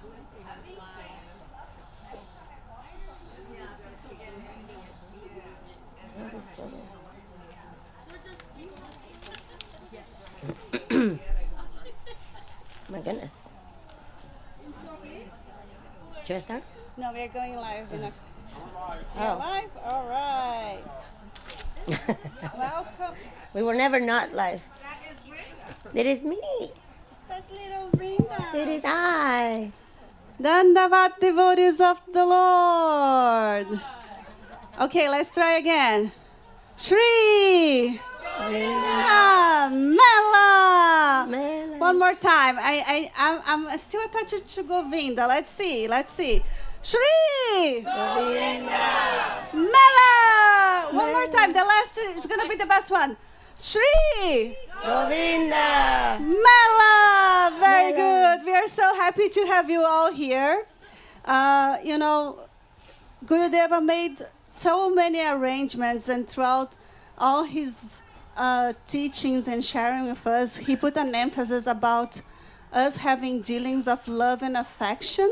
That was how the young people will say his branding, right? But sometimes it's really hard to have love and affection. Or sometimes we are dealing with a lot of difficulties in the material world, And sometimes it's really good to have a source to remind us how to navigate that. And that's why we have our wonderful Vrinda today.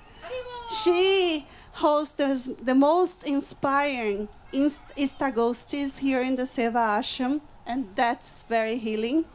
So we were talking about, and she said, I have so much to give in terms of the healing in Krishna consciousness, having eyes anointed with love in the age of quarrel.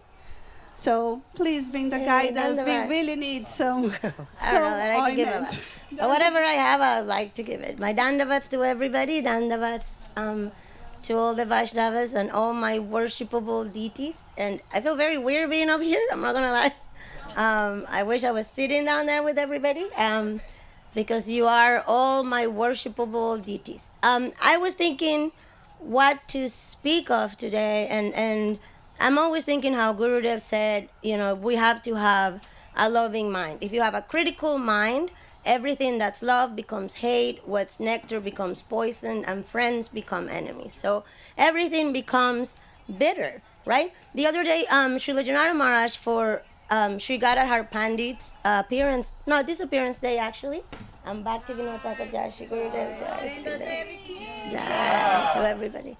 Janara Maharaj was talking about they came to Gadadhar, Sri Gadadhar Pandit, and asked him if he could please read a little bit of the Bhagavatam.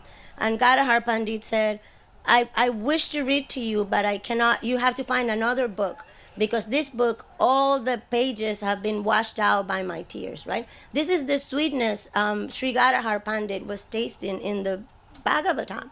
And we see in Krishna consciousness, there's so much sweetness. Even in the Brahma Samhita, right, it says, the sadhus, their eyes anointed with love, see that same supreme personality of Godhead in everybody's heart, right? But if our minds are not situated in the right place, if our minds are disturbed, and if our eyes, for one reason or the other, are, say, a little bit bitter, then we forget to see this sweetness everywhere we see. And before, and I think of this a lot, because when I was a child, you were reading the Bhagavatam and they would say, you, in order to be a sadhu, in order to be a good person, you cannot just live into the forest and practice under a tree. That's not the way you're going to get to where you need to go. And when I was a kid, I thought, who wants to do that? And now, I want to do that. I want to go sit in the forest alone, and my mind for sure will not be disturbed. If I am alone and I'm in the forest, life will be so wonderful. But we cannot practice Krishna consciousness like that, right? And we are in Kali Yuga. It is the age of quarrel. People fight. And if you turn the TV on, people are fighting. If whatever you do, you see so much quarreling, and people are just in such upheaval all the time. And so how do we maintain our mental health? How do we maintain our own mind situated? And this is not outside of Krishna consciousness. Sometimes people say things like, well, that is not part of Krishna consciousness. I personally don't believe that. First of all, I don't believe that because Srila Gurudev said every tool you have can be used in Krishna consciousness. Even anger can be used in Krishna consciousness. The only thing that may not be used in Krishna consciousness is offenses against the devotees. So if you have any tool to save you from that, you should definitely use it. And in my work in the community, I see so many tools people use in order to heal each other. And what is an Ishtagoshti but to heal that? But a meeting of the devotees that want to heal whatever it is that has happened. To think that we're not going to go through disturbance of our mind, that we're not going to disturb each other, to think that none of these things are going to happen, it's in my point of view, a little bit foolish. These things are going to arise. So how do we heal them once that they have arise? So with my children today, I'm teaching a kids camp. We talk about harm. What is harm? Right? How do we harm each other? What is the offense one commits against another person? And we see it through all of the Vedas, right? We see, and isn't the beginning of the Bhagavad Gita itself, Arjuna saying, my mind is disturbed, please save me. And that is Arjuna. Arjuna not in the age of quarrel. And he's saying to Krishna, I cannot see anything but like inauspiciousness. And if you ask me, I turn my TV on and I see nothing but inauspiciousness right now. Right, it is terrible, and all I see is inauspicious. So if Arjuna went to Krishna and said, Krishna, please help me, and Krishna said to him, look, you are speaking words of wisdom, but you have fallen into some illusion. This is Arjuna. What to speak of us, right? And Srila Gurudev said, Param Guru Maharaj said, that particular teaching was given to Arjuna. If it was somebody else, the teaching would have been different. Would have been something different, right? And through the Vedas, we see Dhruva Maharaj, his heart is so hurt. Narada Muni comes and tells him all these things. He's like, look, this is Krishna, this is your soul, this is who you are. And Dhruva Maharaj is saying to him, because my heart is a bowl that has been broken by the sharp arrows of my stepmother's speech, now nothing, I cannot hold that wisdom you're giving me. This is Dhruva Maharaj. His heart cannot hold it. I mean, imagine having Narada Muni come in and telling you something and you're like, I see what you're giving me, but I cannot take it right now. I cannot absorb it. And we see it again and again and again. Gurudev said so many sadhus went to Naimisaranya and they sat and heard Bhagavatam. And a lot of them, at the end of that, Parikhi Maharaj is saying, I don't care whatever else happens in this world. I just want you to keep listening, like keep talking about the glories of Sri Krishna, right? And he's saying, I don't care if the snake or whatever other magical creation of the Brahman comes and gets me, please continue to do that. That was Parikhi Maharaj's realization. But Gurudev said, and a lot of the other sadhus' realizations, they got up and they said, this is good prasadam for me today, thank you very much. And they carried on in their lives as if nothing was happening, right? So if our hearts are not situated in the right place, how are we to receive things properly? So how are we to understand that the harm we have caused another person can be healed? Right? If you have offended somebody, and Gurudev would say, what does it matter to say to a person, you were right and I am wrong? Right? Srila Gurudev said, Rupa Goswami, everything we have comes from Srila Rupa Goswami. Rupa Goswami wrote all these shlokas, and I forget, I think it was like Gopinath Bhattacharya, I forget who it was, came and told them that last shloka is not perfect. And Rupa Goswami said, okay, you're right, Prabhu, change it. And then he went along like nothing happened. And I forget who it was, that it was Rupa Goswami's, Jiva Goswami. Correct. So Jiva Goswami came and he said, what to you? It was like, come again, excuse me. And he went over there and told him, you're wrong. And he taught him why he was wrong. And then he came back and told Rupa Goswami, Prabhu, you were right, everything you wrote is perfect. And Rupa Goswami was so angry because in the understanding that what we have to do to the Vaishnavas is just take whatever they're giving us. How will we ever be the losers if we see goodness in another people's heart? You will never lose that day. If you say, Prabhu, you're right and I am wrong, what does it matter? Right? You can carry on in your life. But if through our ego, I saw Gurudev saying one time, this Prabhu came to complain about some other person. And he came and said, oh, this person at the temple, blah, blah, blah, blah, blah. And Gurudev would say, Prabhu is just ego. And then he kept saying it, and Gurudev kept saying, Prabhu is just ego. And then this person left. And Gurudev said, I kept telling him, it's just ego. And he thought I was talking about the other person, but I was talking about him. It's just your ego, right? Your ego gets hurt and you cannot see anymore, right? That everything that's coming is coming from Guru. At the end of the day, I mean, I may love all of you. You may have give me harsh things, but at the end of the day, who has to sit in my heart with my Guru is me. So what did I give my Guru? Did I sit there and know that Gurudev would be happy with me? One day I came into Gurudev's veranda and I swear I was so sad and so frightened, because if you really want to put your ego through hell, you better put people in like their arrangements in Nabari when Gurudev was there, right? You would put people in the room and by God, you would take it. Like, yes, you would take it and you would take it hard, right? And I just came and sat in Gurudev's veranda, like far away. Gurudev was waking up. And I just sat there and I was just so bummed out. And Gurudev looked at me and he said, some days you have to think, is my Guru happy with me? Then if your Guru is happy with you, that should be enough food for you. And it was. It was enough food for me. I got up and I thought, I'll take some more as long as I can sit here and just see Gurudev, right? So if we have the promise that we can sit at Sri Guru's lotus feet, what does it matter what people give you, right? But so that's one part of it. But the other part of it is when we are the offenders, how do you heal that? How do you come to a person and say to them, because the perception of harm is harmful. Even if you didn't mean to harm that person was harmed, you can heal it. You can have the self of love heal that. You can tell that person, I am very, very sorry, I harmed you. You will not lose anything. And their heart will be softened, and everybody, you will have all the blessings of Srila Bhaktivinoda Thakur. Gurudev said, Bhaktivinoda Thakur gave us the Dham, gave us the Shastras, gave us Guru, gave us everything. And all he asked was for us to be tolerant, to be loving, to be affectionate, to be more than tolerant. Not just do not disturb your mind, really soothe other people's mind. But how are we to soothe somebody else's mind if my mind is in a constant state of craziness, right? So how can we sit inside and think, like it says in the chapter 6 of the Bhagavad Gita, right? The path of meditation. The yogi being detached from outside sees everything as favorable. And he's sitting thinking cold and hot and all of these things are equal. And I'm sitting I'm sitting right here with this Lord in my heart and I see the Lord everywhere. So easy to say, very difficult to practice, right? So, I was hoping that this particular class could be a little bit like an Ishtagoshti. And in the sense, sometimes when we do Ishtagoshtis here in this ashram, we ask, at the end of the Ishtagoshti, we ask people to praise the person next to them. So I'm hoping at the end of this, we can practice that, praising the person that's next to your right. But I'm also hoping I can hear from you all. If you have any thoughts, comments, or suggestions about this topic particularly. Anybody?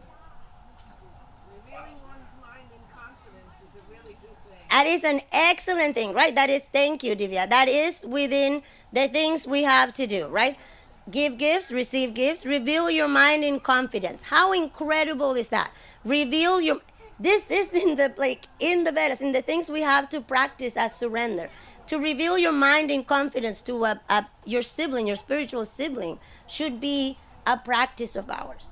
Do we think we're practicing that? Do we think we're receiving a person's mind being revealed to us with the confidence we should be receiving it, right? One thing I heard one time from my therapist, which I love very much, she said, yes, I love that very much because I have a tendency to suffer from indignation, right? So people talk to me in a way and I'm like, excuse me? You didn't just talk to me that way, right? But she was saying this, and I loved it. She was saying, not only do we go out, and our mind is disturbed by that, but then we go and tell other people that happened to us, and disturb other people's minds, right? So she said, it's a Buddhist practice to say, what you're giving me, it's a gift I do not wish to take. I'm going to give it back to you. And I have to say, I've practiced it and it works like a charm. When people come to me, I'm like, that's a gift I don't wish to take. I'm going to give it back to you. I don't want to carry this in my mind.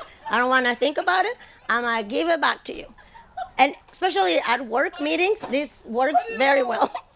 It has helped me. And then the other thing was, if you think about things like a GPS, right? So if you take a wrong turn, the GPS is going to be like, yo, you took a wrong turn.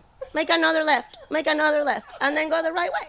So even if you feel a little bit indignant or if you feel a little bit angry, make another left, take your right way, and be done. Like, if you are out of integrity, the best thing you can do is get back in integrity. You don't have to like suffer through it. You don't have to talk about it. You don't have to dwell on it. Just if you know you did wrong, correct that and be happy, right? I told children this, and children actually practice this. Like if you're in a kayak and you're like, the thing is taking you, the current is taking you a little bit to your like right, let's say, just go left a couple times, do one right until you correct your thing and you go straight, right? So correct it and carry on, and try to hear each other with confidence and with love. Do not hear your spiritual sibling with a critical mind. That is a very mean-spirited thing. We're all going through it, and sometimes people will tell you things that are wrong. One thing I like to say a lot is, I don't want to hear that right now. Like, people try to tell me something I don't wish to hear. I say, look, I can't hear that right now. Look how small my mind is. It can't hold that many things. And that's it. I carry on in my journey. I try not to judge that person. And in my heart, I'm hoping, because, and this is also a magical thing, right? Gurudev said, if you give a step, whatever size your step is towards the infinite, if you pray to the Lord, Lord, this has come to me and I cannot digest it. Please help me. The Lord will give an infinite step towards you, right? And in Ayurveda and in all these things, we see there's so many medicines for things we can't digest. We see that Lord Shiva, when they churned the ocean of nectar, some poison came out, nobody could digest it. Lord Shiva swallowed that, and his own throat became purple, right? I pray to Lord Shiva so often, Lord Shiva, I cannot digest this. Please, you take this. I cannot digest it, because it's not mine to digest. I'm a small soul.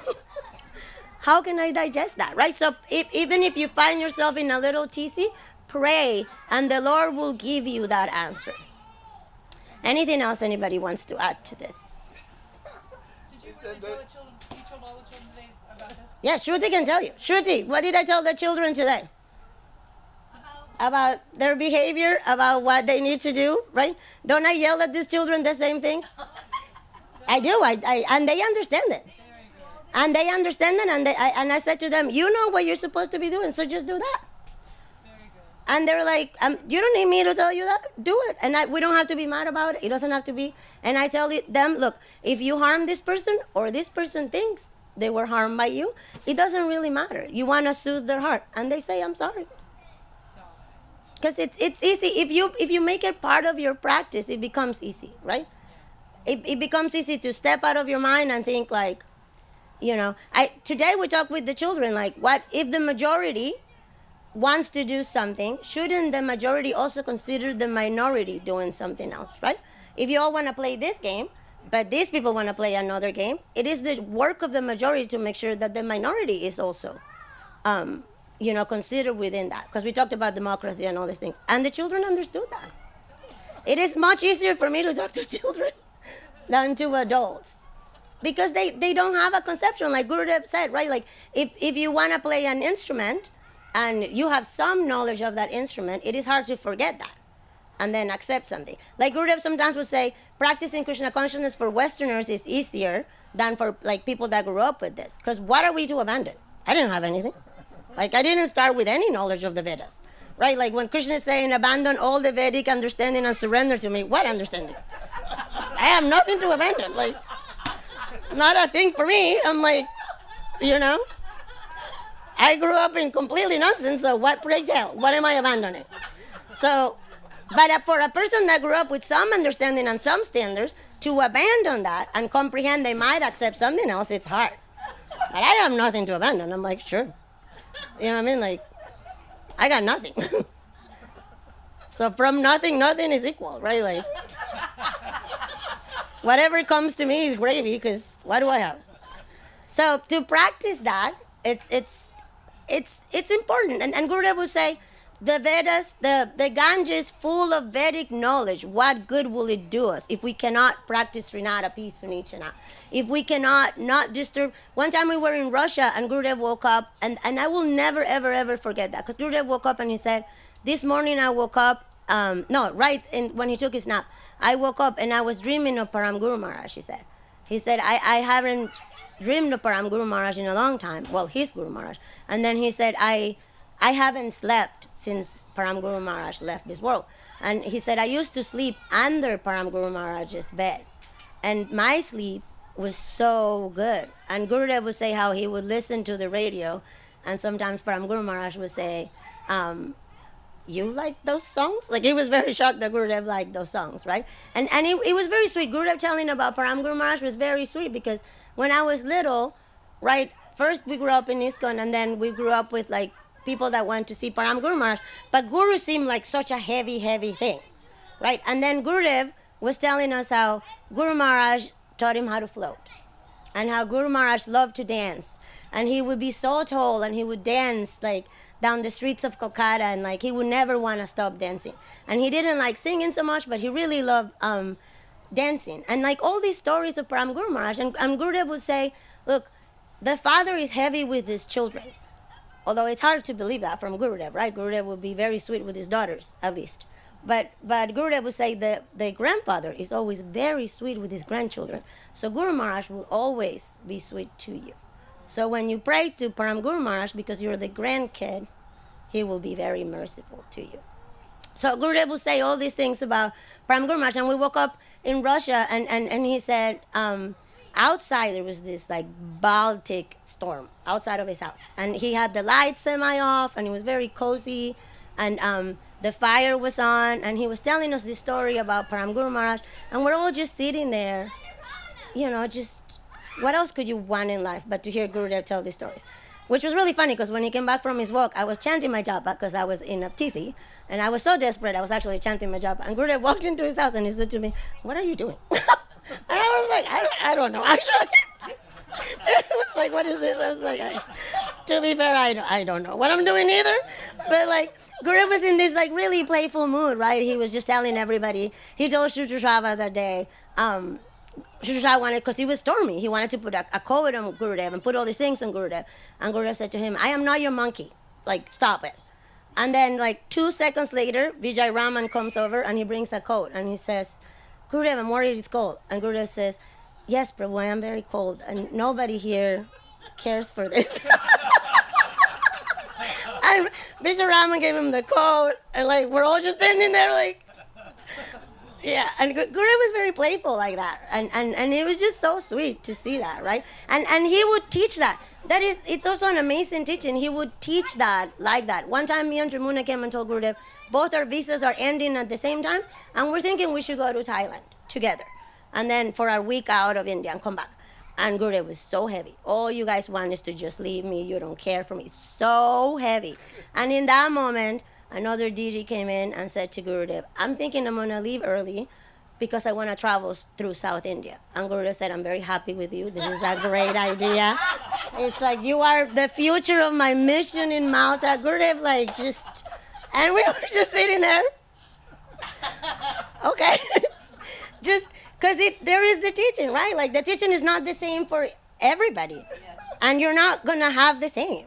And so what's good for some is not good for others. But most importantly, learn not to be envious.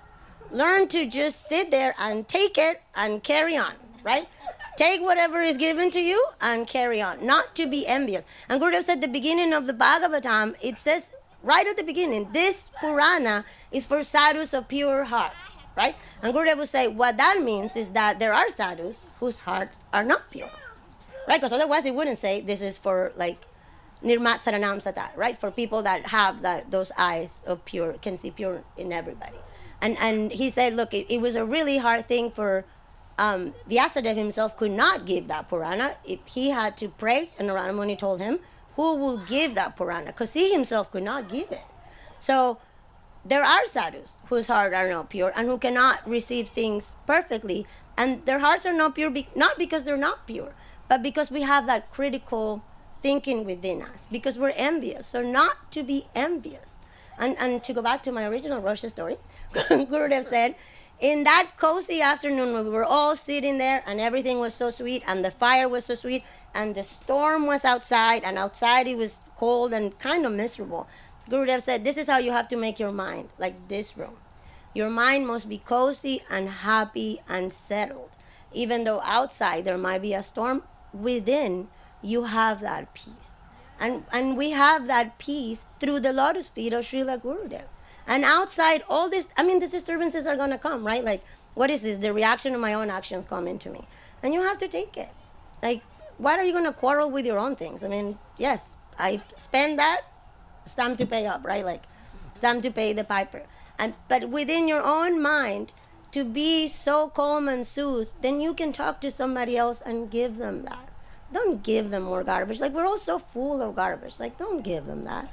If somebody needs whatever they need, give them whatever they want. Give them roses. Gurudev would say, if somebody wants honor, give them buckets of honors. Give them whatever it is they need. Give it to people. What is it? You're not going to be depleted from it. The more you give, the more that comes in your heart. Give it. Give it freely. Gurudev gave it to us freely. Why hold on to it? Right? Like, just pass it on. Any other questions? Thank you. This is my guru. Any other questions, comments, or suggestions you wish to speak? Yes, giving gifts and receiving gifts. This is my favorite. Although I have to say, maybe not receiving gifts, because the devotees sometimes want to give you too many things. And I don't wish to have too many things at home. But I giving gifts and receiving gifts means, right? Prasadam is a gift. Prasadam is the kindest of all gifts. Gurudev would say, to take prasadam is very important. And he told me this, like, a lot. You have to take prasadam. And then he said, I'm not telling you to eat down there. I'm telling you whatever you're eating must be prasadam. Offer it. And then after you offer it, you cannot but give it away, right? This is why I like to do so many, like, free food events, because I like to give prasadam away. Prasadam is the biggest gift of all, right? Give a flower. Whenever I go see Janara Maharaj, to be fair, I am still in the flowers from his own porch, but I bring him a flower. I take his own flowers and I give it to him, but I offer him a flower, right? Like, to do that, it's a gift. Yes, it's a gift. It's like a child, right? You're giving the father, hey, can I have $5 so I can give you a gift? One time I went to Gurudev and I gave him $20, and he said to me, why are you giving me that? And it was Guru Puja in India, right? And everybody was giving Gurudev money, and so I wanted to give Gurudev money. So I gave Gurudev money, and Gurudev said, but you have no money. And I said to him, I know, but everybody's giving you money. And he said, okay, let's do this. I take half, and you keep half. So much like that, I go up to see Janara Maharaj and give him his own things, right? So, and if you see a devotee, give him whatever it is you have. To give somebody a ride, that's a gift. To give somebody a phone call when you know that person needs it, it's a gift. A gift doesn't have to be a thing, right? It can be sometimes people need company. People need somebody to sit by their side while they go through it. We do not need to solve everybody's problems, but we can be the witness of a person's, like, hassle. We can just sit by a person and say, look, I don't have your solution, but you don't have to go through this alone, right? I'm sitting right here with you. And so gifts can be many things according to the person, just as how the instruction can be different for each person, the gift can be that for somebody else. And now to receive a gift, it is also important to be able to receive what is being given, right? I feel very weird sitting up here, but I understand that this position has come to me because I am trying to pass on something that was given to me by Gurudev. And in order to do that, and you may look at me and think, I didn't do a big of an effort today, but I put earrings, so I would look nice, right? Because to try to represent what Gurudev gave me. One time, for Param Guru Maharaj's appearance and disappearance, I would dress nicely in India, and sometimes the devotees there would say to me, what happened to you? And I would say, look, there are other devotees coming, and I want to look nice. So I don't have a lot to look nice, but I put nice earrings because I want to represent what my guru has given me in a nice way, right? So I have to receive whatever it comes to me because it's coming to me for my guru. So I have to pass it on as much as I can, right? Can I dress properly, you know? Gurudev also one time told me he knew a person that wore saris like me, and he would never invite them to their house because they were dragging the dirt of Calcutta. And then the other day he said to me, this is why you fall a lot. Oh my just always falling. So, you know, I'm doing my best here with what I got. But You have to do what you can with what you have. To look, yeah, it's actually 100% true. That is why I fall that love. But you have to receive what's been given to you, right? Yesterday, some of my kids made cookies for the other kids, and they all ran in there in a TC, and they all were very worried that the cookies, although there were servings for everybody, that the cookies were all going to be taken. Because one worries that other people are going to get something, and I'm not going to get it, right? We have that natural anxiety of like shortness of things within us, right? And so I said to them, wait, this is a gift. So receive it as a gift, right? And once you get that plate, the gift has been given, right? So even when one wakes up in the morning and when you can see all these positive things behind, you can see all these beautiful, you remember that here Gurudev would love to see deer, right? Remember all these different things that are connected to Guru. That is a gift. The gift has been received, right? The gift of like remembering, I was sitting out there and the devotees were arriving, and I remember when the devotees would arrive to Navadip. And Gurudev would be so happy, right? So the arrival of the devotees is a gift. And that gift has been received in my heart. And I hope it's been received in your heart too. And I know it's overwhelming because, you come here and everybody's so happy and the energy is really high. But that gift is coming to you from Guru. It's the gift of your family, of your spiritual family. We're here for each other. So that it is very important. So receive that gift. Receive prasadam properly. Receive it with love. Receive it because the Lord, prasadam will save you. My mind will not save me, but prasadam will save me. So when you take prasadam, know that it's coming to save you. Receive it with honor. Any other question, comments, or suggestions? Thank you. Oh my God, thank you. Anything else I can give you? Care for each other. If I can give you anything, care for each other. And if a person is going through it, love them. Love them to pieces. Like, I read this thing about addiction, right? And it said we, meaning in the mental health field, we have been singing war songs, like singing like anger war songs to people that have addiction, when we should have been singing love songs, right? We should be singing each other love songs. We should be soothing each other. Everybody, I know what I've done wrong. And I can tell you for a fact, I know worse than what all of you can imagine combined. So we don't need to remind anybody of what they're doing wrong. They know it. Just like I told those children, I don't need to tell you to act right. You know what you should do. Don't bring like people to be reminded of what they do wrong. Tell them what they can do in health. Like just as Narada Muni told Vyasadeva, you are unhappy. Vyasadeva, imagine that. Vyasadeva, you are unhappy because within the Mahabharata, you gave the Bhagavad Gita, but you've given them food for sick people, and you should have been giving them food for healthy people, right? So let's find a way to give people this beauty, this Bhagavatam, this Purana, right? Imagine that within the Gita is that. So we don't need to give people more food for sickness. Give people food for love. Love them wholeheartedly. Oh my, yes, Prabhu.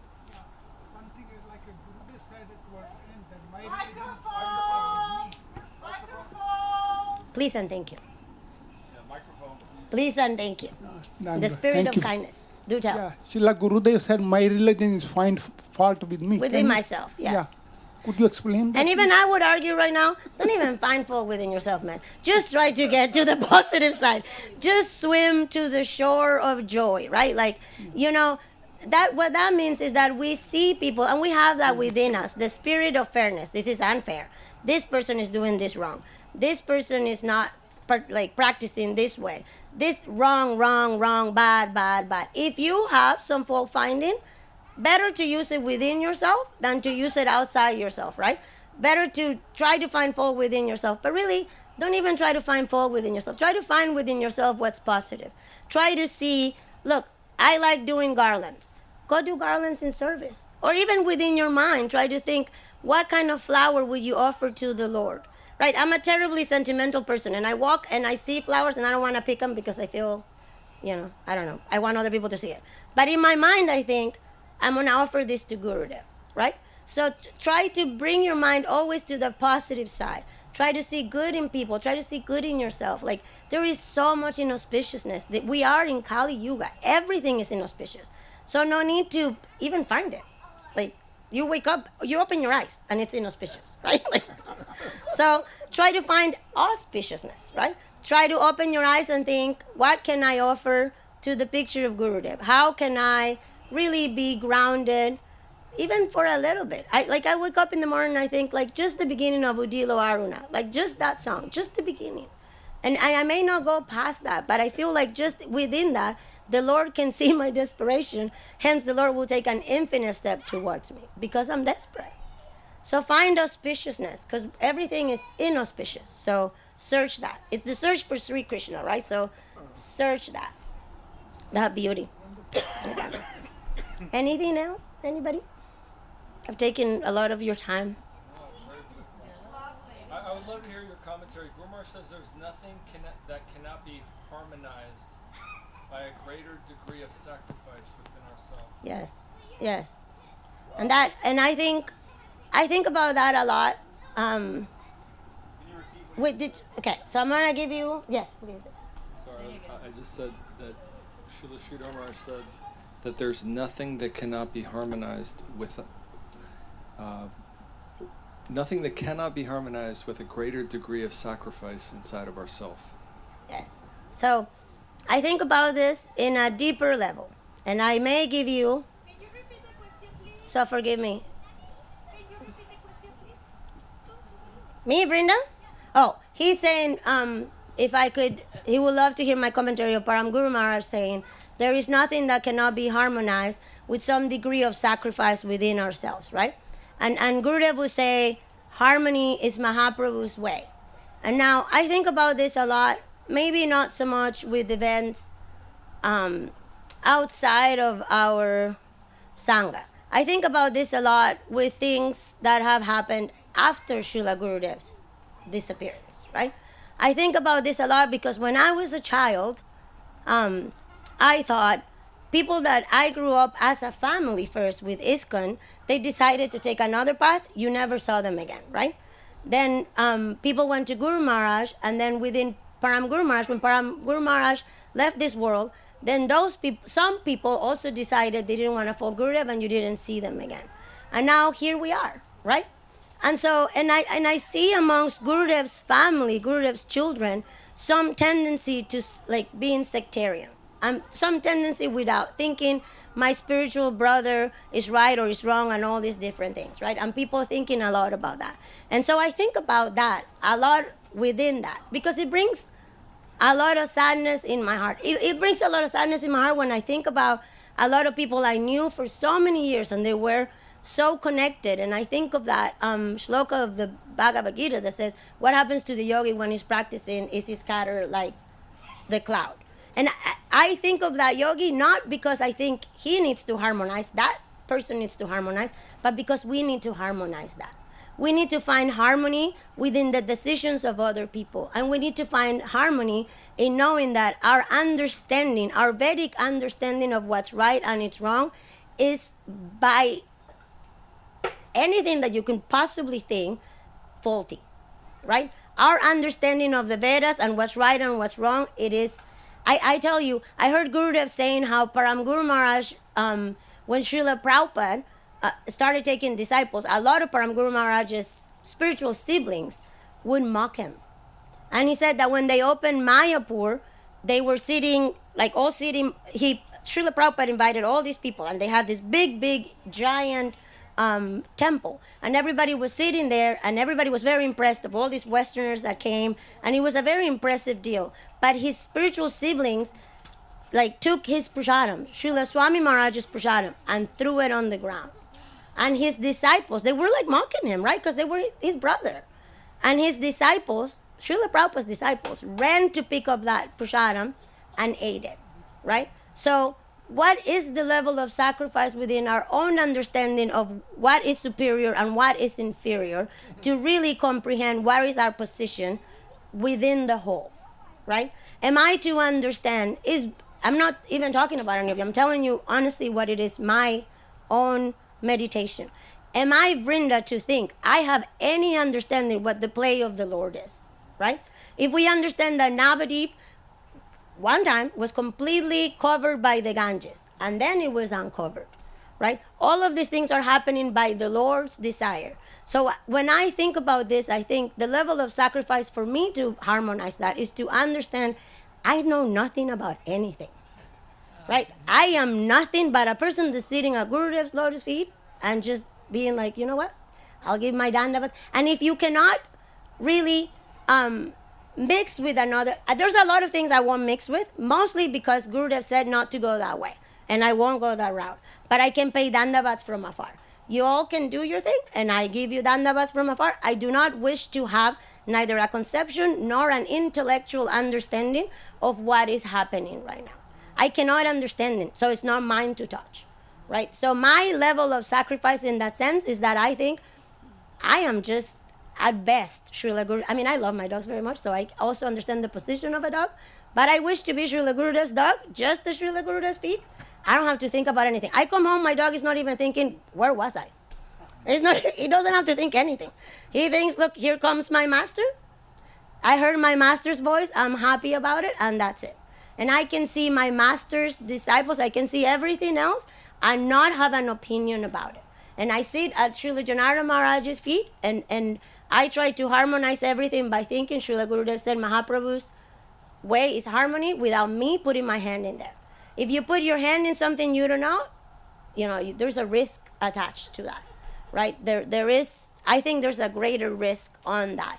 By sitting by Srila Janara Maharaj's thing, Gurudev said one time of a particular person that became very offensive towards Gurudev, and his wife followed him. And Gurudev said her heart was perfect, and she decided to follow him.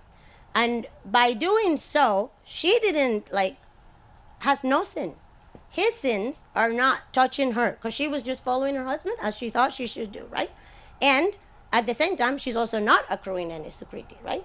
So discerning things is harmonious. So to think what is our position within the whole should be harmonious. To have this constant fight of these people are wrong and these people are doing this and these people shouldn't be following this, who am I to know anything? And I don't wish to live the life I grew up with. I honestly don't.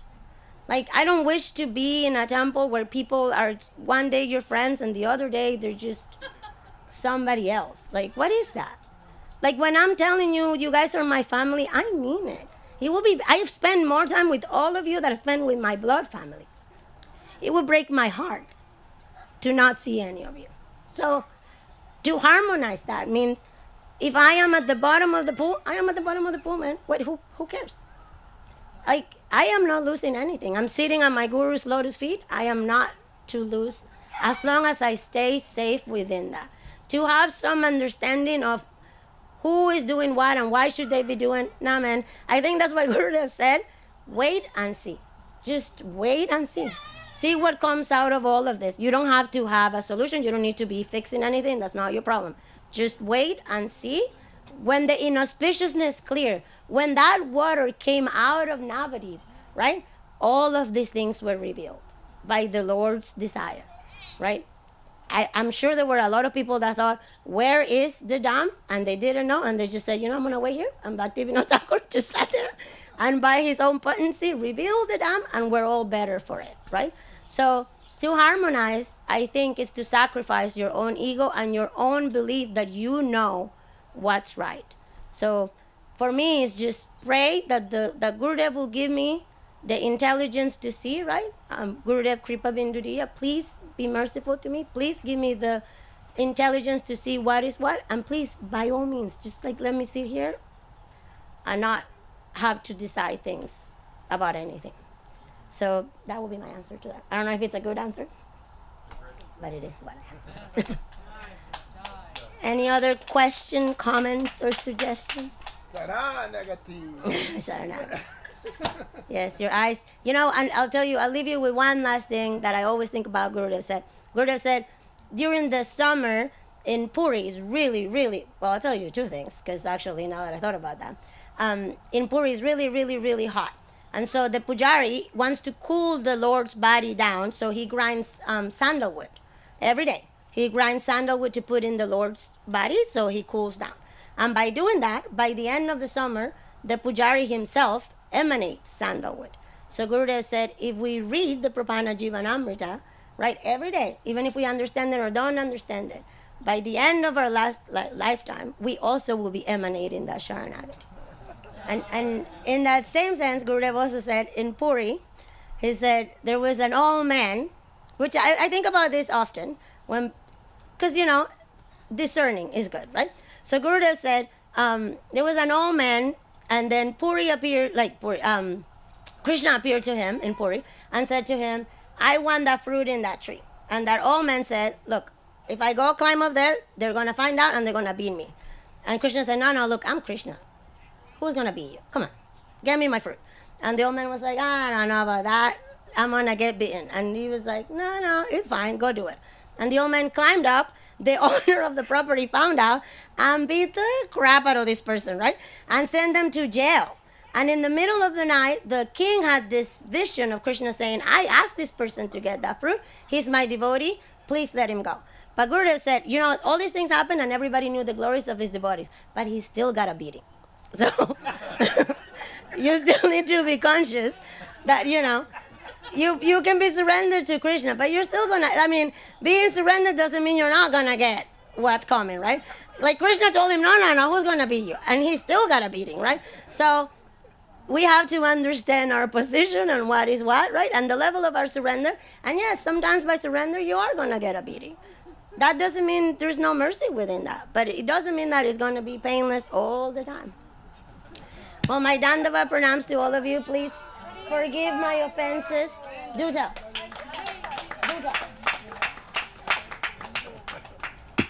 Let me be good. So, my question to you is, what Gurudeva said, okay, give honor, tolerate, and I appreciate, and I think that's the master key for Trinada Pisunichana is your own seatbelt for your spiritual life. But what Gurudeva would say that he would not tolerate? Offenses, I would say. Offenses to others. And Gurudev would say sometimes, and I think that was the harshest thing I heard Gurudev saying. He would say sometimes, these people think they know Param Guru Maharaj's conception, and they can go to heaven or they can go to hell. And I thought, hearing Gurudev say that was so heavy, right? Like, to think of Guru saying, you can do, Gurudev said it often, as you wish, you do, right? But I think what was intolerable was offenses to others. And often you would see devotees will come to Gurudev, more than you would think. I saw Gurudev getting up to go to the bathroom and people just going to town on each other, like right in the veranda, like people would just start fighting over things, you know what I mean? And Gurudev would walk out and everybody, like children, everybody would be sitting like nothing happened, right? So, which also comes to remind you that we all know what we need to do, right? So if Gurudev walks out and you're doing something you shouldn't do and Gurudev comes in and you change it, right, you shouldn't probably be doing that. So I saw so many people coming and telling Gurudev bad things about another person, thinking they were doing right. Gurudev did not like that. Like, nobody likes to hear something bad about your own children, right? Like, that's not nice. Even if they did wrong. Like, wrong things, people will come and say, and Gurudev will say, that's just not palatable, Prabhu. Like, don't say that about your sibling, right? And Gurudev also would say, because people, our own comprehension of things, it really is faulty at best. People will come and say to Gurudev, this person told me that because I am in a fight with this person, I cannot have a connection with you. And Gurudev would say, my connection to my disciples will never be broken. Gurudev told me to write this in a letter. Like, my connection to this person will never be broken unless there is Vaishnava Parada. The only thing that will break your connection to Guru is Vaishnava Parada. Nothing else. Like, you can be as bad can be. Not that I wish you to be bad, but you know what I mean? That is not an unforgivable thing. But to commit offenses against another devotee, that is not good for your spiritual life. You can even be angry. Gurudev will say, this is an angry man, and he will love a lot of angry people. So, you can be all these things, and that's okay. But to commit offenses against another person, and in reality, sometimes we commit offenses because our own mind is disturbed, right? And if you do commit an offense, just say you're sorry and mean it. So not to be offensive. And Gurudev told me one time too, he said, one thing is, if you can't tolerate these people for me, it's very painful. But at least not to talk bad about them. If you can tolerate that, it's not great. It's bad. If you can go to the temple because you can't tolerate a person, that's bad. But the least you can do is to not go against them, not to run your mouth and say bad things about another person, right? If your own heart is disturbed, that is something you need to heal. But to say it aloud to another person not only is poisonous, it will poison that person's heart. So not to do that. I would say that's my 2 cents on that. Yeah? Anything else? We're good? May I be dismissed? To 6. Oh, okay. Well, let's. Do you want to do your Instagram? Yeah, let's do it. I love that. Thank you, because I forgot. So if we may, let's say Brinda will start and we'll go to Maitreya Prabhu. Is that okay, Murali Prabhu? May I? Okay. And then we'll go to the person to your right. Dyslexia. Okay. So this is how we begin, because the more we praise our siblings, our spiritual siblings, the better it is for us. So I would say for this Prabhu, not only his sweetness, the gift he has given us with his children. His children are incredibly beautiful. I cannot tell you, honestly, the joy his children have given me. Anjali once told me, Gurudev will always be with you. The day of Gurudev's disappearance, I was so heartbroken. And she walked in the bathroom and she said to me, Gurudev will always be with you. And she was right. And it really adjusted my heart. But then the other thing I would say is that this beautiful Prabhu is always disseminating the message of the Lord. Like, what a wonderful thing to do. And he is everything I wish to be. I wish to receive the message and pass it on to people without it being touched by my nonsense. And he does this so perfectly and so lovingly. He's just passing on these things, just sitting there so faithfully, trying to give other people the gift he's been given. So thank you, Prabhu, for your beautiful service. My Dandava pranams. Wow. Well, I've been sitting in here in awe, you know, because most of the time you're there in the kitchen, and I mean, I've heard you speak at the Veg Fest, right? Yes. Of course. I'm supposed to be going this way, but Yes. anyways. That way. Yeah. Bye, thank you. Bye, thank you.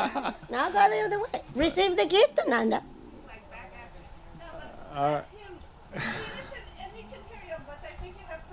Anyway, yeah, I'm just saying it's you know, I know you're a deep thinker. I see your Facebook posts, you know, but yeah, this talk today has just been mind blowing. Thank you. But thank you for your kind words. I mean, what can we say about Anandamayi Didi? I mean, she's such a dear sister, and so inspirational. You know, I think a lot of what keeps me going when I'm tired, and you know, I haven't slept very much, and I had to get up early to walk the dog so I could keep my partner happy at home. You know, before coming here. But you know, thinking about Anandamayi Didi and how tirelessly and with how much joy she's doing all this seva. And just, you know, her enthusiasm is contagious, right? How can you see Anandamayi Didi, you know, facilitating all of this with so much grace and not be inspired and not want to take part in the seva? So, my respects to you, Didi, and wishing you all facilities in your wonderful service. Jai Anandamayi Didi Devi Dasi ki jai. Jai. Oh, sweetness. You're going to drown me on it. May I ask you for Sure. a little side quest? It's a little detour. Okay. So I know you have your Prabhu right next to you, but right behind you is our Braja. Would you please go to Braja, and Braja can go to this lovely Prabhu. Braja, may we praise your service? Oh, I cannot see her from this angle. But she's there. Yeah, like the Lord alright. within your heart. Yeah, I love that. Wow. Okay. So I have to stand up so I can look at her and pour my heart and say, you know, can I tell something about Braja, Yes. but using another anecdote? Yes. When I was in India, I met Yudamani Prabhu for the first time, and then he came to me like, and I don't know anybody, right? For me, everybody is equally amazing, but I don't know the gradations. And then he came to me, oh, do you have any service? I heard you're organizing some service. I said, yeah, I'm trying to put these curtains here. If you want to help me, that's what I'm working on it. And he said, but how do you want me to do that? And then everybody say, he really don't know how to put the curtain up. But what I learned from him and from this moment, it is like the concept it is, doesn't matter the task. The point is to please the Vaishnavas. And very humble and in a great disguise for me. And that's Braja for me, in the same line. Like, she's always so humble and how can I serve you? And you can fall into her trap. You can assume that she like, oh, I don't know how to do that, or how do you think is best? And she knows how to do everything so perfectly. She's like been serving this mission for so long, and every single day I fall in her trap because she's brilliant and she's the most humble. And I'm so glad that Vaidehi dragged her to the stage today, and I hope that we can make this a precedent, that we can bring her to the stage more often, because talking about giving gifts, she has wonderful treasures that I know, and we need to ask her and beg for her to share with us more. But Braja, I love you, sister. You are my inspiration. There is no Govinda Mela without you. Tyagi Maharaj organized Govinda Mela with Braja as a front runner. I'm here just for a big mistake. I barely can speak English. I barely can speak at all. So she tolerates all this nonsense, and she tried to teach me, and I refuse. But you are a humble, beautiful servitor, and I love you, and you are my aspiration and inspiration. Thank you, Braja. Braja. Braja Moy, do you want to praise this Prabhu? Or do you wish to sit back there? Which is also a very respectable thing to do. Sometimes you don't want to participate, huh?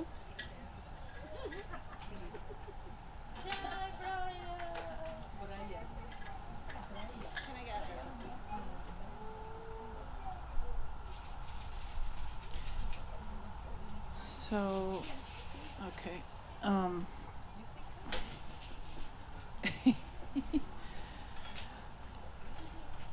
None of that was true, by the way, so just so you know. We all know it to be true. I am the most Braja. puffed up person I know, so please, I forgive. I mean, Ananda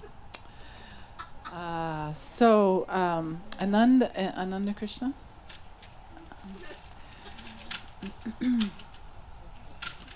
I think Ananda Krishna is totally awesome because he loves to go on Harinam Sankirtan, and I love to go on Harinam Sankirtan, and every time he comes to Salt Lake City, he's like, let's go on Harinam. And when we went last time, not the most recent time, but the time before, and we did Harinam downtown in the evening time. Was it in the winter time? It was like even in the winter. It was cold. It was cold, and it was kind of late, like maybe 8 or 9 o'clock, and we did Harinam down. And somehow we were doing Harinam, and we came across the cast of Hamilton on the street, and they all started dancing, and they were all in their colonial New England costumes. And so they've got the hats and the funny pants and the wigs, and they're all totally freaking out about the Harinam, and they were dancing all around, and we chanted with them for 5 or 10 minutes, and it was really, really fun and really, really far out. Really? Did you? Oh, I love that. They hosted them in their So they got some Airbnbs. connections They somehow. hosted the Hamilton cast at the Airbnb. Yeah. So I'm super inspired by Ananda Krishna, who's been traveling to so many countries with Vishaka and helping with the preaching and the outreach. And speaking of humble, Ananda Krishna is always so humble and always speaking so gently and very deep and sincere, and I really appreciate that. about him, and you always have a beautiful smile and kindness in your heart, and you're always willing to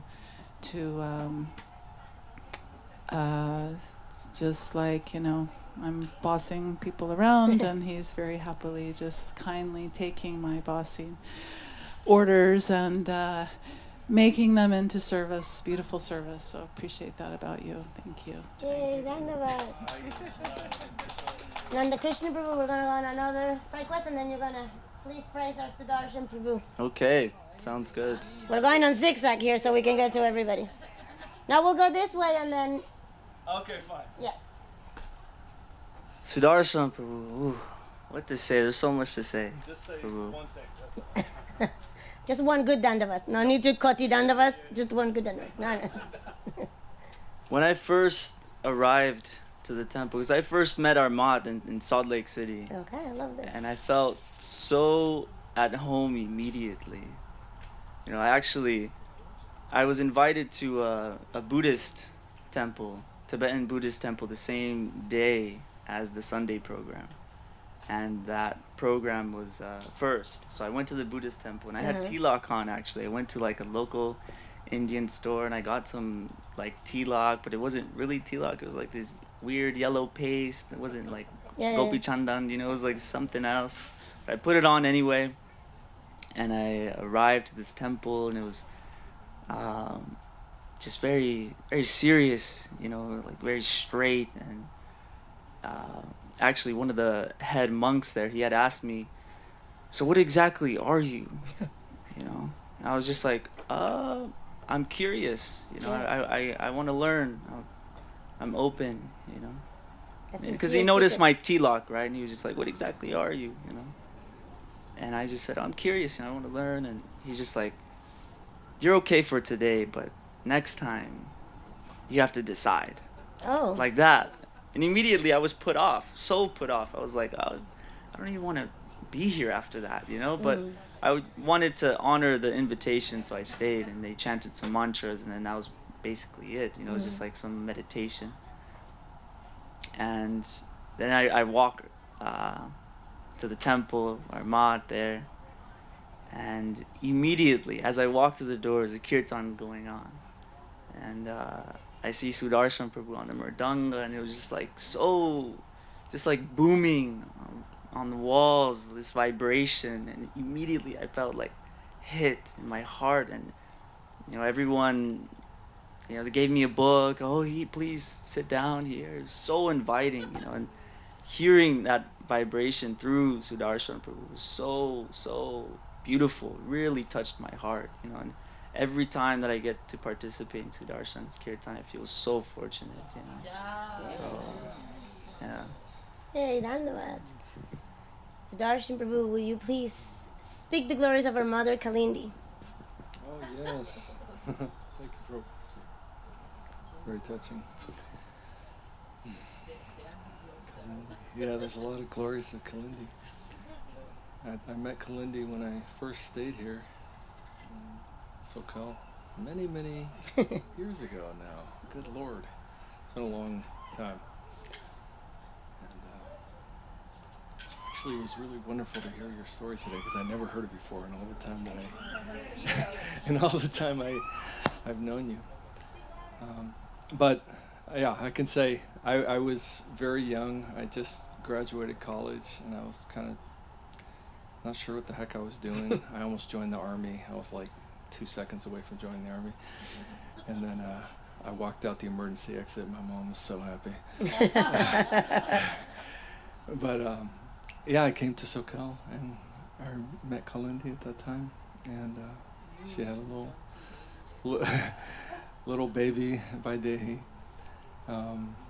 And yeah, I was always just struck by Kalindi, because she always had a good mood every day, and was always saying something sweet. Like every single person she meets, she says something sweet to them and gives them some type of physical affection, pat on the back, a hug, something like that. And never asking for anything in return. And sometimes you kind of dismiss that as who, well, she's just like that. But it's like, no, that's the result of a very intentional and very developed thought for life, and a very intentional and very developed practice of her existence in giving affection and doing service in the temple for many, many, many years. And the older that I get, the more I can appreciate what a noble life you have and how many people you've touched with a good word and a generous deed every day. So thank you, Kalindi. Yay, Kalindima. I never forget that beautiful young teenager. I said, my God, that's such a beautiful boy. Yeah, precious boy. As Rishabhadev used to say, precious boy. Definitely. Well, I Krishna can Mohini? talk about my dear Krishna Mohini, a real friend indeed. In the good and the bad, there is Krishna Mohini. I never forget the beautiful time that we shared together, collecting, talking. One time I was para los niños pobres, to the poor children. One time I was hospitalized and Krishna Mohini kidnapped me and took me to her home and took care of me. And she spoiled me, and I feel that I was in paradise, being taken care so nice. And we separate physically because she moved to Salt Lake, but we all, connected at heart. After many, many years that we practically didn't talk on anything, she found out I had heart surgery, and immediately she collect and send by Dehi lots of money that she collect, so by Dehi can take good care of me. So a real friend in the distance, in the closeness, always her affection means so much. So much affection she has for this mission, how much she collects. She collects thousands and thousands of dollars with the famous how you call the rollers? The massagers? The massages, yeah. So many happy memories we had together, and also in the association of Rishabhadev Prabhu, that was so significant for our spiritual development. So I'm very lucky to have the love, the affection, and the friendship, deep friendship of my mom, Krishna Mohini. I promise, whatever she said about me, I feel 10 times more towards her. So a special friend. But when you said the person on the right, I looked down and I saw Sri Lanka. Oh yeah, because then we'll take another side truck, and then we'll have Sri Lanka, praise our Bimala Mai, and then we'll go like that. But I get to do this. Yes. Okay. Because I saw her sitting, I thought, wait a minute, she's got to come back here because I wanted to talk about Sri Lanka. I'm remembering this photograph of Sri Lanka in India, in Navadvip, with Bimal Krishna. And he's standing there talking to her, and she's doing something with her hands like this. And I'm thinking, she is the most amazing preacher, storyteller. Oh my gosh, I wouldn't want to be in any appearance day without Sri Lanka there. And the way every Sunday she takes all of the children outside to give them a class. And I'm just like, when she goes overseas, I'm like, wait a minute. What are my grandchildren going to do when you're gone? But her nourishment to everybody in the temple in Soquel, Salt Lake City. Everywhere. Everywhere, yes. People ask her to come everywhere because wonderful memory and wonderful insights into the Krishna consciousness. But I don't know how many times I've been like really disturbed about something. And then I feel like, and she just does this Krishna conscious stuff all over you, and you're just like, thank God for my, because this ego is so bad. Yeah. But she knows how to just help you to see it in such a way that's very palatable, and very insightful. And I don't know what I would do without this sweet, sweet soul, and I love her dearly. Love her. I mean, there's just, I could just go on forever. Yes. honestly, you know that, right? Everybody knows. It's like I said, I was talking about Salt Lake City. Yes, the whole planet is benefiting from her beautiful stories. Well, Srila Kumai, will you receive this gift with love of the words of your spiritual sister? And then may you praise our Bimala Didi, which I don't even know how we shall begin or end that. So good luck to you on that one.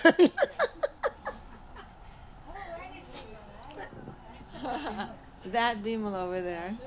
Anyway, all of that is reflected back because everything that we have is because of the treasures in the hearts of our friends. Yes. And that's all spraying on us. And this whole thing that we're doing right now, because Guru Maharaj said, when you say the good qualities of others, that you're eating those qualities. Yes. And they'll become part of you. So be careful. But when we're also eating the bad qualities of someone, that will also become part of us. So we're trying to associate mentally and physically with the absolutely best part of everyone. That inspired part, that is our Gurudev's manifestation. So speaking of which, Bimala's, I don't know what. Bimala's, I remember one time I could say in San Francisco airport, this really, really struck me. Srila Gurudev was trying to give something to Bimala, but I was kind of here and Bimala was out of reach. So he was trying to give you something, I forget what it was, maybe a flower or something like that. So I took the flower and gave it to you. But Gurudev wanted to give it to you personally. So he just took another of whatever that was, I think it was a flower, and he gave it to you personally. And I thought, oh, yeah, I could not be that medium of his affection for you. Like unbelievable love and affection for your, it was such a very beautiful thing for me to understand that, you know. And, every time we see you, you're just running yourself ragged as though you don't even know you have a body. And you're just a complete emblem of surrender and divine service and sacrifice. And no one is not inspired by you. Yes. Everyone is. Everyone is feeling uplifted to see your example, and it doesn't waver. It's not like today this and tomorrow something else. It's steady, completely steady. So you're actually out of my reach of praising because I don't. You're just like on another planet. So I got this opportunity by the grace of Gurudev to try to reach into my dark heart and try to find the jewel of your good qualities and say something about them. And I'm fortunate for that. So Jaya Bimala Devi Dasi Ki Jaya. I would say you took Gurudev's flower and very beautifully gave it to Bimala just now. After so many years. Yep, you did. Bimala Mai, would you please praise our Rukmini before she runs away? Because we must receive our gifts, Rukmini. So sit your beautiful self down. Yeah. Let's try, Rukmini. Yes. I see her in festivals, but I get inspired so much for their family life. Is an example of what in the Vaishnavism means, why the Lord put two people together and how to proceed and how to make it as an offering at the feet of the Lord. And I see it's like the personification of all that. It's so amazing. Each time I see them, I say, oh, my beautiful family. Just Italian style. Oh, my beautiful family. But I really mean, I see all that. And it's so amazing and very good for us to see in our Vaishnavism the real meaning of two people being together in service for the Lord. And that is so beautiful. And she's a wonderful devotee. And I always have so much good memories from our festivals. Of course, she lives far away. And I'm very, very grateful for the example she gives to us and her family and children. Really, Didi, we are all grateful for you. Please Yes. keep it up. Yeah, Rukmini, Jai. Ki Jai. So Rukmini, may you be so kind. Well, we're gonna wait till Shuranangi takes the seat, so see what side quest we're gonna take. Actually, by day he was there. So Well, no, it's- we have a lovely Prabhu back there that also is yeah. waiting. But we don't do many zigzags. Maybe we'll go from you to Shuranangi, and Shuranangi can go to this Prabhu who can go to the Queen of Veracruz herself. My own mother, Madhuchandan Mai. So Rumini, will you be so kind as to praise our Shuranangi Didi? No, we're going this way. We'll do it in Spanish too. Don't worry about it. I can translate. I am a translator. Rukmini is gonna praise Shuranangi. Oh, really? This is your beautiful chance to pass on the flowers of Gurudev to Shuranangi's lotus feet. How to start? Yes. Good luck with that. You have so much to go through. Well, I must say that Sharnangi Didi, since we came here for first time, she was always very personal and very approachable. And one of the things that I have to say that I admire most is the constant of being for so long taking care of the Didis. Yeah, my goodness. It's been a service that I did for a while, and I know how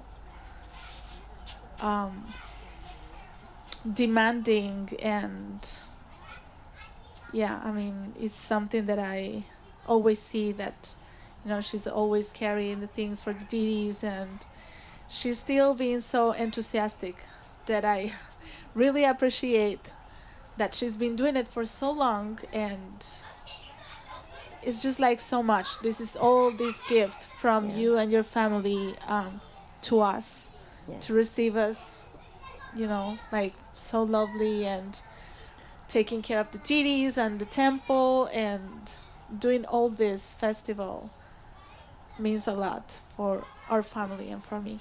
She is like the paraphernalia of the deity. She's the paraphernalia personified. Part of the paraphernalia. I mean that. I will not talk back what I just said. All right, so here's what we're going to do next, because your lovely husband just sat there and he speaks Spanish. So now you're going to give it to Shuranangi, who's going to praise the lovely Prabhu in the back, who's going to go to the husband, who's going to go to the Veracruz queen. And if you need some more Billy. guidance, my teacher self will tell Yes. you.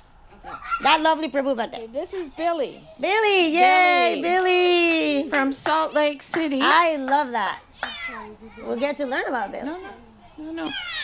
I don't know Billy that well. We met last year, and his reputation is he's a super helpful person. I love that.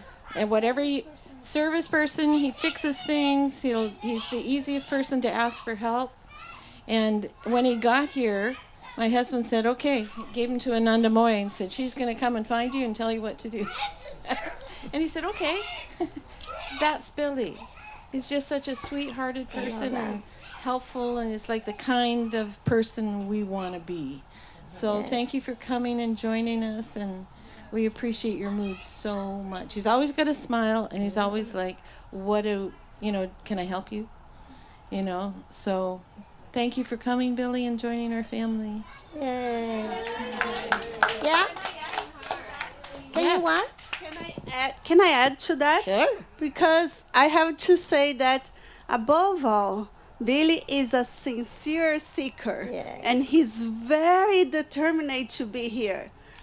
He passed through a lot of obstacles, and the worst of them was me, because I forced him to register 6 times. My goodness. He registered 6 times to be here, and he persisted and persisted. That's how much hankering he has to all this association, and how much he has to give to us. So I want to praise him for all that. Thank you so much. Billy Prabhu ki jai.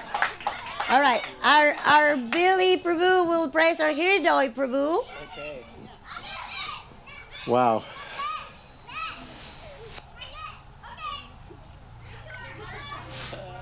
I don't even know his name. Credo. Sure, we met here, brother, and really it was the first connection I made here at Govinda Mela last year. Within a minute of being here, we were peeling potatoes and swapping stories, and we came immediately. The love was there, the devotion was there. We got to go to the beach. The microphone is cutting out. Oh. I got it. See, we like to tell people what to do all the time. But really, the story goes to from the day that I've been introduced to our temple and Krishna, there's been so much love. And that's what I experienced here at Govinda Mela last year and again this year. It's unbelievable, the feeling of family and devotion and closeness that we all have. It's unbelievable. And the spiritual leadership at our temple is beyond anything I've ever experienced in my life. It's just unbelievable. But this gentleman here really helped me last year, he and his brother, being comfortable, meeting other people, bridging myself with Krishna. It was just very, very tender, very warm, and I appreciate it and love you. Yay, my Danda. Beautiful. Hridoy Prabhu, no, ahora tiene usted que, por favor, dele todas las flores a Madhuchandan Didi. No. I don't know how to say to... No, dilo en español y yo lo traduzco si quieres. No sé qué decir. I don't know. Lo que a Madhuchandan. Uno comienza las guirnaldas por la primera flor que consigues. Es correcto. Mi reverencia. We'll give his dandavats. He doesn't know where to begin to praise Madhuchandan. So he's going to start by saying dandavats, which is very wise, I would say. De verdad que no sé qué decir. No me gusta hablar mucho en público. Okay. I'm so sorry. Okay. No quiero decírselo en privado. Okay. So ¿puedo yo decirlo? May I take this? Por favor, please. Okay. Mi Madhuchandan, mi madre Madhuchandan es mi refugio. Yo pienso en Madhuchandan. Cuando yo fui a Veracruz, eso era como estar en India. When I went to Veracruz the first time, for the installation of the deities, I forget what it was. I was sitting in the ladies' ashram on top, and it was like being in Calcutta. It was like being at Dum Dum Park. Cuando yo fui allá, era como estar en Dum Dum Park. Y lo que más me dio a mí, pero un montón de motivación, es que Madhuchandan entró. Yo estaba cocinando y ella me permitió cocinar. Y ya sabes, había un poquito de desastre que yo hice yo misma. Y Madhuchandan entró y le dijo a todo el mundo, bueno, pónganse a hacer servicio. Y todo el mundo corrió. Y todo el mundo se puso en los palitos y todo el mundo hizo todo. Pero eso habla de la confianza y la rendición que tienen los devotos con Madhuchandan. So when I went to Veracruz, Madhuchandan would walk out and say to people, all right, we need to clean up. And everybody would immediately get to work. Like the service would be done. And there was no argument about it. And I thought that spoke a lot about Madhuchandan's faith. Her faith is just the umbrella that protects everybody in Veracruz. And it extends to us. Y la fe de Madhuchandan es el paraguas que nos cubre a todos y nos protege a todos, desde Veracruz hasta acá. So que tengamos muchos años más con nuestra mamá Madhuchandan.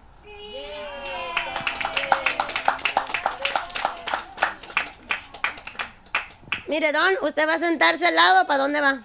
Aquí, para atrás. Para que Madhuchandan le dé a usted. No, pues ya yo ni sé para dónde, a la derecha. Madhuchandan, que si quiere hablar de este devoto ahí. ¿Le doy el micrófono ahí? Sí, a Madhuchandan. ¿Cómo te llamas? ¿Cómo te llamas? Me llamo Adikesa. Juanito. Adikesa Bada, tengo mucho tiempo de conocerlo y siempre con el mismo humor, ¿no? Es increíble.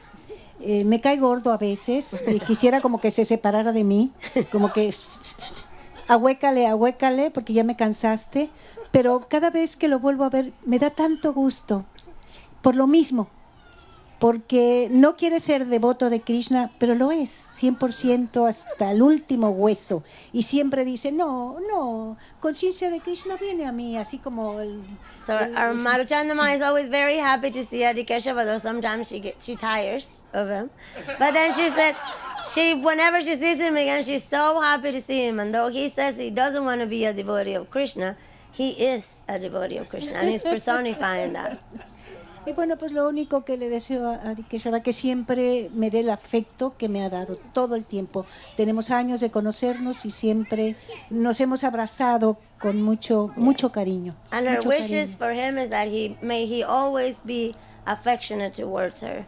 Un as día much me as he's been. invitó a dormir y a vivir en su carro ese en el que vive. Yo le dije, no, ¿cómo crees que me voy a ir a dormir contigo? A ver, Adikeshava Prabhu, ¿puede por favor darle sus alabanzas a este devoto? No, usted tiene que alabar a ese devoto. May you praise him. So this is pretty much what Brinda was talking about during his eloquence speaking time. Yes.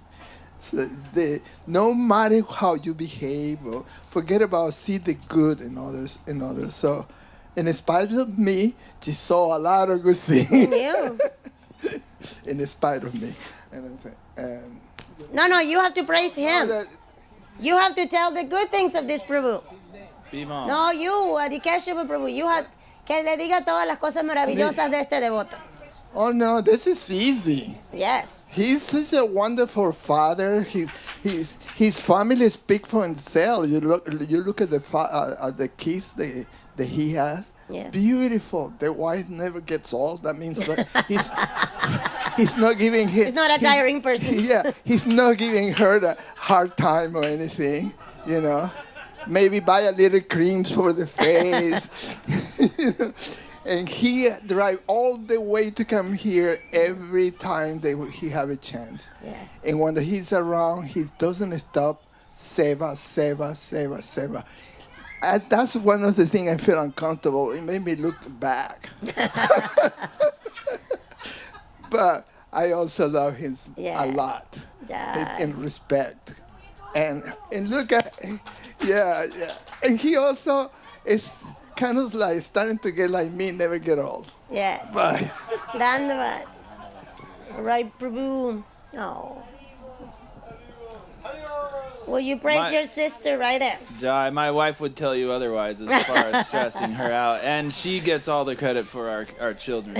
I don't. She deals with that, and that's why they're the way they are. But my sister, yes. Induleka Didi. Yes. The one thing that I can say about Induleka is she's authentic. I don't think she's the same from the first time I met her. She's very much herself. In such a sweet and loving way. She doesn't talk a whole lot, but she doesn't have to. Like, she shows you her enthusiasm with her facial expressions. She's always doing nice seva with the filming. She's just always there, always doing something that needed to be done, and she brings me happiness. She has a beautiful smile that just lights up the room. You know, Induleka, everybody loves Induleka. Yes. If you know Induleka, I mean, what can I say? If you know her, then you just know. Like, if that makes any sense at all. It sure does. Jai, Induleka ki Jai. Yay. Induleka Mai, may you praise your Divya Shakti Mai next to you.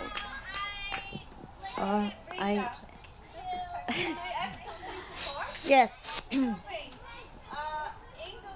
also, after 2 canceled flights, she arrived here and she canceled a trip to London to be with us. Yay! And just somebody, Raja whispered here, who wants to go for RT? Yeah. Have opportunity now. Yes. Well, okay, Divya Shakti Didi. I remember when I met you first when I was coming and going from Soquel for some random reasons, and I would see you, and you would be like so mysterious to me, like I can't really put you in the other, like I don't know, like this is like a devotee person, and this is also like a Mataji person, but you were like like an exotic flower. Like I couldn't really, like you were so beautiful, but I couldn't really understand you for some reason. But then you came to Salt Lake, and I started to know you more, and I'm just amazed by how you're like some kind of like African drum or something. You're just like devotion is just like pulsing out of you just like Love this. that. And how you sometimes you talk about the service you did in Navadvip, for example, how you would clean Guru Maharaj's room or his cup or something like this, and like the amount of love that I can see that you feel, I don't even know how to feel that, even not in devotional life, even in just like a regular life. I've never experienced that much affection in my life, how much you feel towards Guru Maharaj's cup. Hey, Dandava. I'll end here, but there is more. Thank you. Thank you so much, Induleka. You're amazing. We're so happy to have you here, and we're so glad you gave us a sweet surprise of arriving here without telling anyone. And I was so concerned about her because of the floods in Texas, and I texted her, and you know they're fine and everything. And we're really happy to have you here and your example of sweetness. You are the personification of sweetness. It is so true. And Divya Maya. Is it Narayani Mai. Oh, that's really easy. Peasy. Easy breezy. Anyway. Okay. All right. Dandavat Didi. Jai Narayani Didi. Yay, Narayani Devidasi. Up. So you're not blocking the... There. Oh, I see. Okay. Narayani. Narayani is, she reminds me of a flower child. She's actually blossoms in whatever service she does. It is just blossoms. She does everything very perfectly. Whatever it is, whether it's making vases, whether it's cooking, whether it's, cleaning, whatever she does with expertise. You know, she's a perfectionist, and I really admire that about you. And you're a really good cook, and she had really good upbringing. Yay. And in her devotional life, and she grew up with Sita, and a lots of affection, very steady year after year, always here with the devotees, always coming back, and ever since you were a young child, when you came to Krishna consciousness, you were born in a Krishna conscious family. You're like a second generation, huh? Yeah, so I really admire your association, and you're always sweet. Yay. And I really appreciate Narayani Mai, I have the sense that in order for you to praise this lovely Didi, you need to get closer or no? Because that mic is, it's like me running out of juice.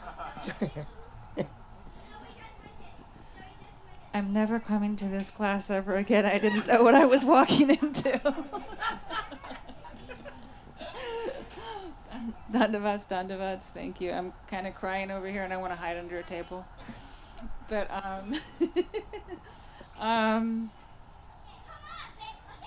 well, the loveliness and the dedication of this, what's your name again?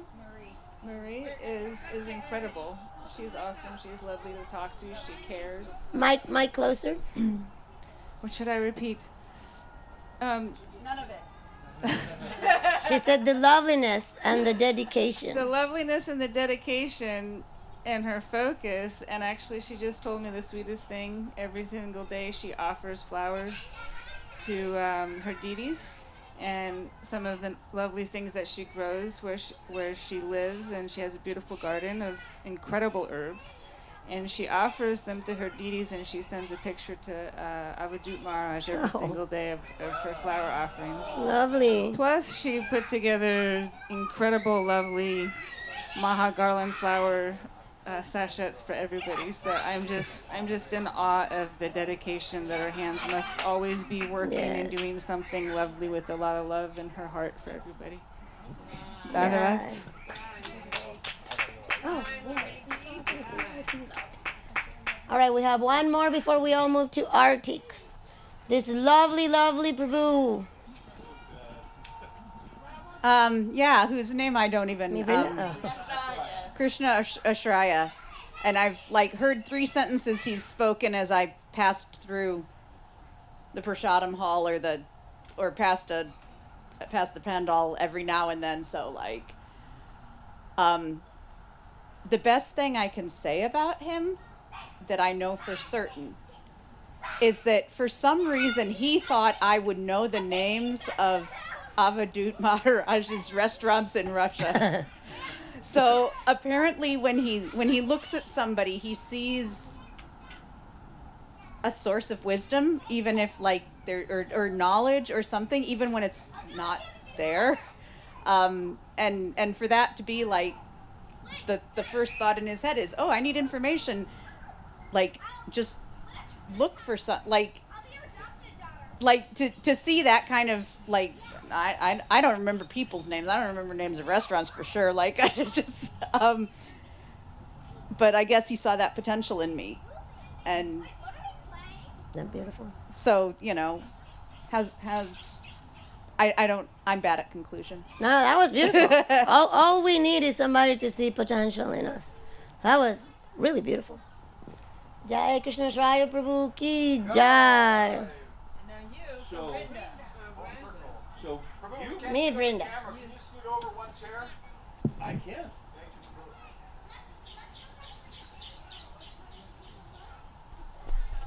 This is good, or a little further? That's fine. That's perfect. We got you trapped there.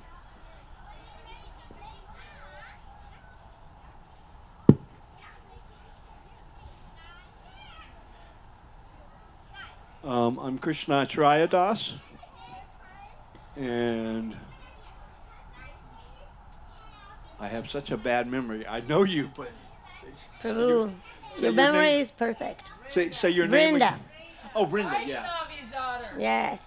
So, Brinda Devi, I've known her for years, and I don't think I've ever seen a person as happy as she is. She's always happy and laughing and joyous, and it's contagious. You get around her, it reminds me of this. They had of Srila Swami Maharaj. They had Prabhupada. They had this movie about him, and so this he was sponsored by these people in the West. And the lady said, Swami, of course, she not like the serious part, but she said he was kind of intimidating, but when he laughed, it was oceanic. And so Brinda's like that. But all the time, joyous, just really happy, and it's contagious. I love that about her. I love being around her. And then we had this class, and she's telling us this stuff, and it's just wow, I'm listening intently. I mean, I'm getting so much out of this. I was telling Jaya Rama, this is my inoculation or booster or whatever, and and then then after it's over, then I'll be waiting next year for my next immunization shot. But just hearing her speak and all like that, it was just so heartfelt and so profound. So I have so much appreciation for her. And then such a good servitor too. She's always doing all this nice service, great cook. She's in the kitchen cooking, she's cleaning, washing pots. and no arrogant about it, real humble. Like if the prasadam hall is dirty, she'll sweep it or mop it. You know, just really such a wonderful, dedicated server. You know, it's a really great inspiration to me, and so that's what I see. And I would say, Prabhu, I'm her. always happy when I see you because I'm just really, truly, I'm not saying this out of humility, I'm mirroring your joy. So then I cannot but be happy when I see you. Well, my Dandava pranams to everybody. Thank you so much for spending this time with me. And please forgive my offenses in this attempt to serve my Guru. Dandavats, Dandavats. Yeah. Brinda, what an inspiration. Thank you so much. And for everybody, after Arati, we're going to have our first game of the Govinda Mela. It's a Kirtan competition. You have to come back. It's Lavanika Devika Project. Devi.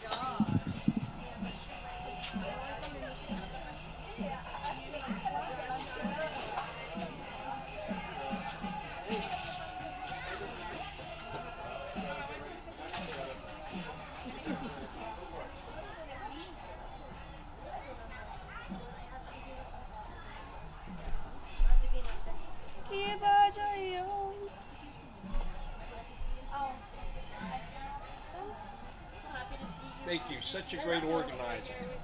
Every year, and you have the little games and stuff. Those games, amazing, and every year, and it was amazing when Tagi Maharaj didn't, doing it, but he's gone now, and then you've taken up the torch and made it wonderful every year.